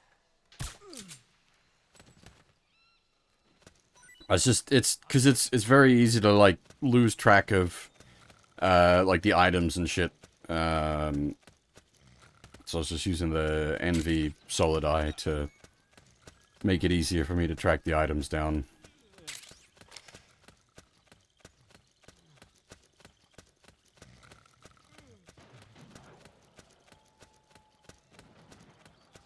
Actually, it helps here as well. Unfortunately, I'm going to have to throw it back on because it's very easy to... Nope.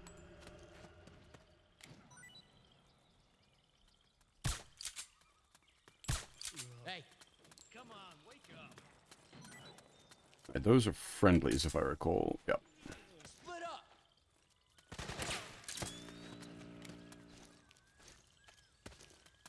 Suppressing fire.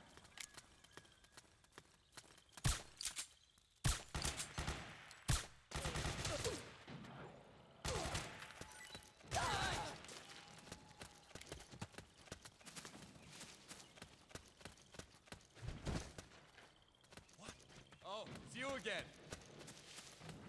I realize it doesn't make the most, like, interesting thing to look at.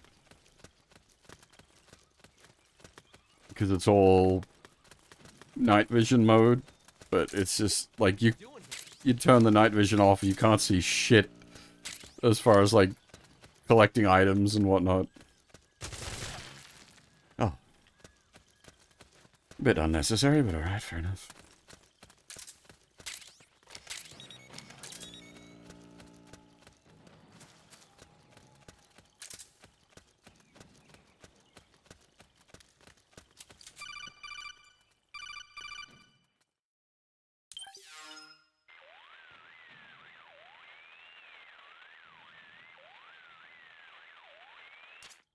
Snake, there's someone I'd like you to meet. A member of the mission staff. A psychological counselor. Psychological counselor? A lot of soldiers can't handle the stress of battle, end up panicking. She'll be useful in helping you understand the mindset of both the PMC and rebel soldiers. She? Rosemary.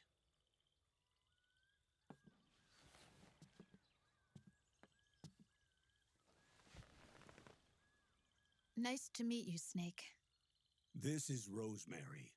She used to work as a data analyst at the Pentagon, but moved to combat support during the Big Shell incident. Yeah. She was in charge of Jack's files, wasn't she? After that, she studied psychology.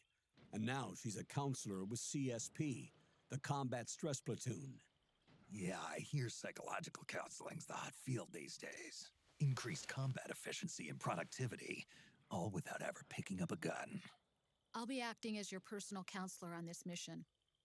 Since the passing of the new millennium, one of the most important issues facing today's military is the mental care of its soldiers. I can also provide advice on soldier psychology from a threat assessment perspective. Contact me anytime. I'll be standing by here at home with Roy, but I'm on a different circuit. The frequency is 147.79. Her advice will have a positive effect on your psych gauge. Survival on the battlefield depends on your psychological well-being. Lose your cool and your body stops doing what you tell it to. Even a veteran soldier like you. I know. Mind, body, technique. Some things haven't changed with time. When your psyche is running low, ask her for advice. It'll help keep you in peak condition and focused on the mission. By the way, Colonel, isn't that your house? Well, yes. Then the woman you married, the one that Meryl was talking about. Is Rosemary, yes. Didn't I tell you before? News to me. What about Jack? Jack? Jack, from Foxhound. Codename Ryden. I seem to remember him being engaged to Rose. Oh, we lost all trace of him. Jack's gone. I used to work with the guy. He saved Sonny from the Patriots. He disappeared soon after that. What about you? Jack disappeared and you just moved in on Rose? I was consoling her over her loss, and one thing just led to another. She's young enough to be your daughter. Yeah, lucky me, huh? Now I see why Meryl was so disgusted. Meryl said something about me. Yeah, I believe her words were, "I'll never forgive that womanizing piece of shit." I see. Colonel, you knew she was our informant in the Middle East, didn't you? Was it you who put her up to it? Yes. I used my connections in the army to get Meryl the job. You wanted your daughter someplace where you could keep an eye on her. Look, everybody involved in the incident at Shadow Moses either lost their job and status, or in the case of Meryl and Mei Ling, got brushed aside. Meryl wanted to make a comeback, a difference. We can't all be as strong as you, Snake. Some of us can't bear living like pariahs. Since Shadow Moses, I've been branded a criminal. I think of it as my own small way of making it up to my daughter, my own flesh and blood. In any case, call Rosemary if you ever need advice. An actual, like, legitimate game mechanic that we will almost certainly not use.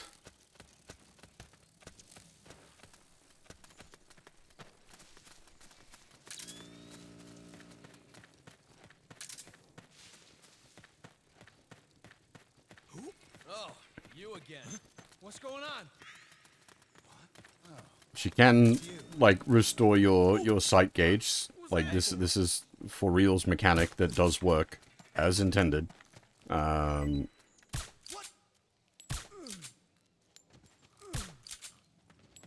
It's just that you could just use items to do it. Or there's the drugs we picked up earlier, which you can just equip and will passively do it.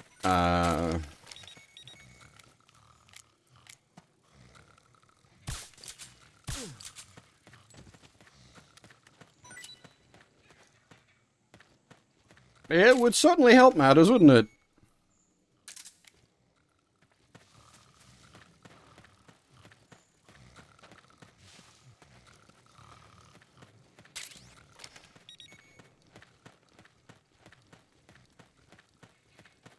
And it took me so long, like, to work out what the fuck is going on in this place. Your stress gauge increases when you're out in the sun, but goes down when you're in the shade, which is like, that hits a little too close to home.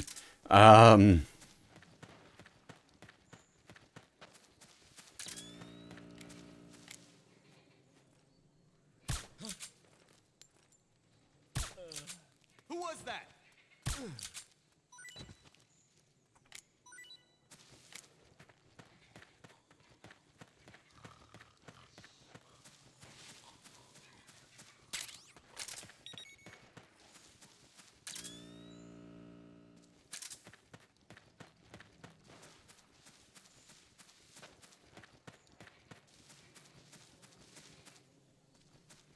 It's just for, like, quite a while, I could never work out why my, like, stress gauge was always going up during Act 2.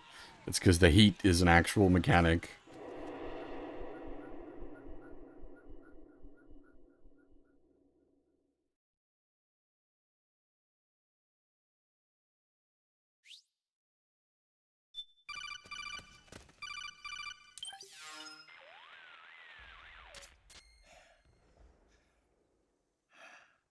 Who is this? Snake. That voice. There's an ambush ahead. It's Quentin Flynn. And PMC troops. He could be shot from anywhere. Axel, how did you survive Kingdom Hearts 2? Look to the distance. Is this Jack? Jack is dead. Snake, I'm at your side. Wait.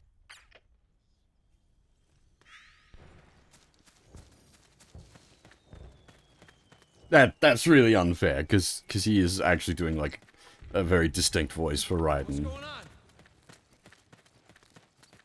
What? Oh, it's you again. Over there! Okay.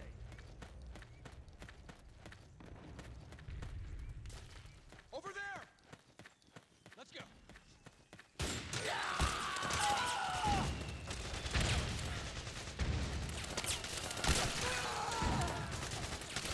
We got company!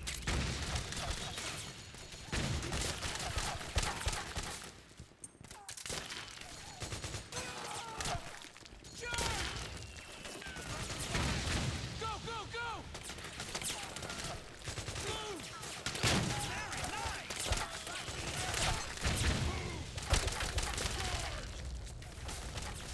Back me up! Go, go, go! Nice go! Charge! Go, go! Go, go, go!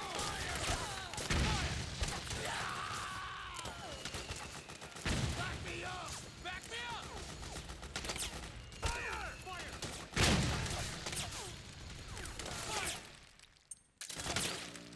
Stay low! Get behind him!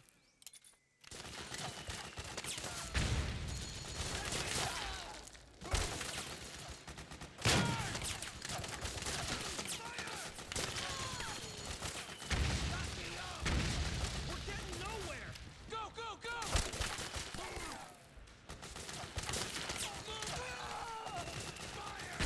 Go, go, go! Get behind him! You okay?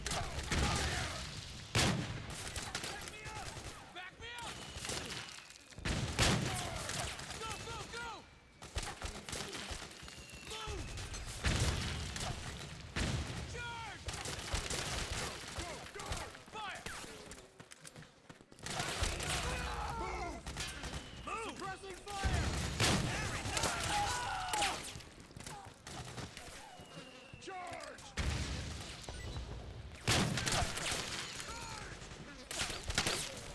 Whee! We're getting nowhere! Back me up! Go, go, go! Fire! Fire! Easy there! Fire! That's how it is. Move! Go, go, go! Charge! We got company. Snake, you don't know which way to go? Check your radar. It'll tell you where to go. Fuck you, Orca! I'm slowly advancing undercover using mechanics to try to, you know, you've got all these, like, live battlefield shit that we can only really play with in the first 2 chapters.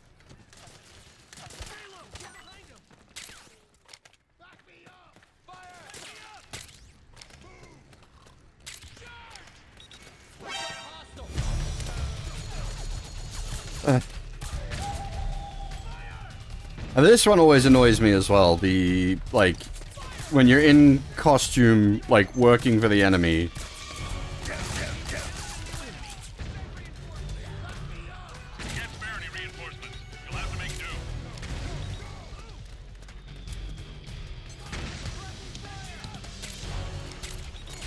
Because, like, this area is already, like, an active battleground against the people that we're dressed up as.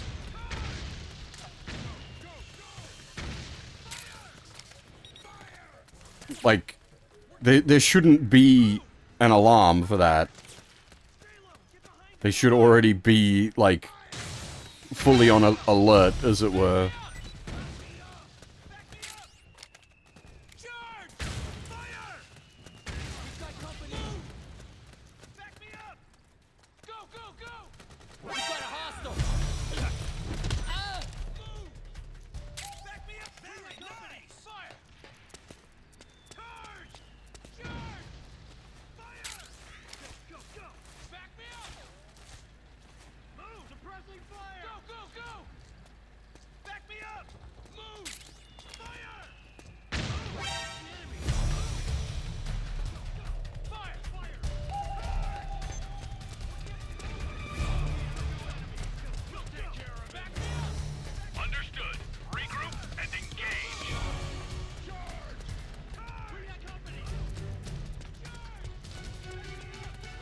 I'll be curious to see if that does count as a kill.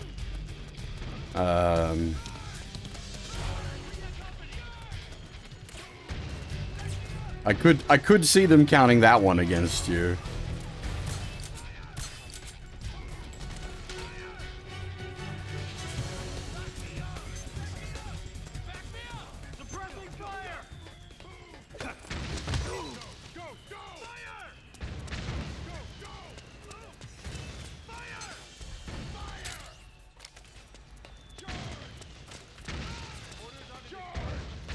You know what to do.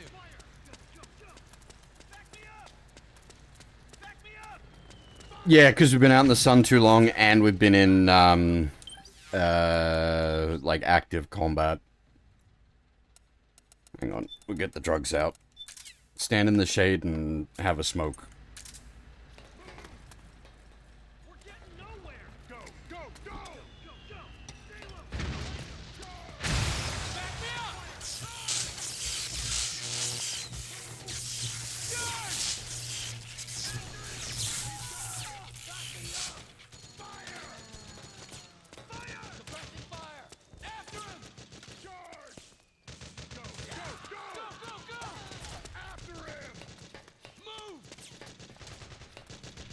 I feel like there's gonna be like one guy they just haven't been able to deal with that's like causing all this chaos.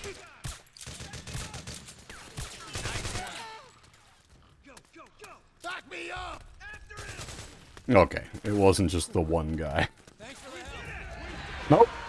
Maybe it was. To be fair, it was a one guy on a 50 cal. That is a problem.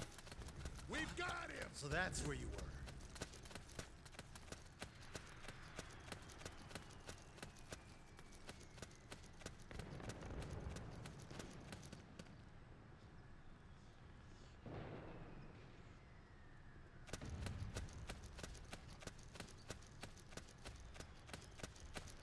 Now, I'm just going to switch my costume out before we...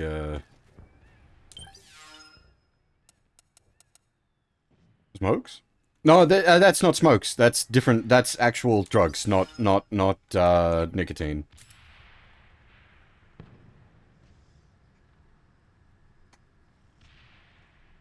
Well, nicotine is also actual drugs.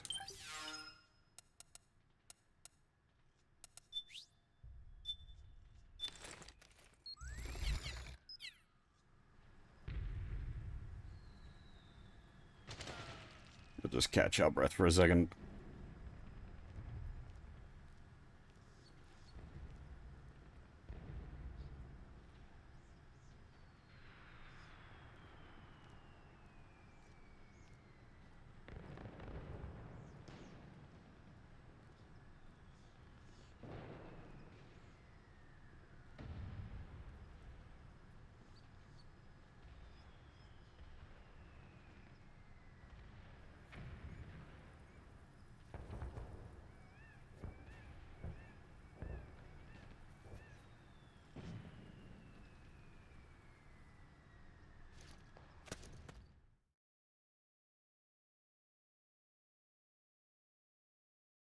Now, this is the game to eat to. This is the movie sequence.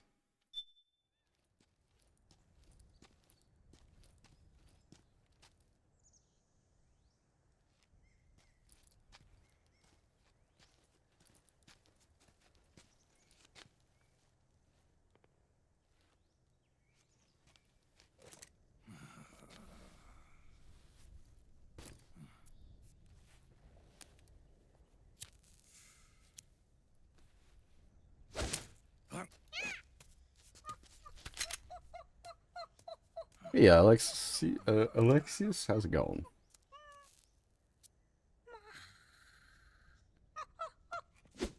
Okay.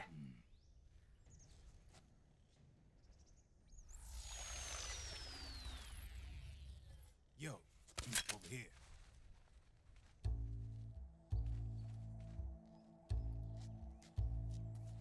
You. Come on, hop in. It's getting rough out there. I don't think so.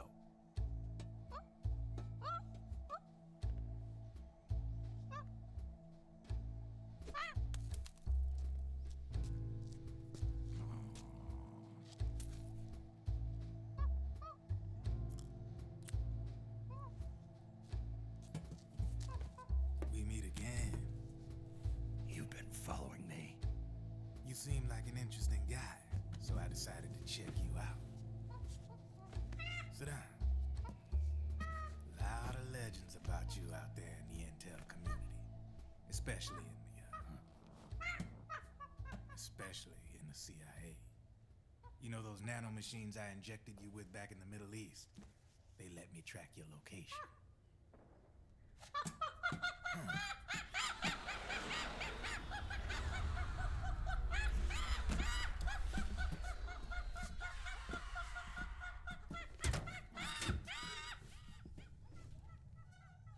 Figures. The B&Bs are here.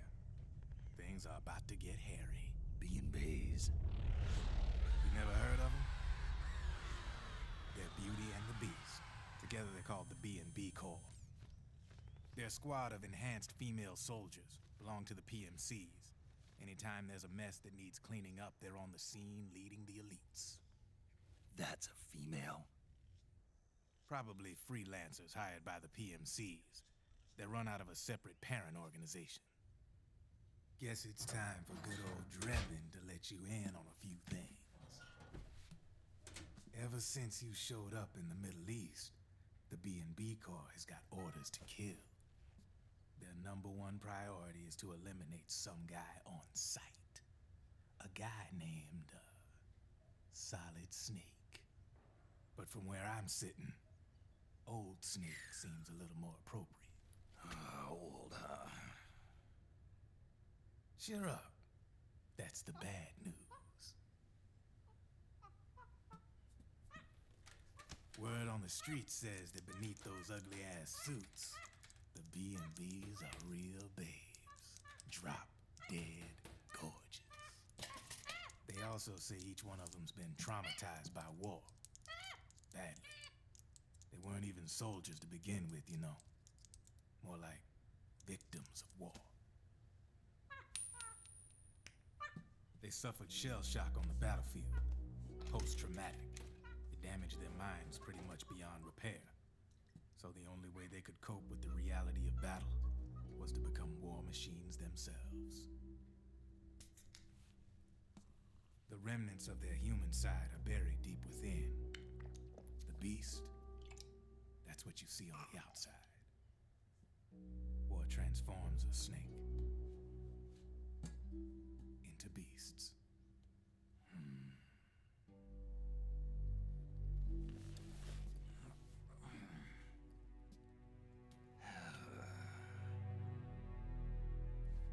War transforms us. But deep within that shell, something human survives. A fragile, scarred heart. Without a shell to protect it, it's like the yolk of an egg. Word going round is their natural flesh and blood bodies can't survive in the open for more than a few minutes. And they've been convinced that by killing Snake, their minds will be cleansed. They think it's gonna free them from all the pain, and all the fury, and all the sorrow. Which makes these babes pretty much obsessed with killing you. 4 B&Bs have been identified so far. The one you just saw was Raging Raven. There's also Laughing Octopus, a master of mimicry, and Crying Wolf. She runs on 4 legs. And finally, the mistress of mind control, Screaming Mantis. Mantis? Yeah. There used to be a guy by that name in the US military. A Russian psychic. He could control people's minds. I guess she inherited the title. She keeps the other B&B's minds in check with her powers. Octopus, Raven, Wolf, Mantis. You got it. They're the Snake Hound unit, and they've got you in their sights. Shit. I'd hate to be in your shoes. Drebin. I thought no one was supposed to be able to hack into the system. Are you with the Patriots? No, sir. I ain't no lale-lule. I mean, I'm no patriot. You can say patriot, guess that means you're clean, right? The nanomachines I got in me are different from the military kind. No speech restrictions for me. What the hell are these Patriots? Are they human? Not anymore, they ain't. They're the law of this world, created over the course of history. They're what holds this world together, keeps this whole mess in check.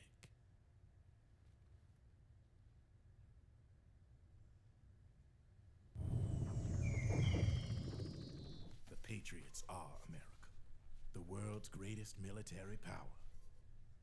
They are the war economy, which makes you and me just cogs in a much grander schematic. I mean, someone obviously had to start the whole thing at the beginning, but now their law has taken on a life of its own. A life of its own? Yep. The country, the war economy, it ain't run by people. It's run by the system. No need for high-level decision-making authority. It's all handled by a massive, yet simple information processing system. An AI. It works just like natural law. The world's a much simpler place than most folks realize. Every aspect of the Patriot system is closely monitored by 3 peripheral AIs and a core AI that ties them all together. The SOP system is one part of that. It's all backed up by a foolproof control system.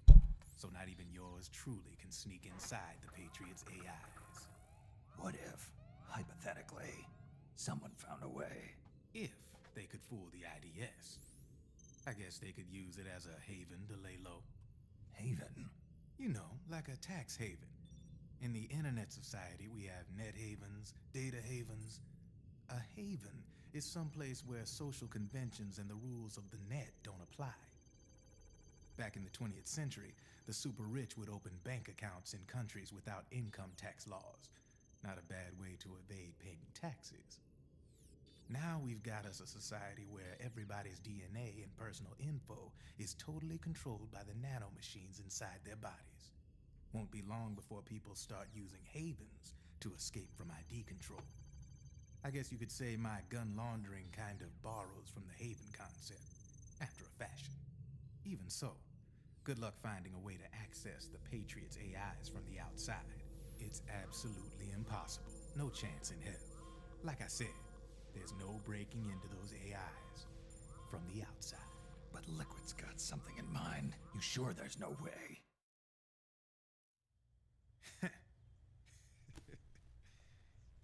I'm just a gun launderer. Only reason I'm interested in you is because you start a lot of fires.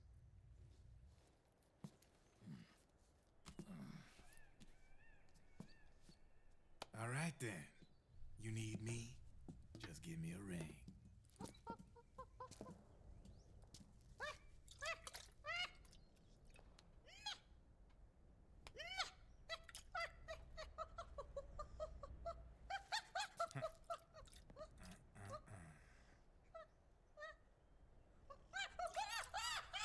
Go on. Get your ass back inside. Now! I have you.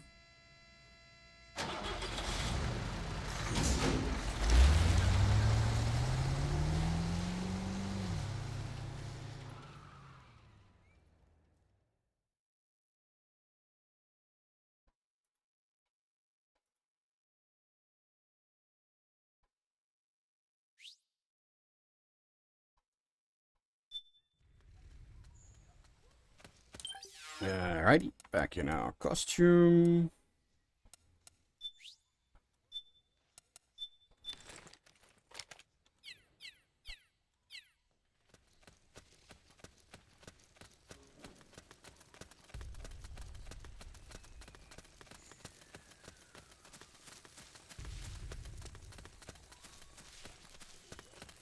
What are you doing here?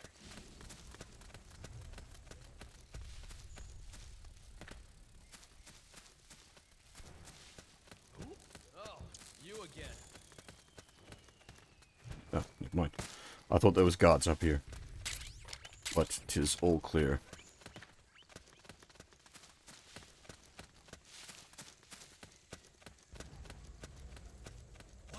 What happened?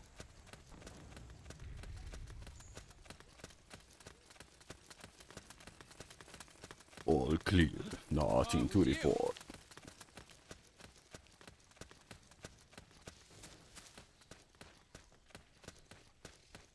I think you can also bribe the, like, potential ally guys by giving them, rations.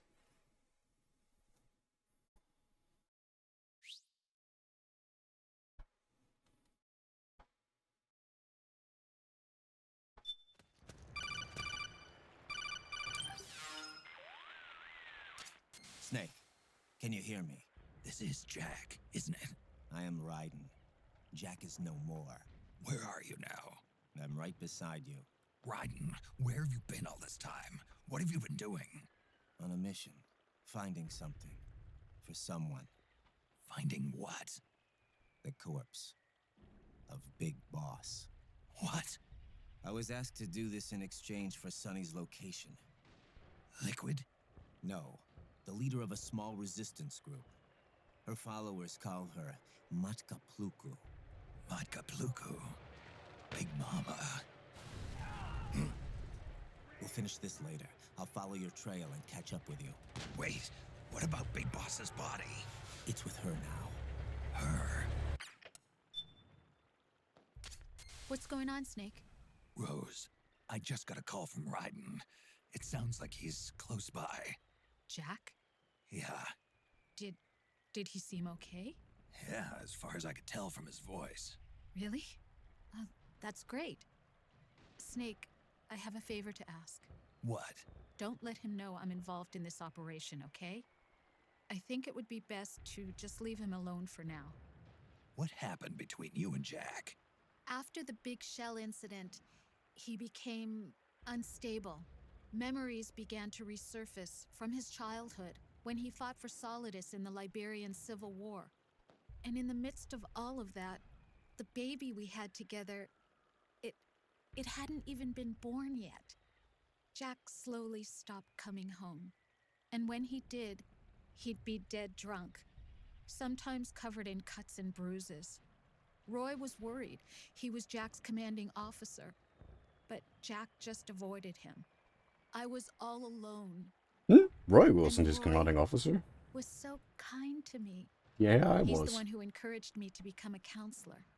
I know it sounds like I'm making excuses, but I needed to get over it. To move on with my life. I'm worried about him, of course, but I'm also afraid of him. All right. I'll keep my mouth shut. Thank you, Snake.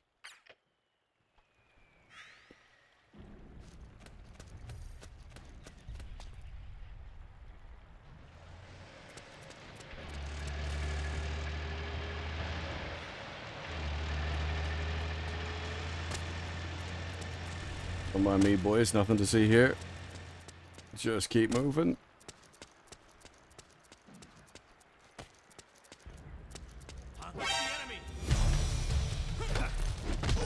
What did I say about don't mind me, boys? Nothing to see here.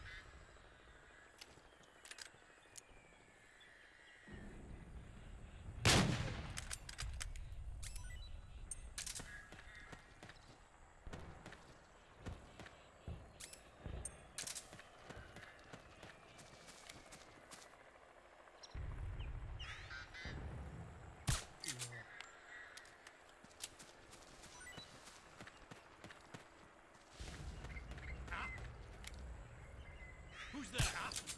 The enemy's attacking. No, they're not. Oh, there isn't.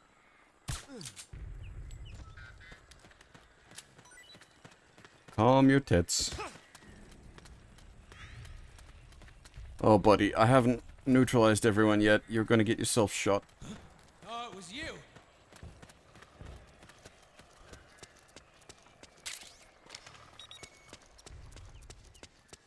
Split up.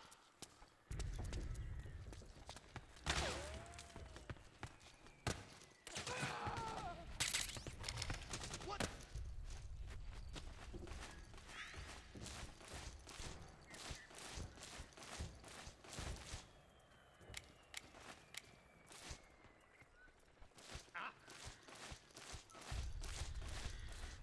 Oh, welcome back, Hoff. Hey. What? What? It's the enemy. Oh, it isn't. Don't worry about it. Ah, God damn it. This is HQ. The enemy is attacking from an unknown position. Alert status. Nothing to report.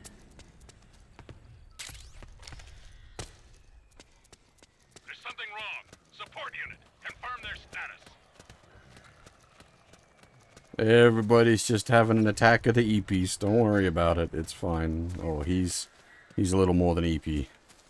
He's permanently EP.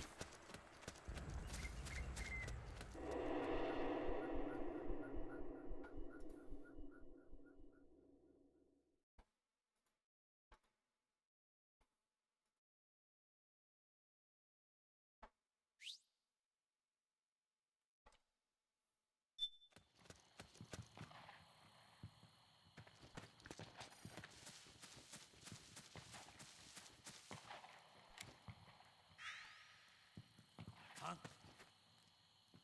Who was that? Now this gets a little trickier, because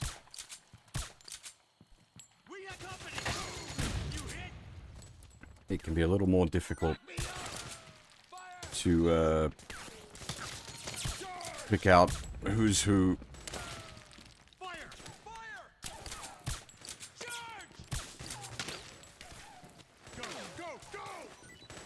Once the battle lines start sort of merging together a bit more.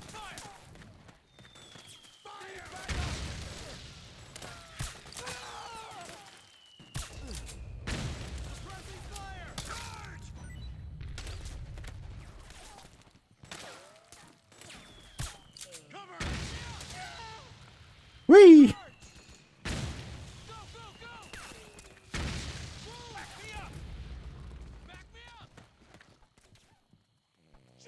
They shot the guy so hard he did a flip.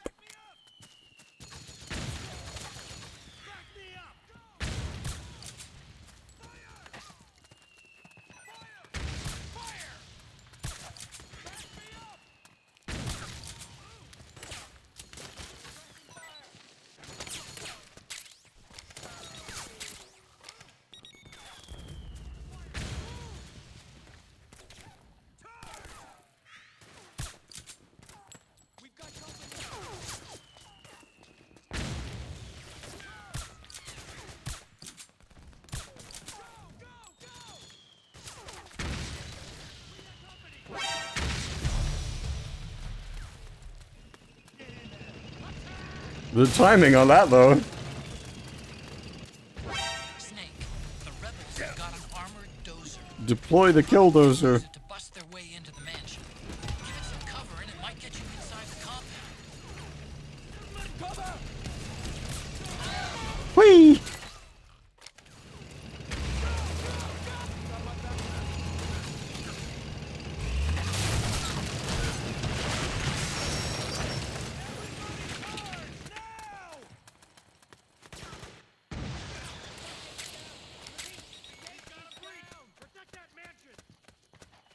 Good old killdozer.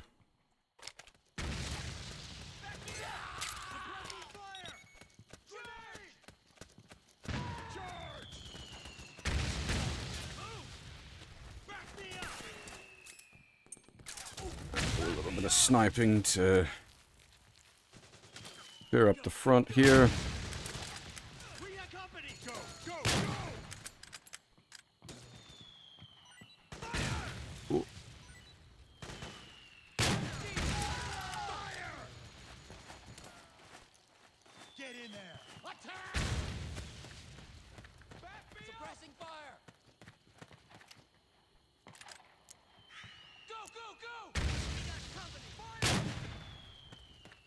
The nugget rounds are pretty quick acting, so body shots with the nugget rounds take like sort of like 3 to 4 seconds to kick in, so body shots with the nuggets is reasonably viable.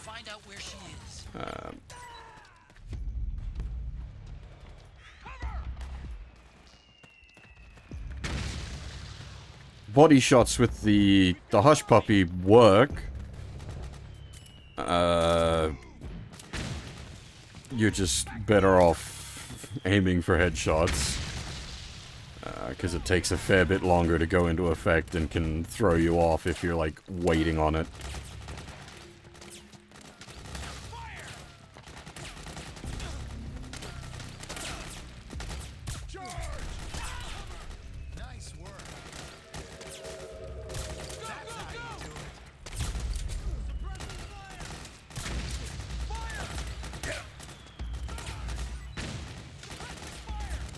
See, it does have, like, some consideration for, like, when the fight's this far out, it doesn't immediately go like, oh shit,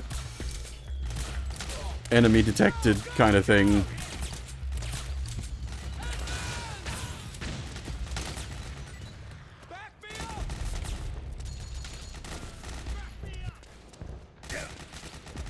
You're a fucking anti-tank. Jesus Christ, lad.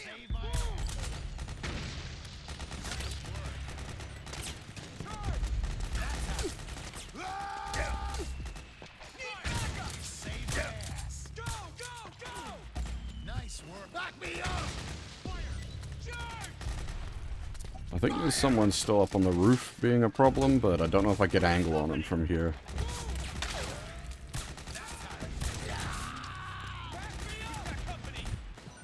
The thing is, once I bust through that door, it's gonna get real busy in there.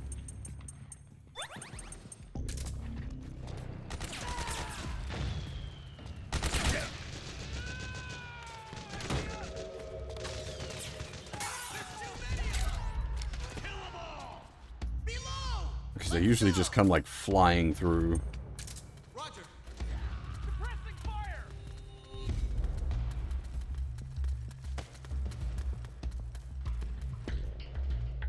No?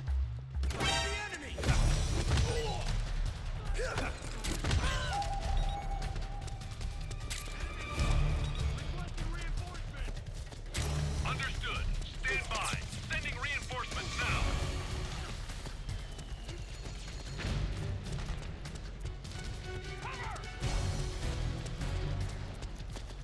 Again, I maintain that if you're in the, like, the costume, it shouldn't go into, like, this kind of an alert mode. Because, like, oh, there's an enemy on premises. Yes, there's a million of them on premises. They're currently attacking the house.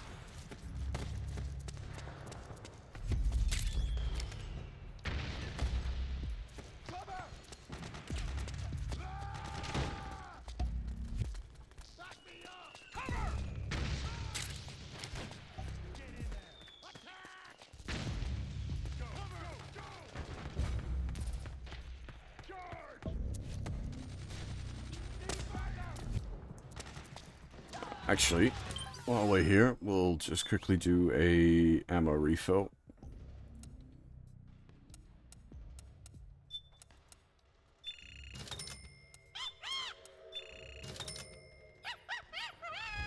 Oh, and costume change. Otherwise, we will be in that for a long time.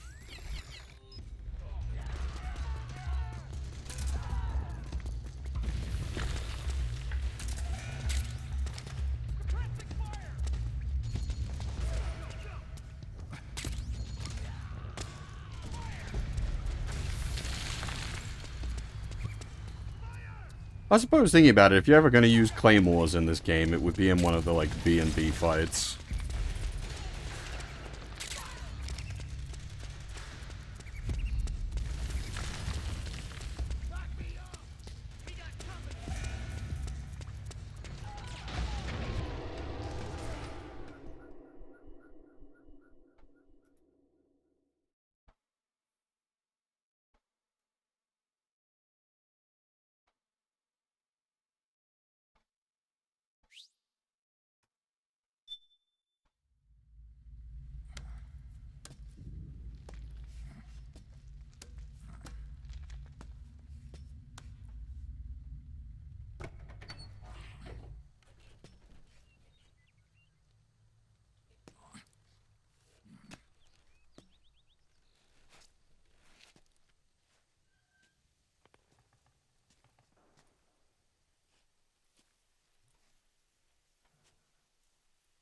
then we'll have to make a lot of changes.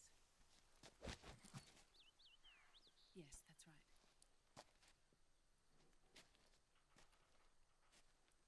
We'll need another go at it. That won't be a problem. Uh-huh. Yes. I've taken care of it.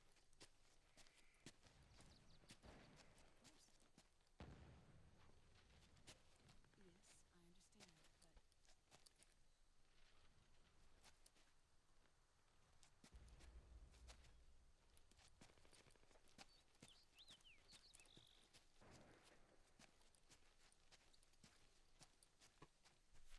This is another grab your popcorn. We're gonna be here for a while, folks. Naomi's got her exposition at us.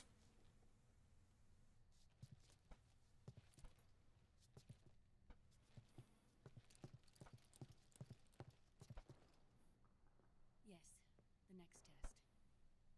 Naomi. And things on your end? I see. We're on schedule here as well. I know. Me too. Until then.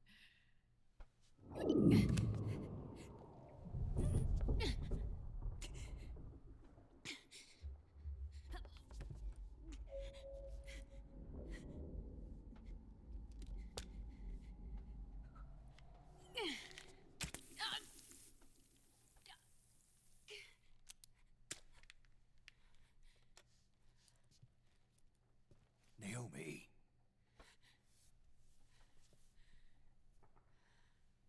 Snake. I knew you'd come. You and I, neither of us can escape our fate. I haven't seen you since Shadow Moses. How long? 10 years? It's been 9 Dr. years. Emmett, is he with you? Why? I thought he'd be the only one able to open the mail I sent. Not many people could recognize 4D sound data in a Soliton radar file. How is the good doctor? Otacon's fine. He's the same as ever. Otacon? I see. Who were you just talking to? Liquid. Although I suppose he's really Ocelot, from a medical standpoint. I thought he was here. He's not, at the moment.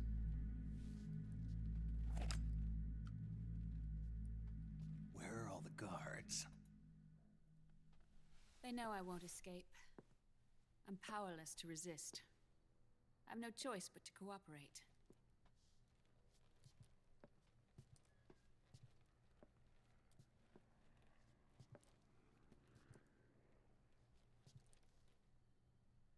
Naomi.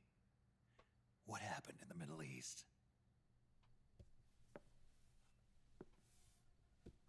What you saw was the soldiers' emotions run amok. Another product of the system.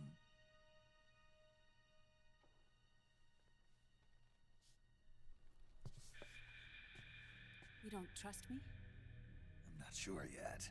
And if I answer your question? Let's hear it first. Liquid. We thought the SOP was an ID control system designed primarily to maintain order and control in battle. And we were right. But only partially. SOP had another function. To control people's senses.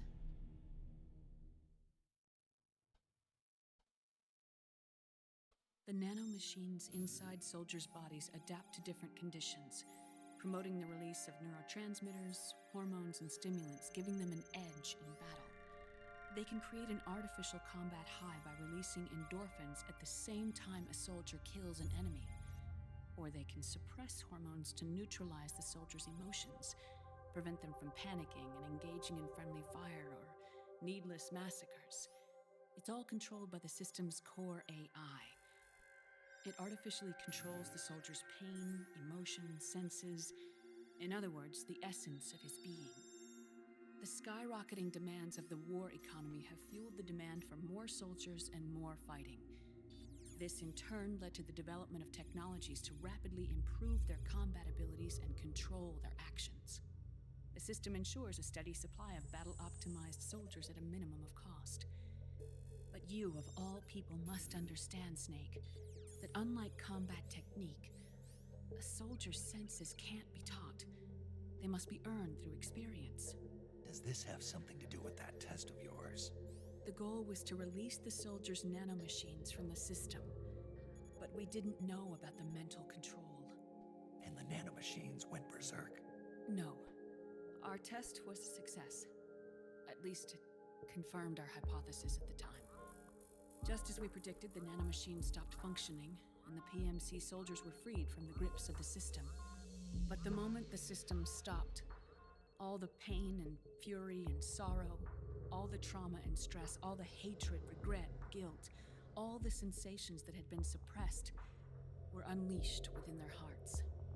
Their memories, unlike their senses, weren't erased. Each enemy soldier they'd killed, each lost comrade, each threat of violence against the innocent, every act of war they'd committed was etched firmly in their hearts. In suppressing the user's mind, the nanomachines exact a heavy burden on his heart. The user's body rejects the nanomachines. This reaction must then be suppressed with drugs. Before the user knows it, his mind is in complete shambles. Snake. Remember Frank? Frank Yeager. Gray Fox. They twisted his body for their experiments and nullified his broken heart with nanomachines. SOP has taken it even further and applied it to living human beings. The sins of war these soldiers carried inside them returned to assault them in the form of unimaginable shell shock. The meaning in the system may have changed, but the battlefield hasn't. Until that point, war was like a game to them. And then suddenly, reality came crashing down. Rising is 2018?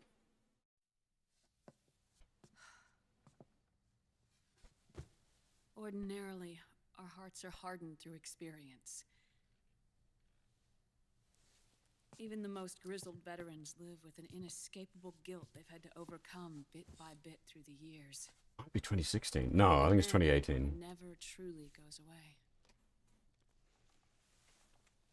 For a mind lacking that essential experience, it was simply too much to bear. Yeah, okay, 2018. Yeah, I had to double check. But what about me? I've never been under the system's control.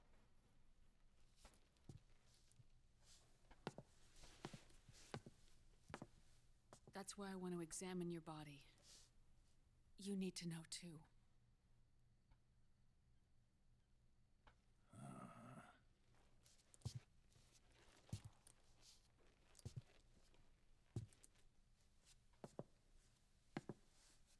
All right, Snake. Undress.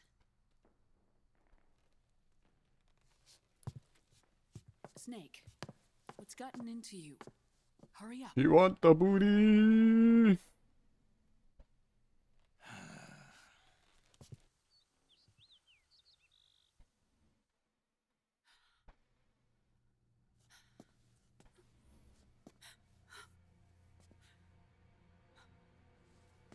Oh my God.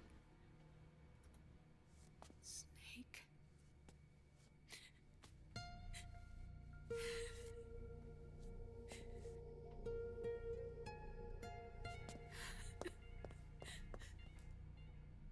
All right, let's just get this over with. I wonder how long it takes to get in and out of the Of course. muscles. He's body is much more aged than it should be, is the point there. He's still pretty stacked for a grandpa. He's not supposed to be a grandpa. Snake, do you remember what I told you in my video mail about the first generation of nanomachines? The ones you stuck me with at Moses. Yes. The nanomachines are recharged by your body heat. They won't stop functioning until they're all extracted. Or until you do. Most of them were lost through bleeding and excretion, but around 30% still remain inside your body, attached to your cells, not finished yet. It's Naomi. She's a drama llama. Registered so they don't react in the same way as the SOP nanomachines. But they may be interfering with your body and with your heart. So, does the aging have something to do with Fox die too? No. Your telomeres were intentionally set up to be short, regardless of the age of the original. One of the genes that inhibit reproduction and aging, the Clotho gene, was intentionally mutated as well. But more importantly, your chromosomes, like liquids, were provided with terminator genes to prevent them from making copies. Why? Your clones created for one purpose: war. And so, in order to prevent you from being abused by clients or stolen by the enemy, they shortened your lifespan and removed your ability to reproduce. It was a safety device to ensure that the seed of Big Boss didn't end up in the hands of others. The reason you're aging so rapidly isn't because of disease or faulty research or fox dye. This feels a little too familiar. It's your natural lifespan. I've been in these goddamn scanners too many times over the last couple of months.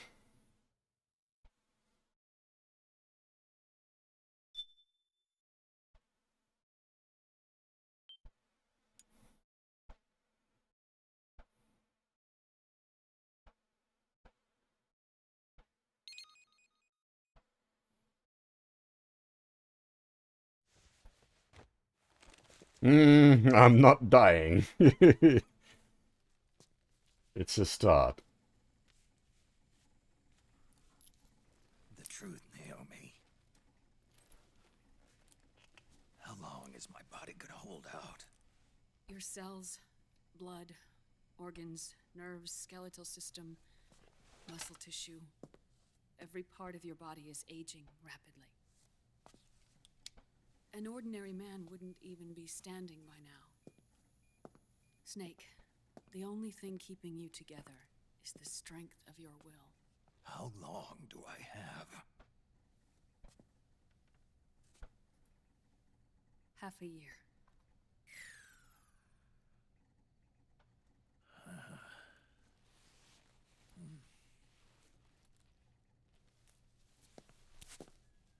Don't.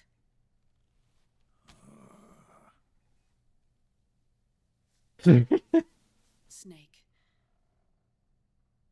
There's something I have to tell you. Now what? You and I both know your body is approaching its limit. But when I said half a year, I wasn't talking about your lifespan. What do you mean? We can't get rid of the fox dye in your body completely. At this point, it's circulating within you like a normal virus. Yeah, so? Listen to me. Fox dye only kills its victims when the infected person's genetic code fully matches the genetic sequence programmed into the virus's receptors. In other words, it only attacks targets with specific genes. I know. That's what killed the AT president. And Liquid. Yes. And at the same time, it's set up to protect those not designated as targets from the virus's harmful effects.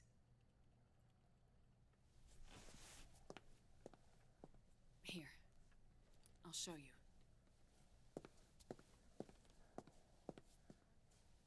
The receptors on the fox dye inside your body are breaking down. The rapid aging process is changing the environment within your body. As a result, the virus is starting to mutate.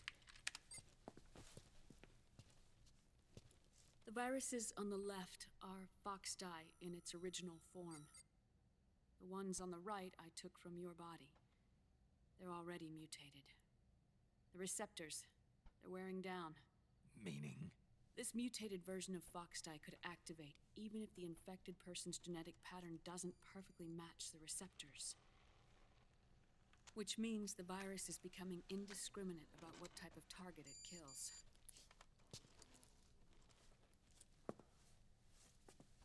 Ever since Shadow Moses, fox dye has been breeding continuously in the nanomachine colony inside your body and dispersing into the air. But there are no more targets to attack, so there haven't been any more outbreaks. However, if the receptors continue to wear down, it'll become a killer virus that attacks untold numbers of victims. What if we kill them all? Remove them from the body? There are no antibodies either. I don't know what percentage of the receptors have to break down, or how many people will be targeted when that happens. But what is certain is that people will begin to catch fox dye through airborne transmission. It'll start with those closest to you. Then, one by one, they'll lose their lives. The part of the virus that distinguishes between individuals will start to break down in about... half a year. No. 3 months at the most. 3 months? Ironic, isn't it? You've spent your entire life saving the world from Metal Gear, from nuclear annihilation. And now, you're becoming a doomsday device yourself. I can't predict exactly how devastating the epidemic will be. Whether just 1% of the human race could unlock the broken receptors, or whether we all can. In either case, 3 months from now, you'll be a walking biological weapon.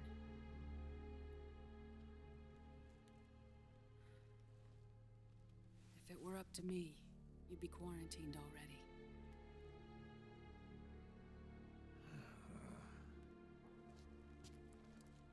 It's not over yet. It's not over yet. I know. You still have a job to do.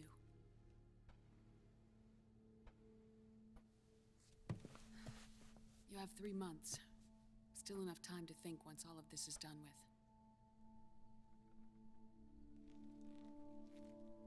And if I choose death first? Will that stop fox dye from spreading?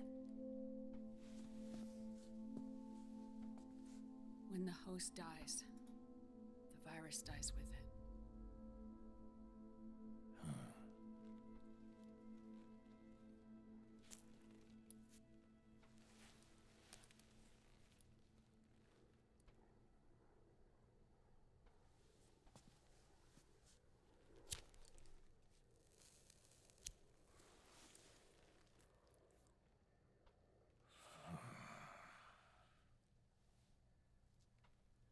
Snake, tell me one more thing. Have you been to a hospital lately? Yeah. While you were there, did they give you an injection? Don't they always? Take a look at this. These came out of your body as well. It's a new strain of fox dye, one I've never seen. Someone must have put them in you recently. Do you have any idea who? Him. The new fox dye strain is starting to multiply rapidly. What's in it? I can't say for sure. I'll need to do some more tests. Here, take this. It contains the same substance the soldiers' nanomachines secrete inside their bodies. It's a drug that inhibits the nanomachine's ability to regulate the senses. The nanomachines inside the body malfunction when the system interferes with them. It triggers a reaction in the body, which is why you're having the seizures. Give yourself a shot whenever they get bad.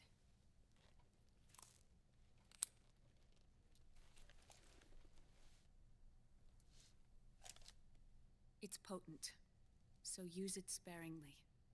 unless you want to end up an invalid. It may restore your psyche for a short while, but use it too often and the amount restored will start to decrease.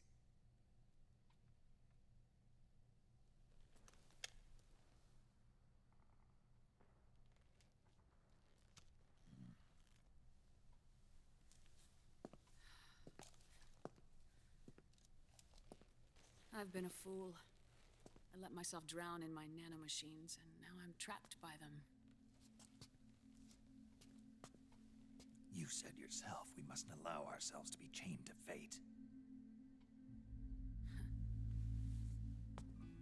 I can't slip free.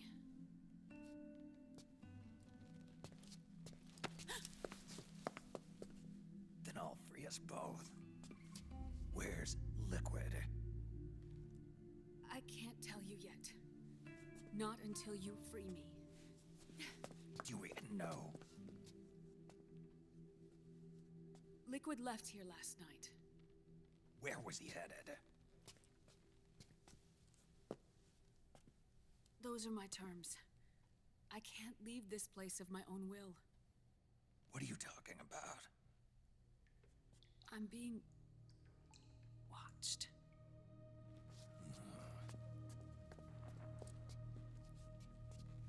Liquid has altered his plan. Removing the system will only cause his army to collapse from within. So he's chosen to seize control instead.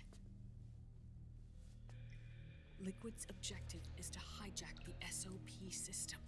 He'll use it to create the ultimate army of perfect soldiers and launch his insurrection against the Patriots. There's a name for his new plan. He calls it Guns of the Patriots. Guns of the Patriots.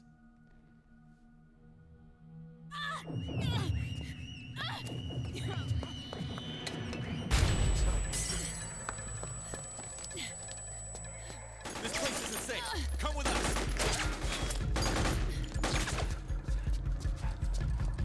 This way.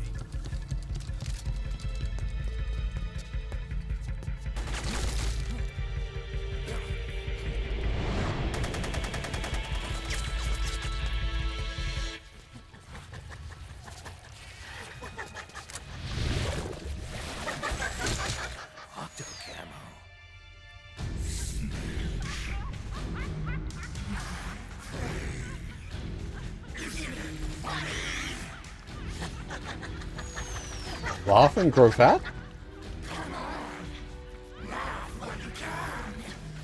There's no escape from here. Laugh yourself to death.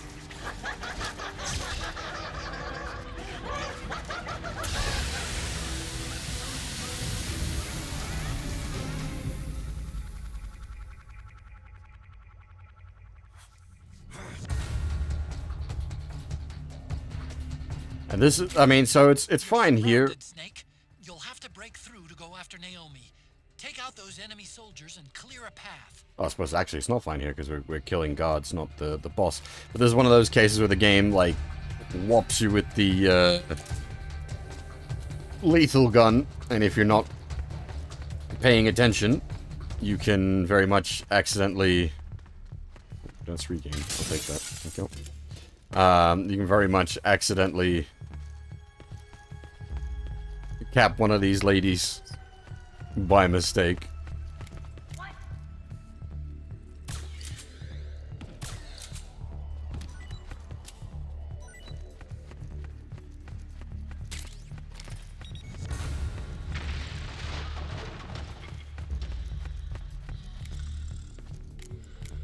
Quiero.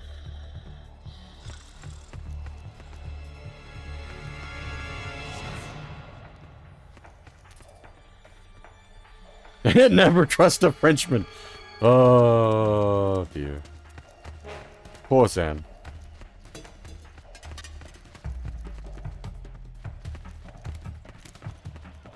Or Ant. We've got multiple Frenchmen.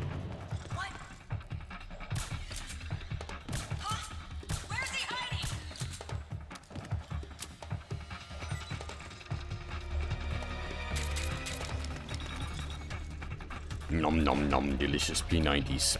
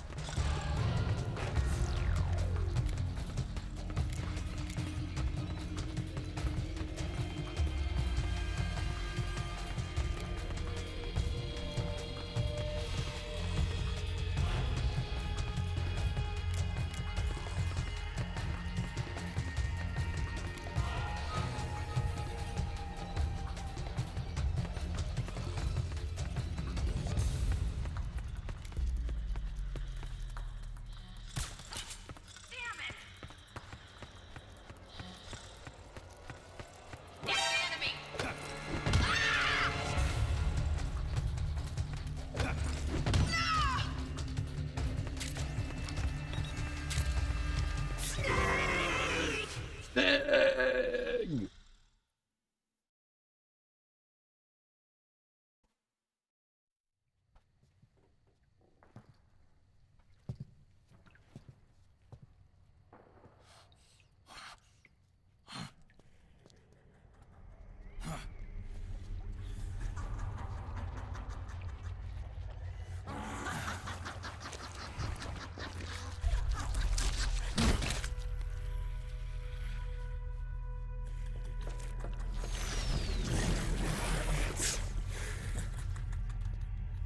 People suffering.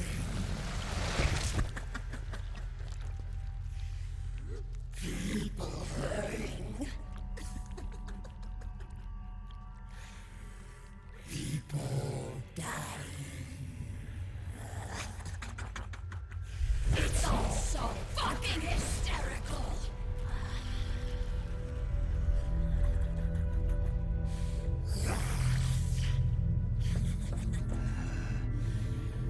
Laugh with me!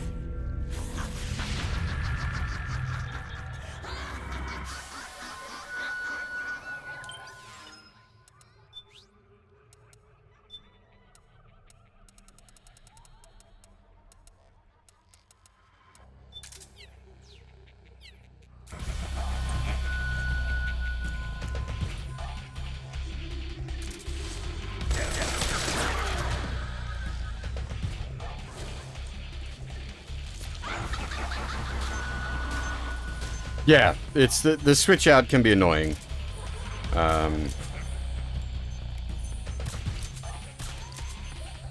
I've gotten mostly used to it, so it shouldn't catch me out at this point. But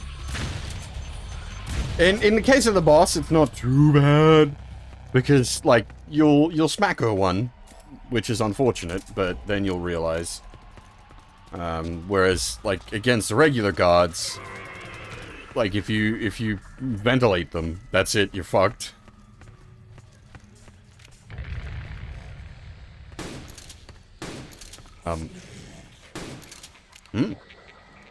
Yes, I see.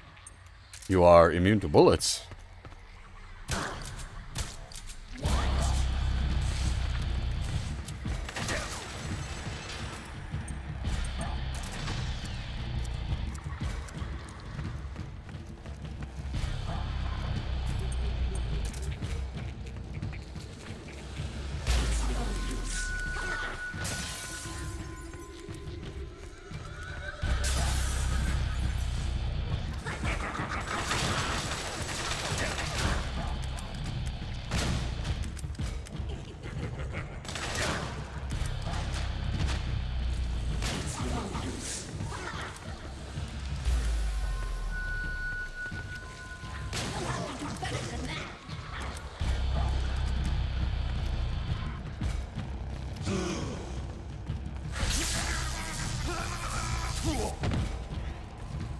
Nice shot.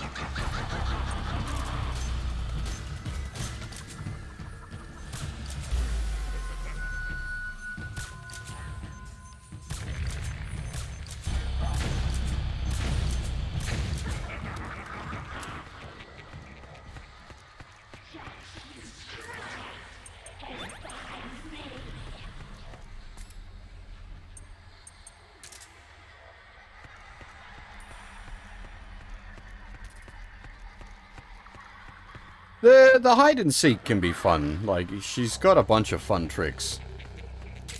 But it can also be frustrating.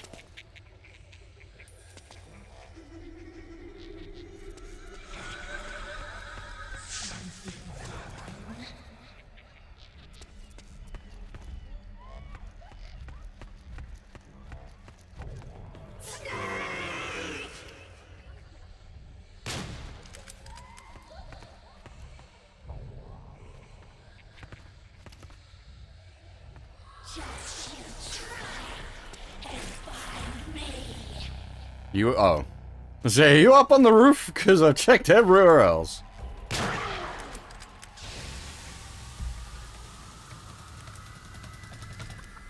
That's one of the, like, the less interesting ones. Yeah, where she's doing, like, the actual disguises. Those are quite fun. When it's just, like, hiding in a corner. It's like, oh, okay.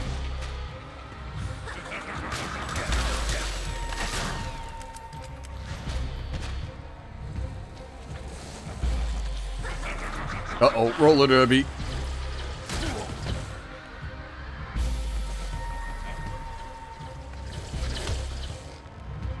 Whoa, I've countered your stratagem.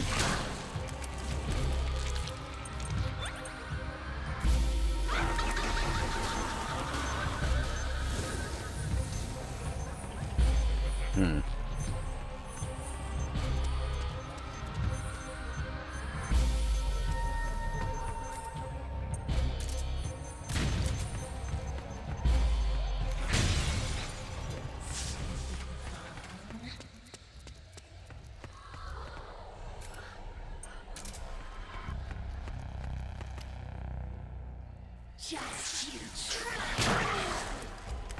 That one's a good one.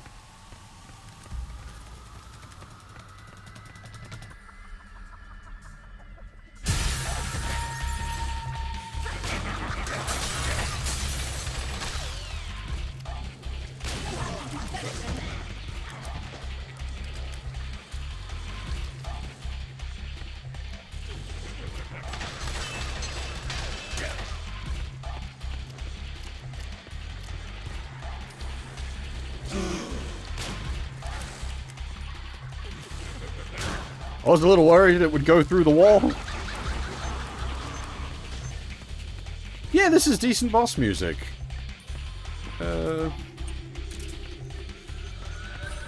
It's not Jewel, but it's a solid track.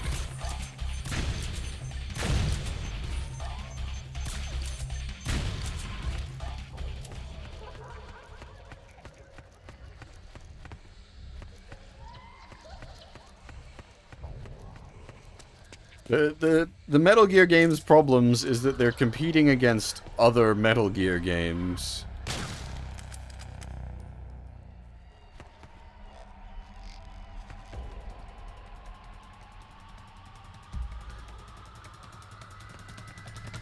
Snake, come here.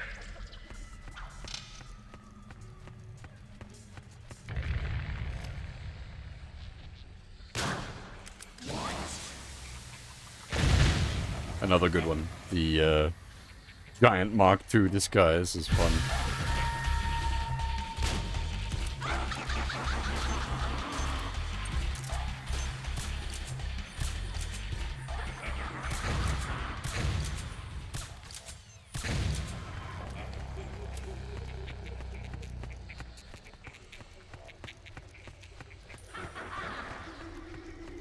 Now, we know that there was 2 ladies knocked out near this room, so the third one is, but it can be very easy to, like, lose track of her and just think she's a regular corpse. They're like little, just, like, small orbs of, kaboom. She launches 3 of them every time she does her ink.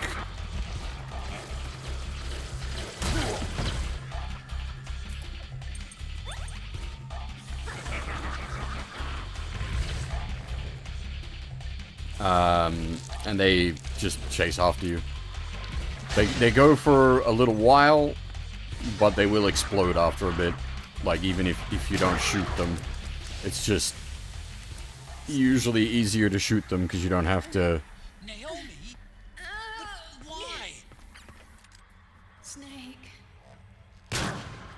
In what world would you think Naomi's a good disguise? We'd just shoot her in the face anyway. Fucking Naomi.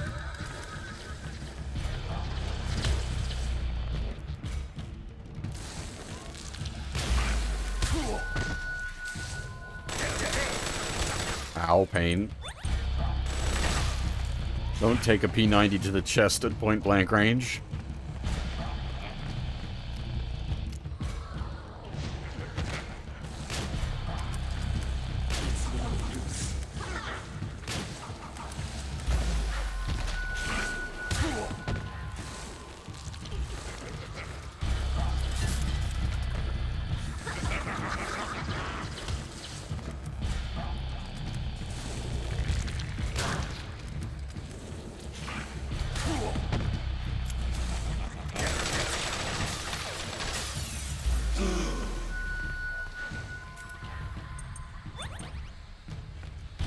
Gone through more rations than I would have liked.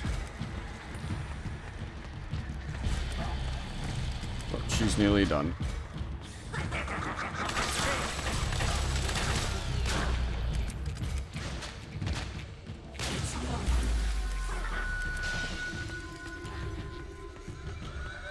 Well, phase 1 anyway.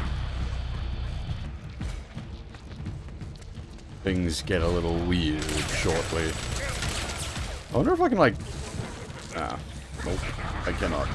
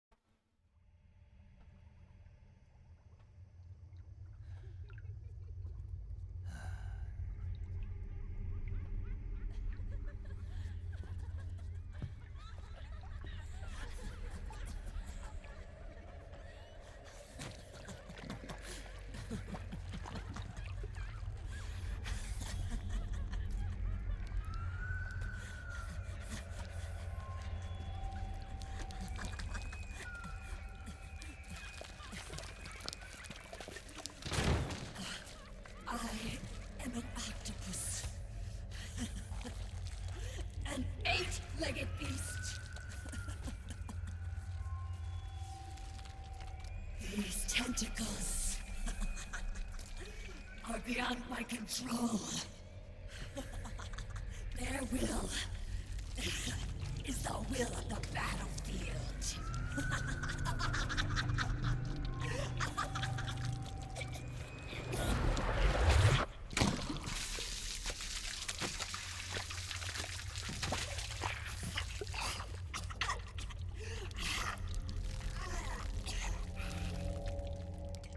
Funny. So funny. It's all so funny. No. It's not funny.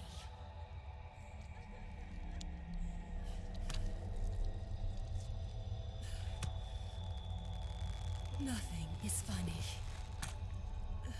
I shouldn't be laughing. I can't.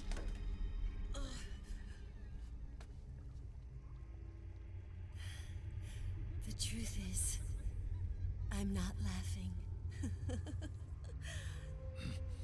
Not laughing at all.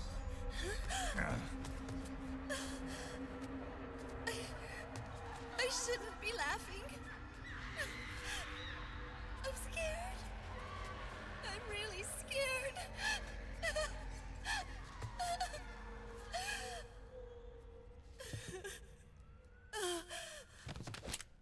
I'm sorry.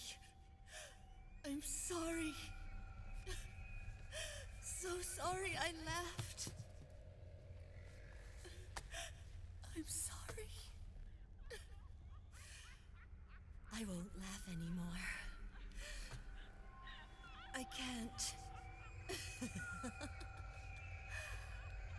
I don't want to.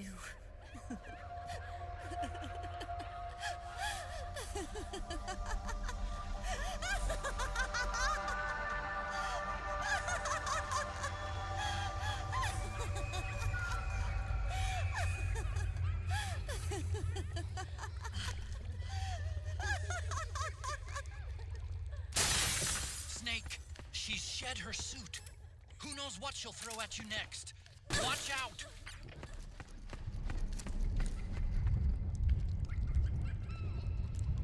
We just gotta scooch for a while. It's gonna be weird.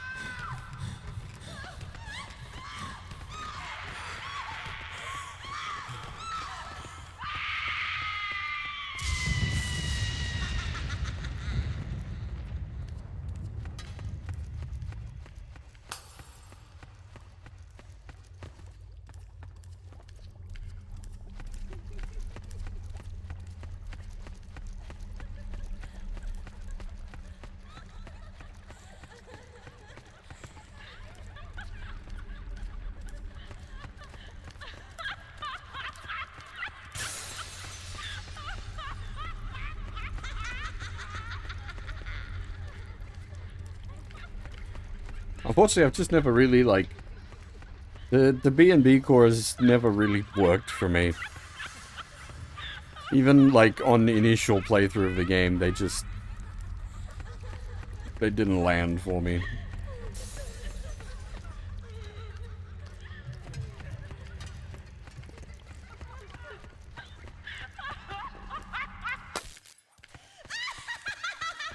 Yeah, they're just here to be boss fights. And, like, mechanically, they serve that purpose well. They're all good boss fights. It's just...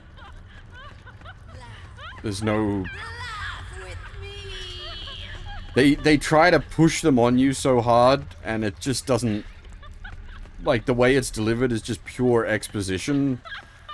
I'd prefer either... just much less.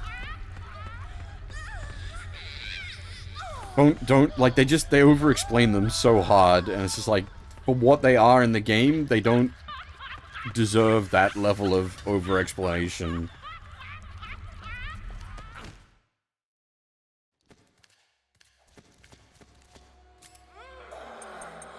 Yeah, now she's gonna make more noises. I'm curious if this song works. Or if you have to use the... it might be you have to use the specific... because it's the same... it's the same artist. Just not the,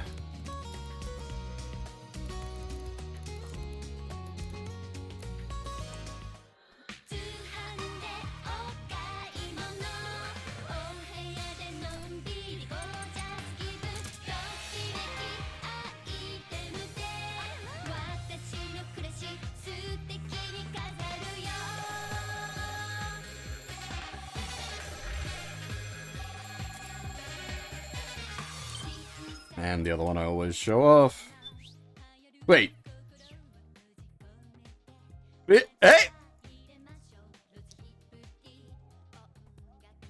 The Sunny's going for it.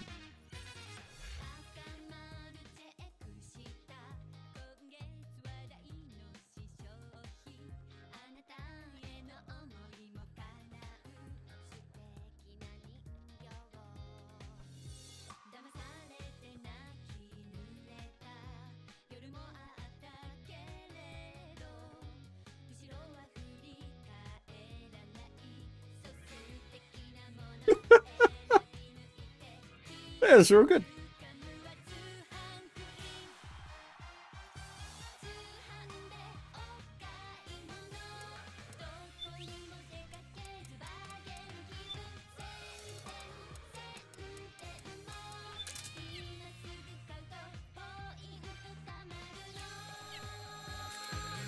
Alright, the other thing. You can make them do different photo shoot poses.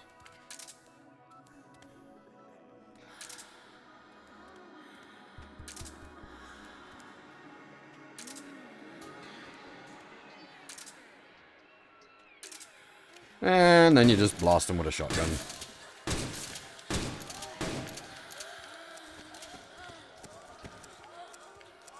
She did a different pose in the end. It's random, but they do have multiple poses.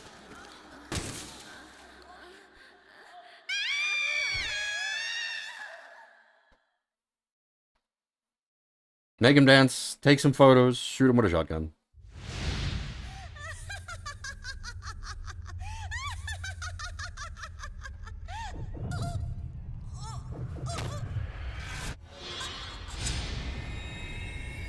Hey, Ryu, how's it going?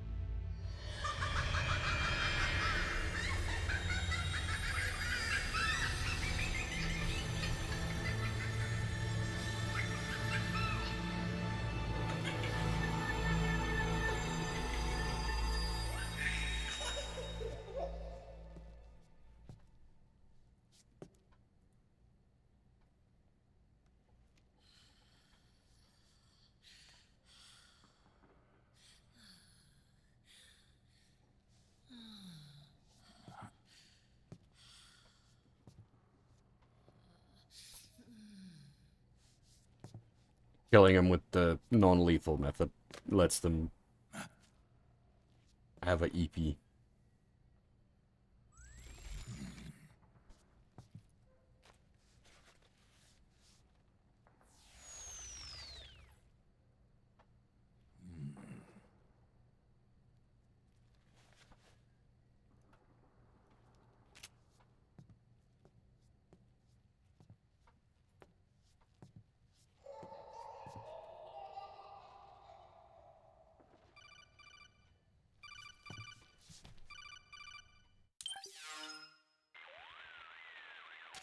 Yo, Snake, looking good today. Drebin, what do you want? That's cold, man. And this is the problem with the B&Bs. They just, like, Face camo? get dumped Camo on you. skull cap you just picked up from Tentacle's shell. It utilizes the same kind of technology as your Octo Camo suit. Using the two together can get you even better results. I'd hang on to it if I was you. Doesn't fit. It's not my size or shape. Yeah, looks like it could use a bit of tailoring before you can sport it. Not my line of work, but... Ain't you got a buddy who specializes in that kind of thing? Somebody's done their homework. Hey, it's my job. Is that the real reason you injected me with those nanomachines? To spy on me? I prefer the term customer data management myself. Drebin. Relax. It's strictly confidential. I ain't gonna share it with anybody. Then what did you mix a virus in with the nanomachines for? Virus? A certain virus was detected in my body. Are you saying it wasn't in the nanomachines you injected? Look, you do know there are other folks who could have done this to you. And besides, what would I gain from infecting you? Better for me that you're out there kicking ass on the battlefield. I was watching you, Snake. You're a real piece of work. Never thought I'd meet the man who could take down Laughing Octopus single-handedly. She just kept on laughing. Now why do you suppose that is? Something in her past. You got it. She's from a village in Scandinavia. Little seaside hamlet known to all the locals as the Devil's Village. Place wasn't known for devils, though. It was known for octopus. See, this was one of the few places in Europe where they ate octopus customarily. Anyway, there's this cult of crazies who for some reason hate the village with a passion. Then, when she was just a teenager, things get bad. These nutcases get their hands on some weapons and attack the village. Overnight, her sleepy little fishing town becomes a war zone. They round up all the villagers and execute them one by one. Except for that girl. They had something else planned for her. Something a whole lot worse than dying. Calling her the devil's child, they forced her to do the kind of thing you'd expect from one of Lucifer's own. After they made her torture her family and friends, they made her kill them. The whole time they were forcing her to laugh, howl like some sort of demon.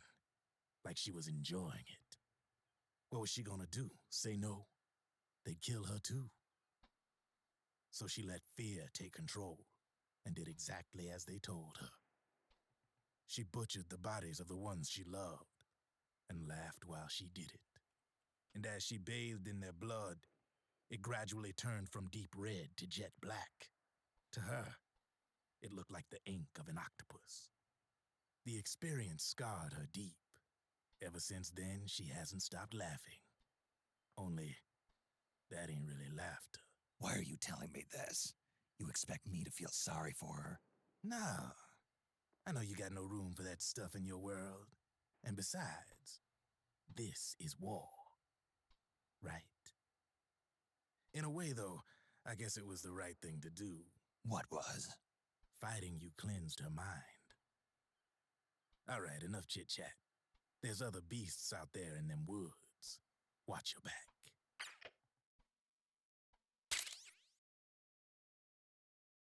Yeah, as I said, unfortunately with the B&Bs, they just kind of get, like, dumped on you. It's not... It doesn't feel integrated into the story. Which in that case, it'd be better if they were just mostly unexplained. Like a lot of the Foxhound style units don't get all that much explanation, and it's better for it.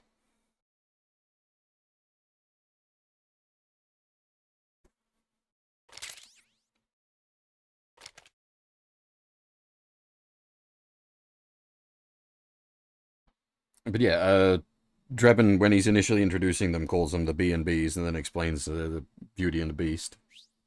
And I'm pretty sure I've made the bed and breakfast joke before as well. But I've always, because the game calls them the B&Bs, that's why I've just always called them B&Bs.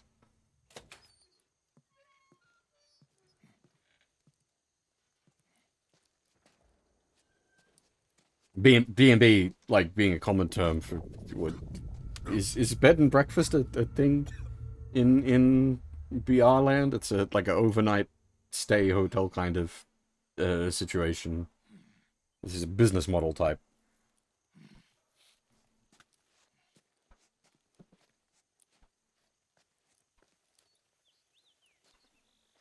It's not meant to be something lewd if it was being misinterpreted that way.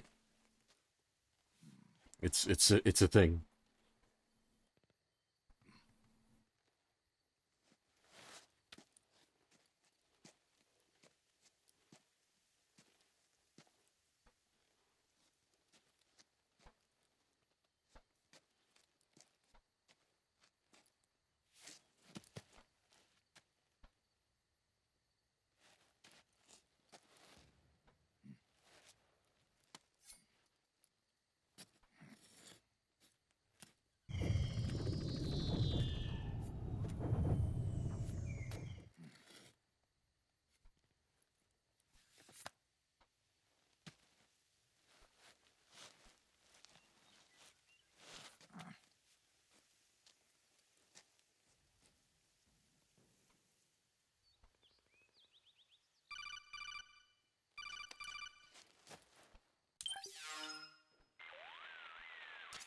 Snake, have you lost sight of the target?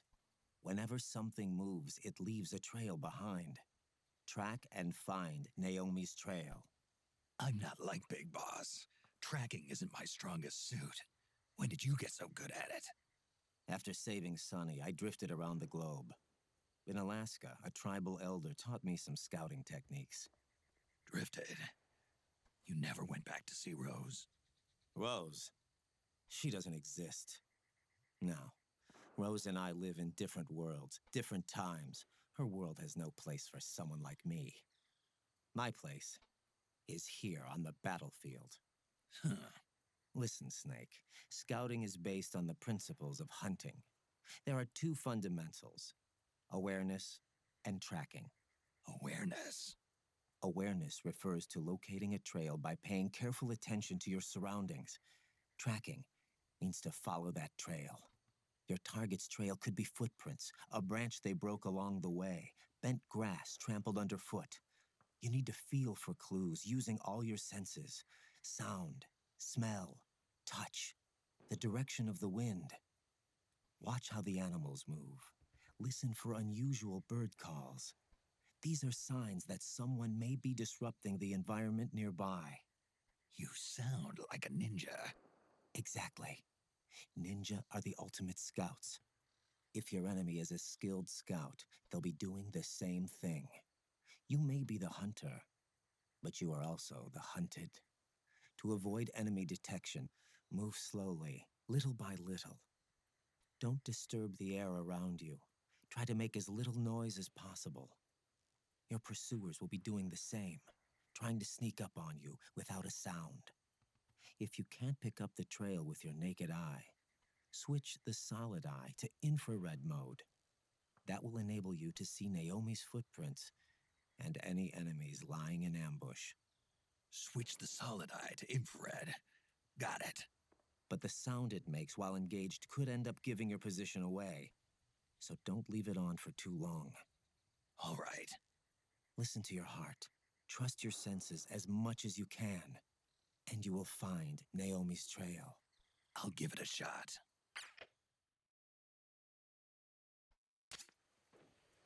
Snake, follow Naomi's trail and find out where they took her. Watch out, though. You might run into a few holdups along the way. And another cool, like, little sequence, this.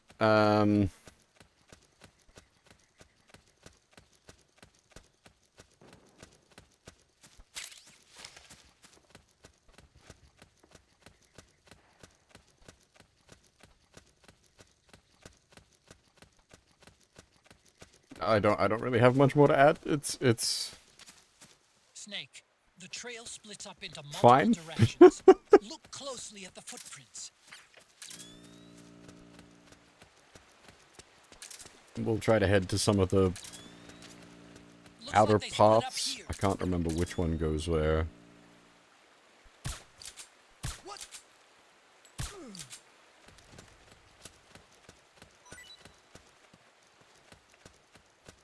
There are some, like, silly things you can find out here. I think you can find a guy peeing. Oh, we just found a landmine. There's handprints you can find as well.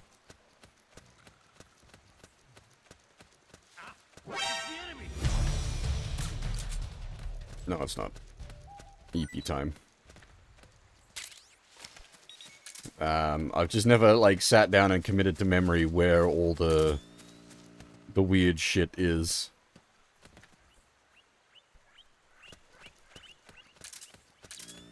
There's a swarm of poisonous Zanzibar hamsters?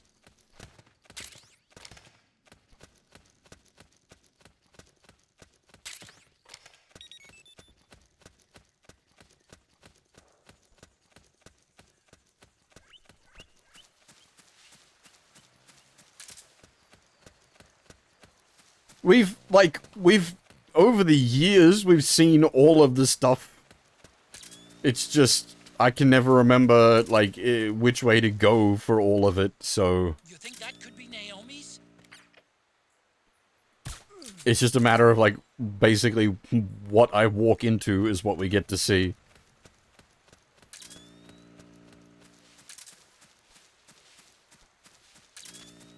Snake, you already went that way.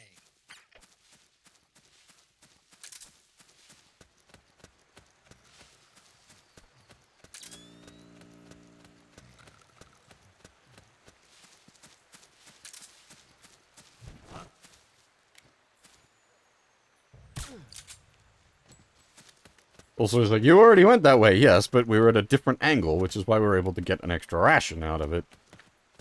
So... quiet, you. Oh! The crop circle. Last Thursday when I was driving home. I had a couple of miles to go. I looked up and saw a glowing orange object in the sky to the east. It was moving very irregularly. Suddenly, there was intense light all around me. And when I came to, I was home. That's one we don't usually run into.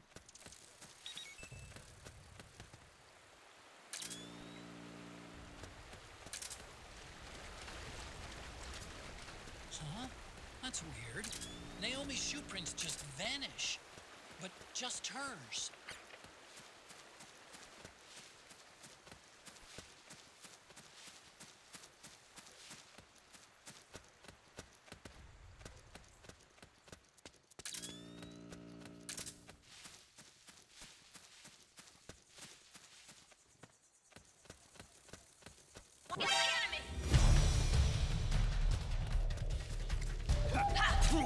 Wait, what? She was mid-grenade throw animation. How did she get to counter?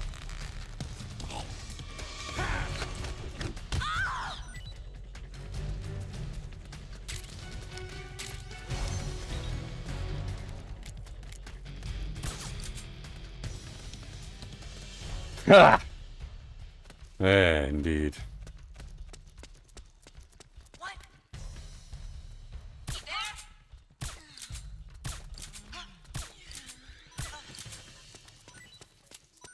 Everybody gets to have an EP. They must have gone separate ways here.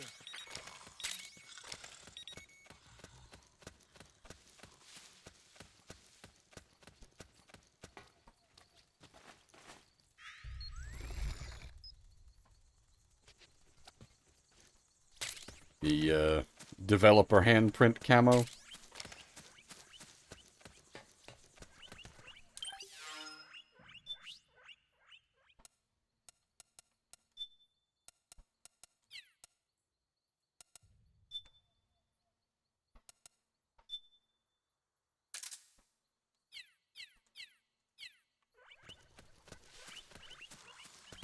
It is a bit Death Stranding-esque, isn't it? Where the heck did you come from, sir?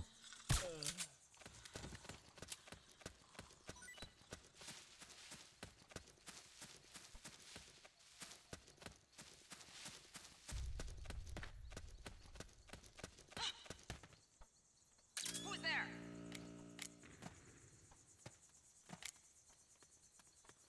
It's the enemy. Nope.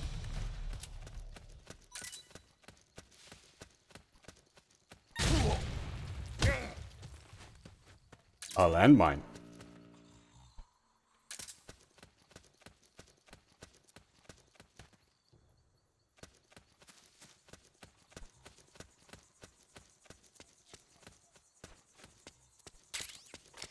We shall face check every landmine.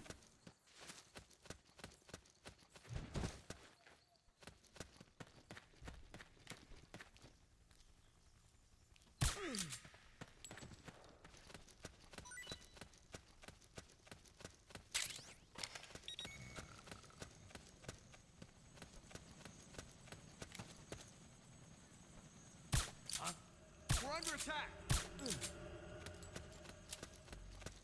I'm really having a bad day with the initial shots.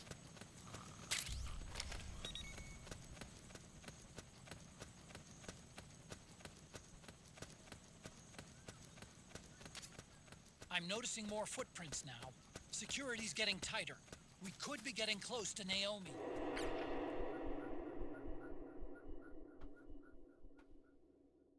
I usually get them with the follow-up shots, but man, they like...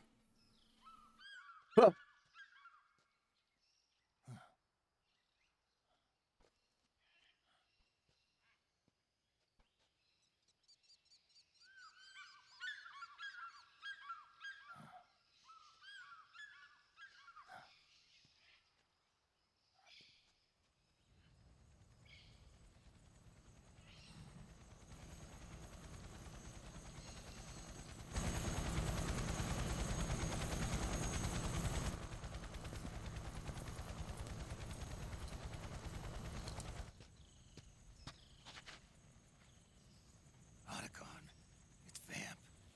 I'm sure of it.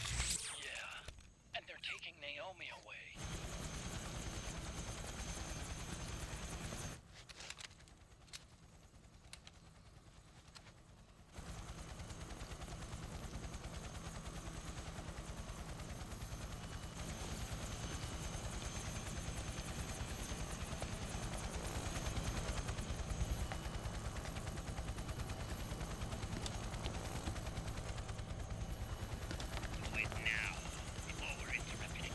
We don't know what will happen.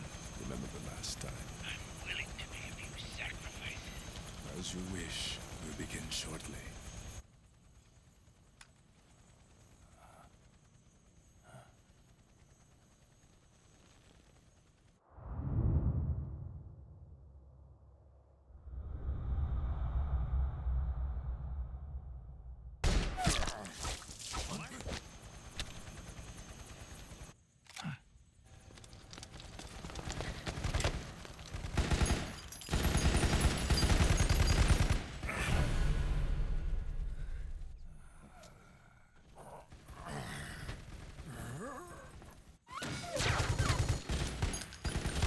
We've got the go-ahead. Begin. We'll use his blood. It could get intense. Brace yourselves. Shots, all of you. Yes, sir. I'll be taking in half. EP vamp.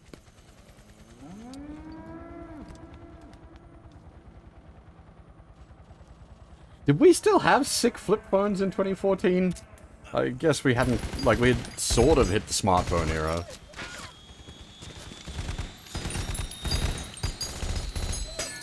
Look, it's Naomi infected Vamp with the drama.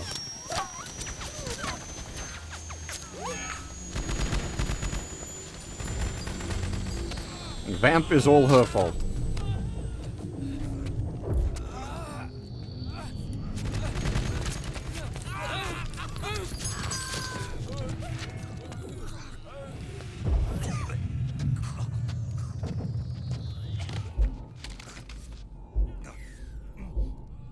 This one you can't mash to recover. Like, I'm mashing, but not recovering.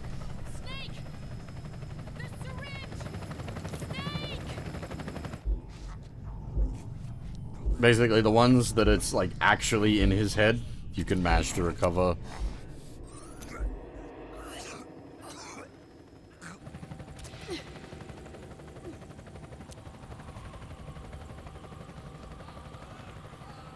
It's not working. The emotional controls aren't stable enough yet.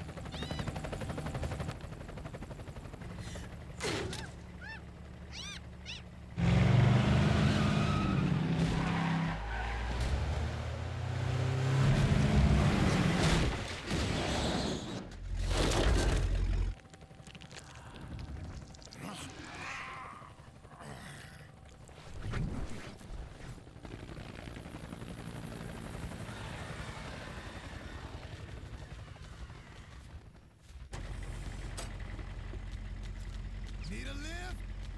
Grabbing. Get in already.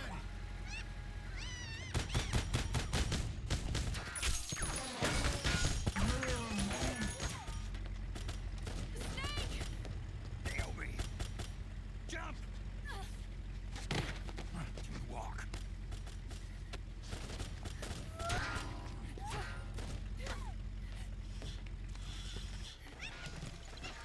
It's gonna be a bumpy ride.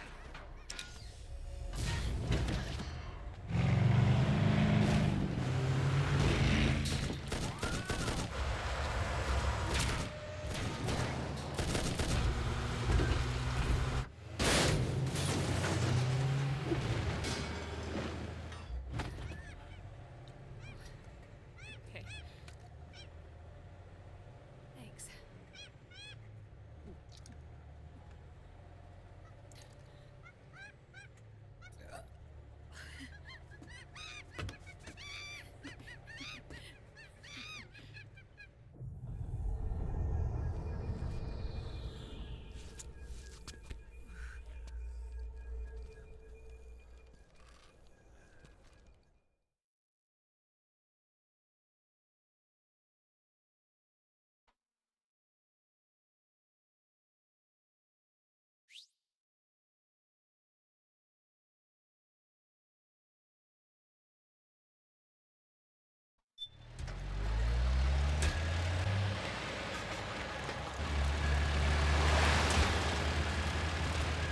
Snake, I'm bringing the chopper to the other side of the market up ahead.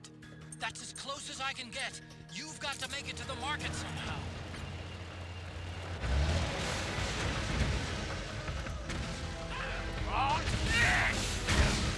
No movie, now is time to play video game. These... It's so weird that these things are here only for this. These are the, police noughts, like, Powered suits are in our way! Take them out, Snake! and they literally, like, only appear for this. They're blocking the way! Get rid of those guys, Snake!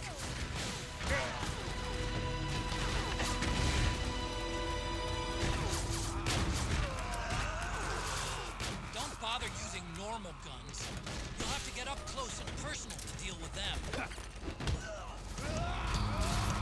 Yeah, these are super cool. And they literally only appear, the two of them here, for this sequence. And it's like, why?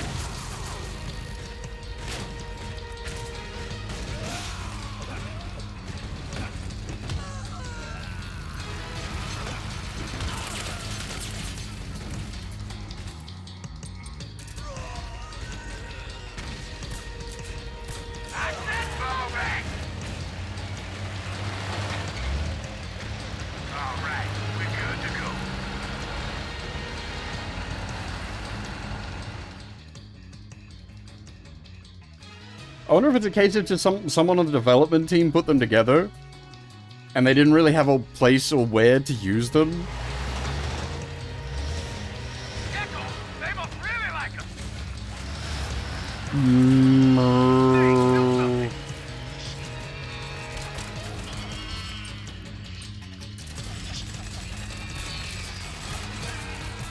The machine gun, Snake! Shoot the gecko with the machine gun! Yeah, it's probably better to do it with the machine gun. They don't count as kills if you, like, kill them with the machine gun. It's unmanned weapon kills.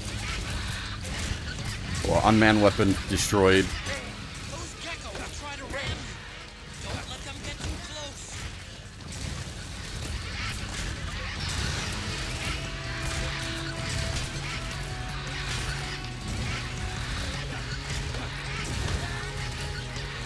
Yeah.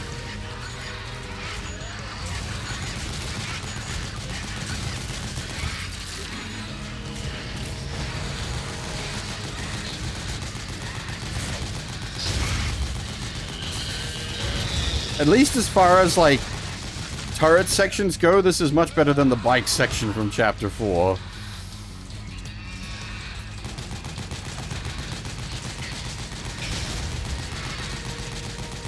Chapter 3, sorry. Chapter 4's turret section is amazing!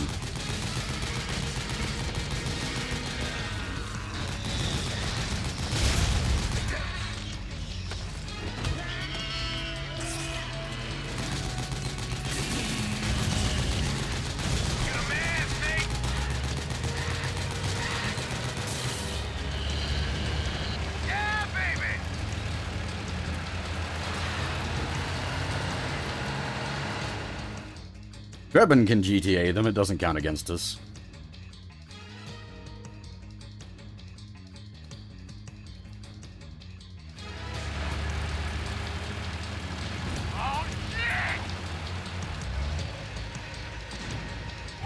Got an MTS on our ass.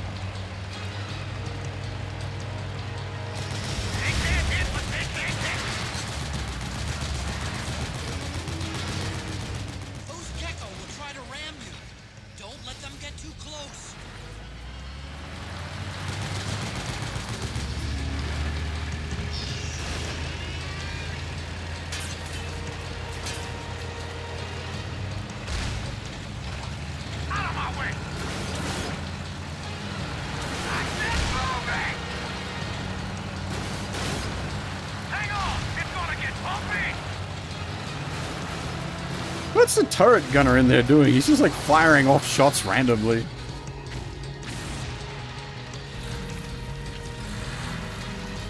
Up front! Here they come! Yeah, sheeps ram you. Not cow.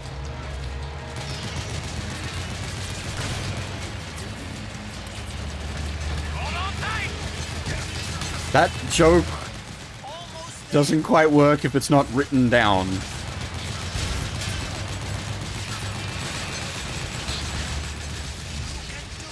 Sheep ram you.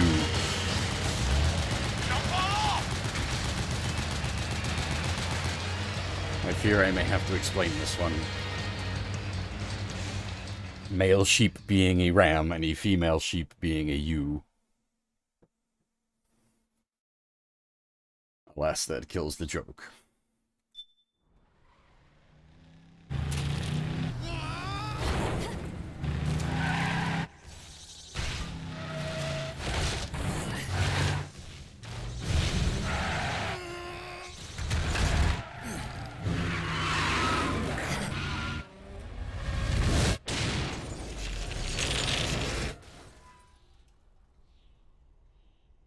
Yep.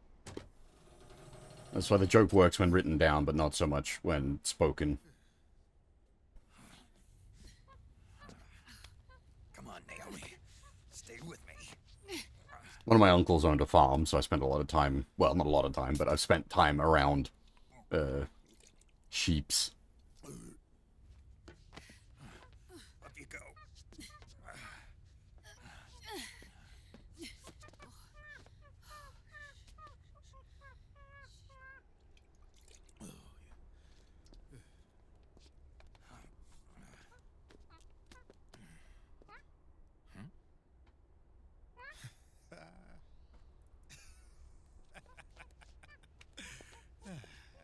You okay?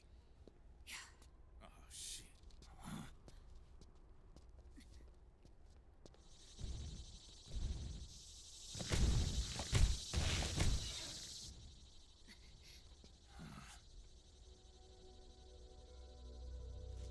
We're hiding.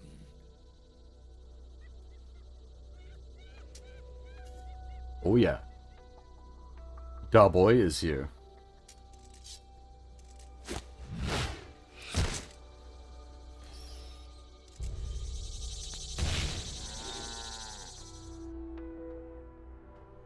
Go on, get out of here. Can you move? Yes.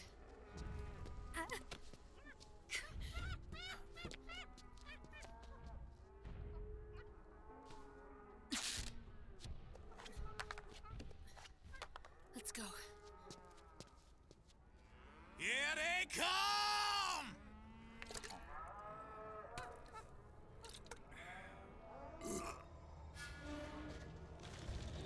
Yeah, things are about to get wild.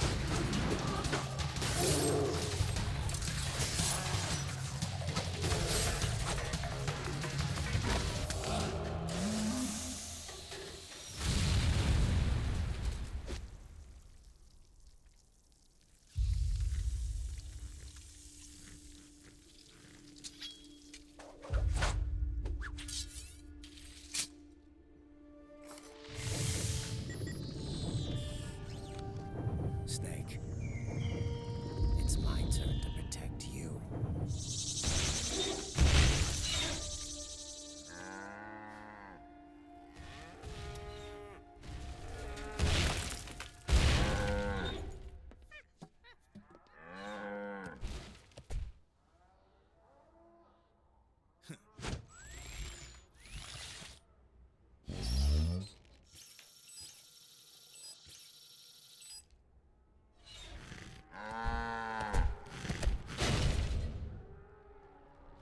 Snake, I'm setting the chopper down at the market square. Hurry! Naomi, go on ahead.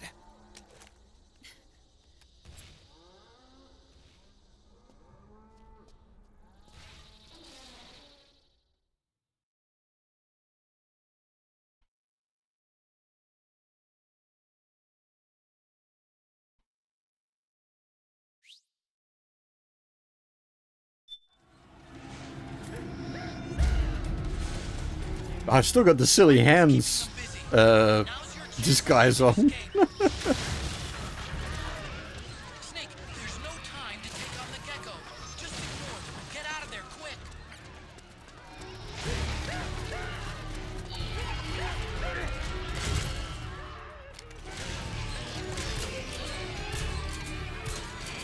Hurry! Run to the chopper! Get to the chopper.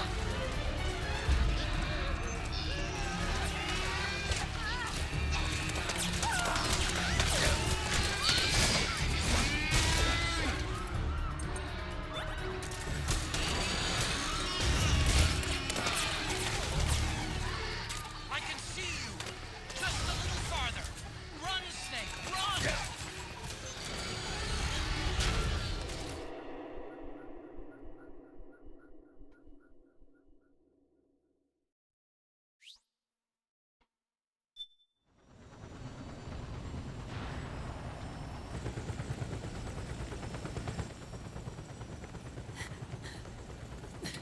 I'm sorry. I'm a little busy right now. Thank you.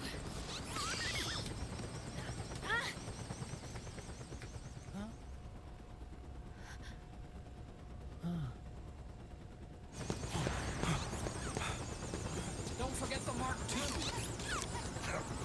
Naomi, take care of this.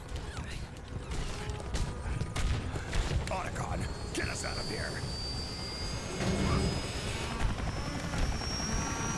Where's Raiden? Still fighting.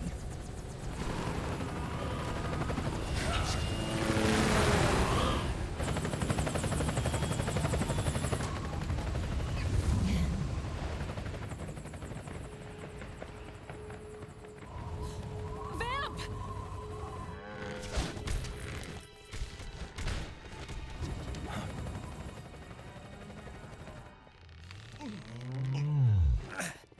Raiden!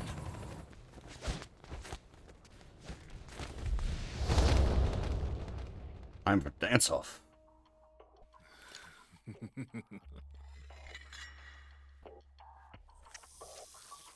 Yet again, our paths cross.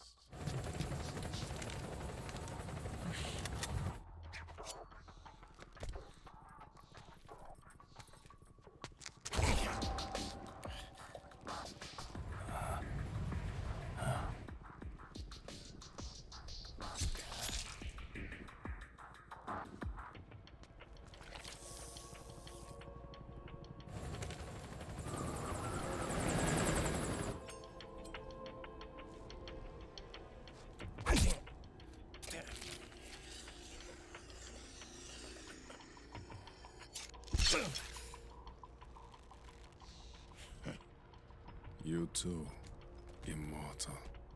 No. I just don't fear death.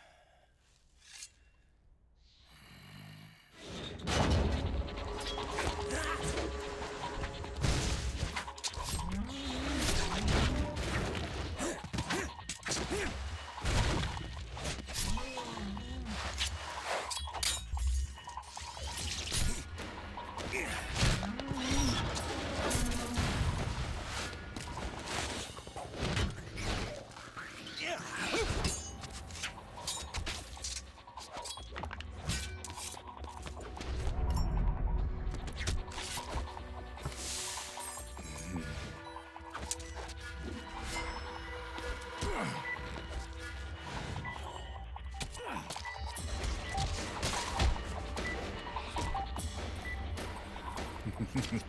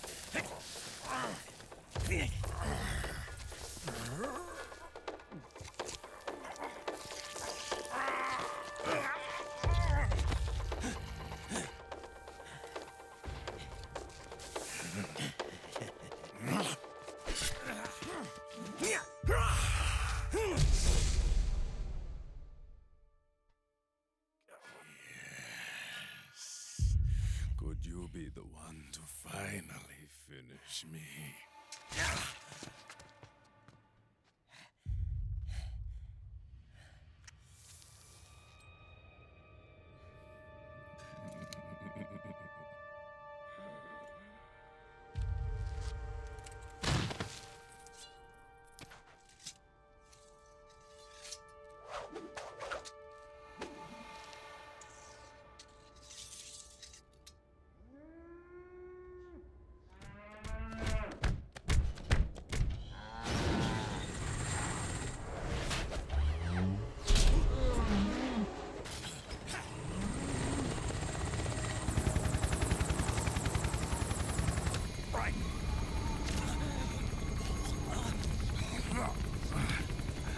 You okay? Fine. Right.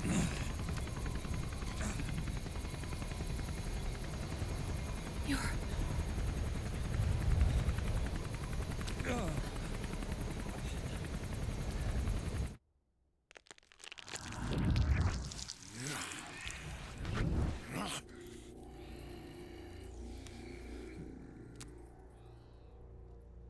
Boss, she got away. Are you sure about this? It's all part of the plan. The test was a failure, even with his code. As I feared, it's not pure enough. We need all of him. The PMCs we deployed have suffered brain damage. Nothing salvageable remains. Our only remaining option is to secure the original. I know that. It's only a matter of time. We're working as fast as we can to find their hiding place. I need you here too, Vamp.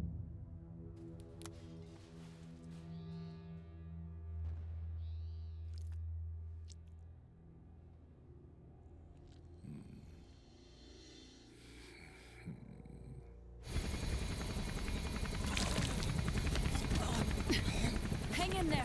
Vamp. He's got to be immortal. No, he's not immortal at all. It was my design that caused his body to be like that. Huh? What do you mean? The nanomachines in his body cause his wounds to close and heal at an accelerated rate. Someone took the basic nanomachine technology I once researched and perfected it. In a sense, I'm responsible for Vamp. It's one of my sins. Does your body have the same nanomachines? See, she gave Vamp the drama. And I too. Hold him down!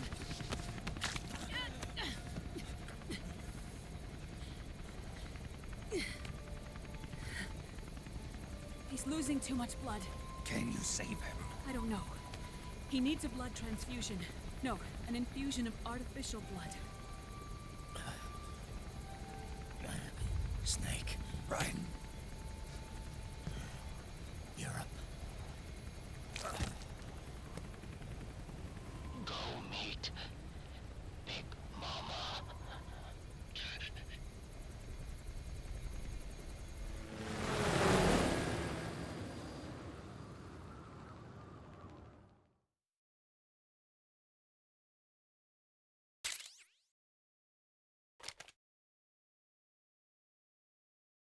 Well, there was something, we did something that I wasn't sure if it would count as a kill. Oh, that's right, we dropped the guy from way up high. And yeah, okay, there we go. No kill.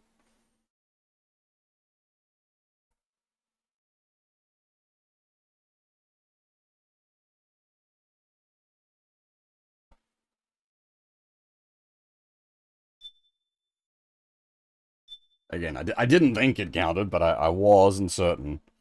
And that was pretty specific, like, we dropped him circumstances. However, that is what I had planned to cover on stream today. Act 1 and Act 2 of Metal Gear Solid 4. So that is where we're going to finish up. I should be back tonight to do Acts 3 through 5. When exactly? I don't know. I'm not sure what the plans tonight are. It depends. If wiki streaming, I might end up watching the wiki stream. If not, then I don't know. We'll see. We'll see. I'm not sure what my plans are. We do. I probably can't afford to start it too late though, because Act 3 through 5 takes about eight and a half hours, so it's going to be a reasonably chunky stream. We need to sort of start that much earlier.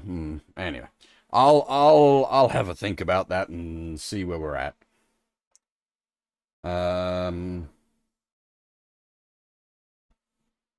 But yeah, apart from that,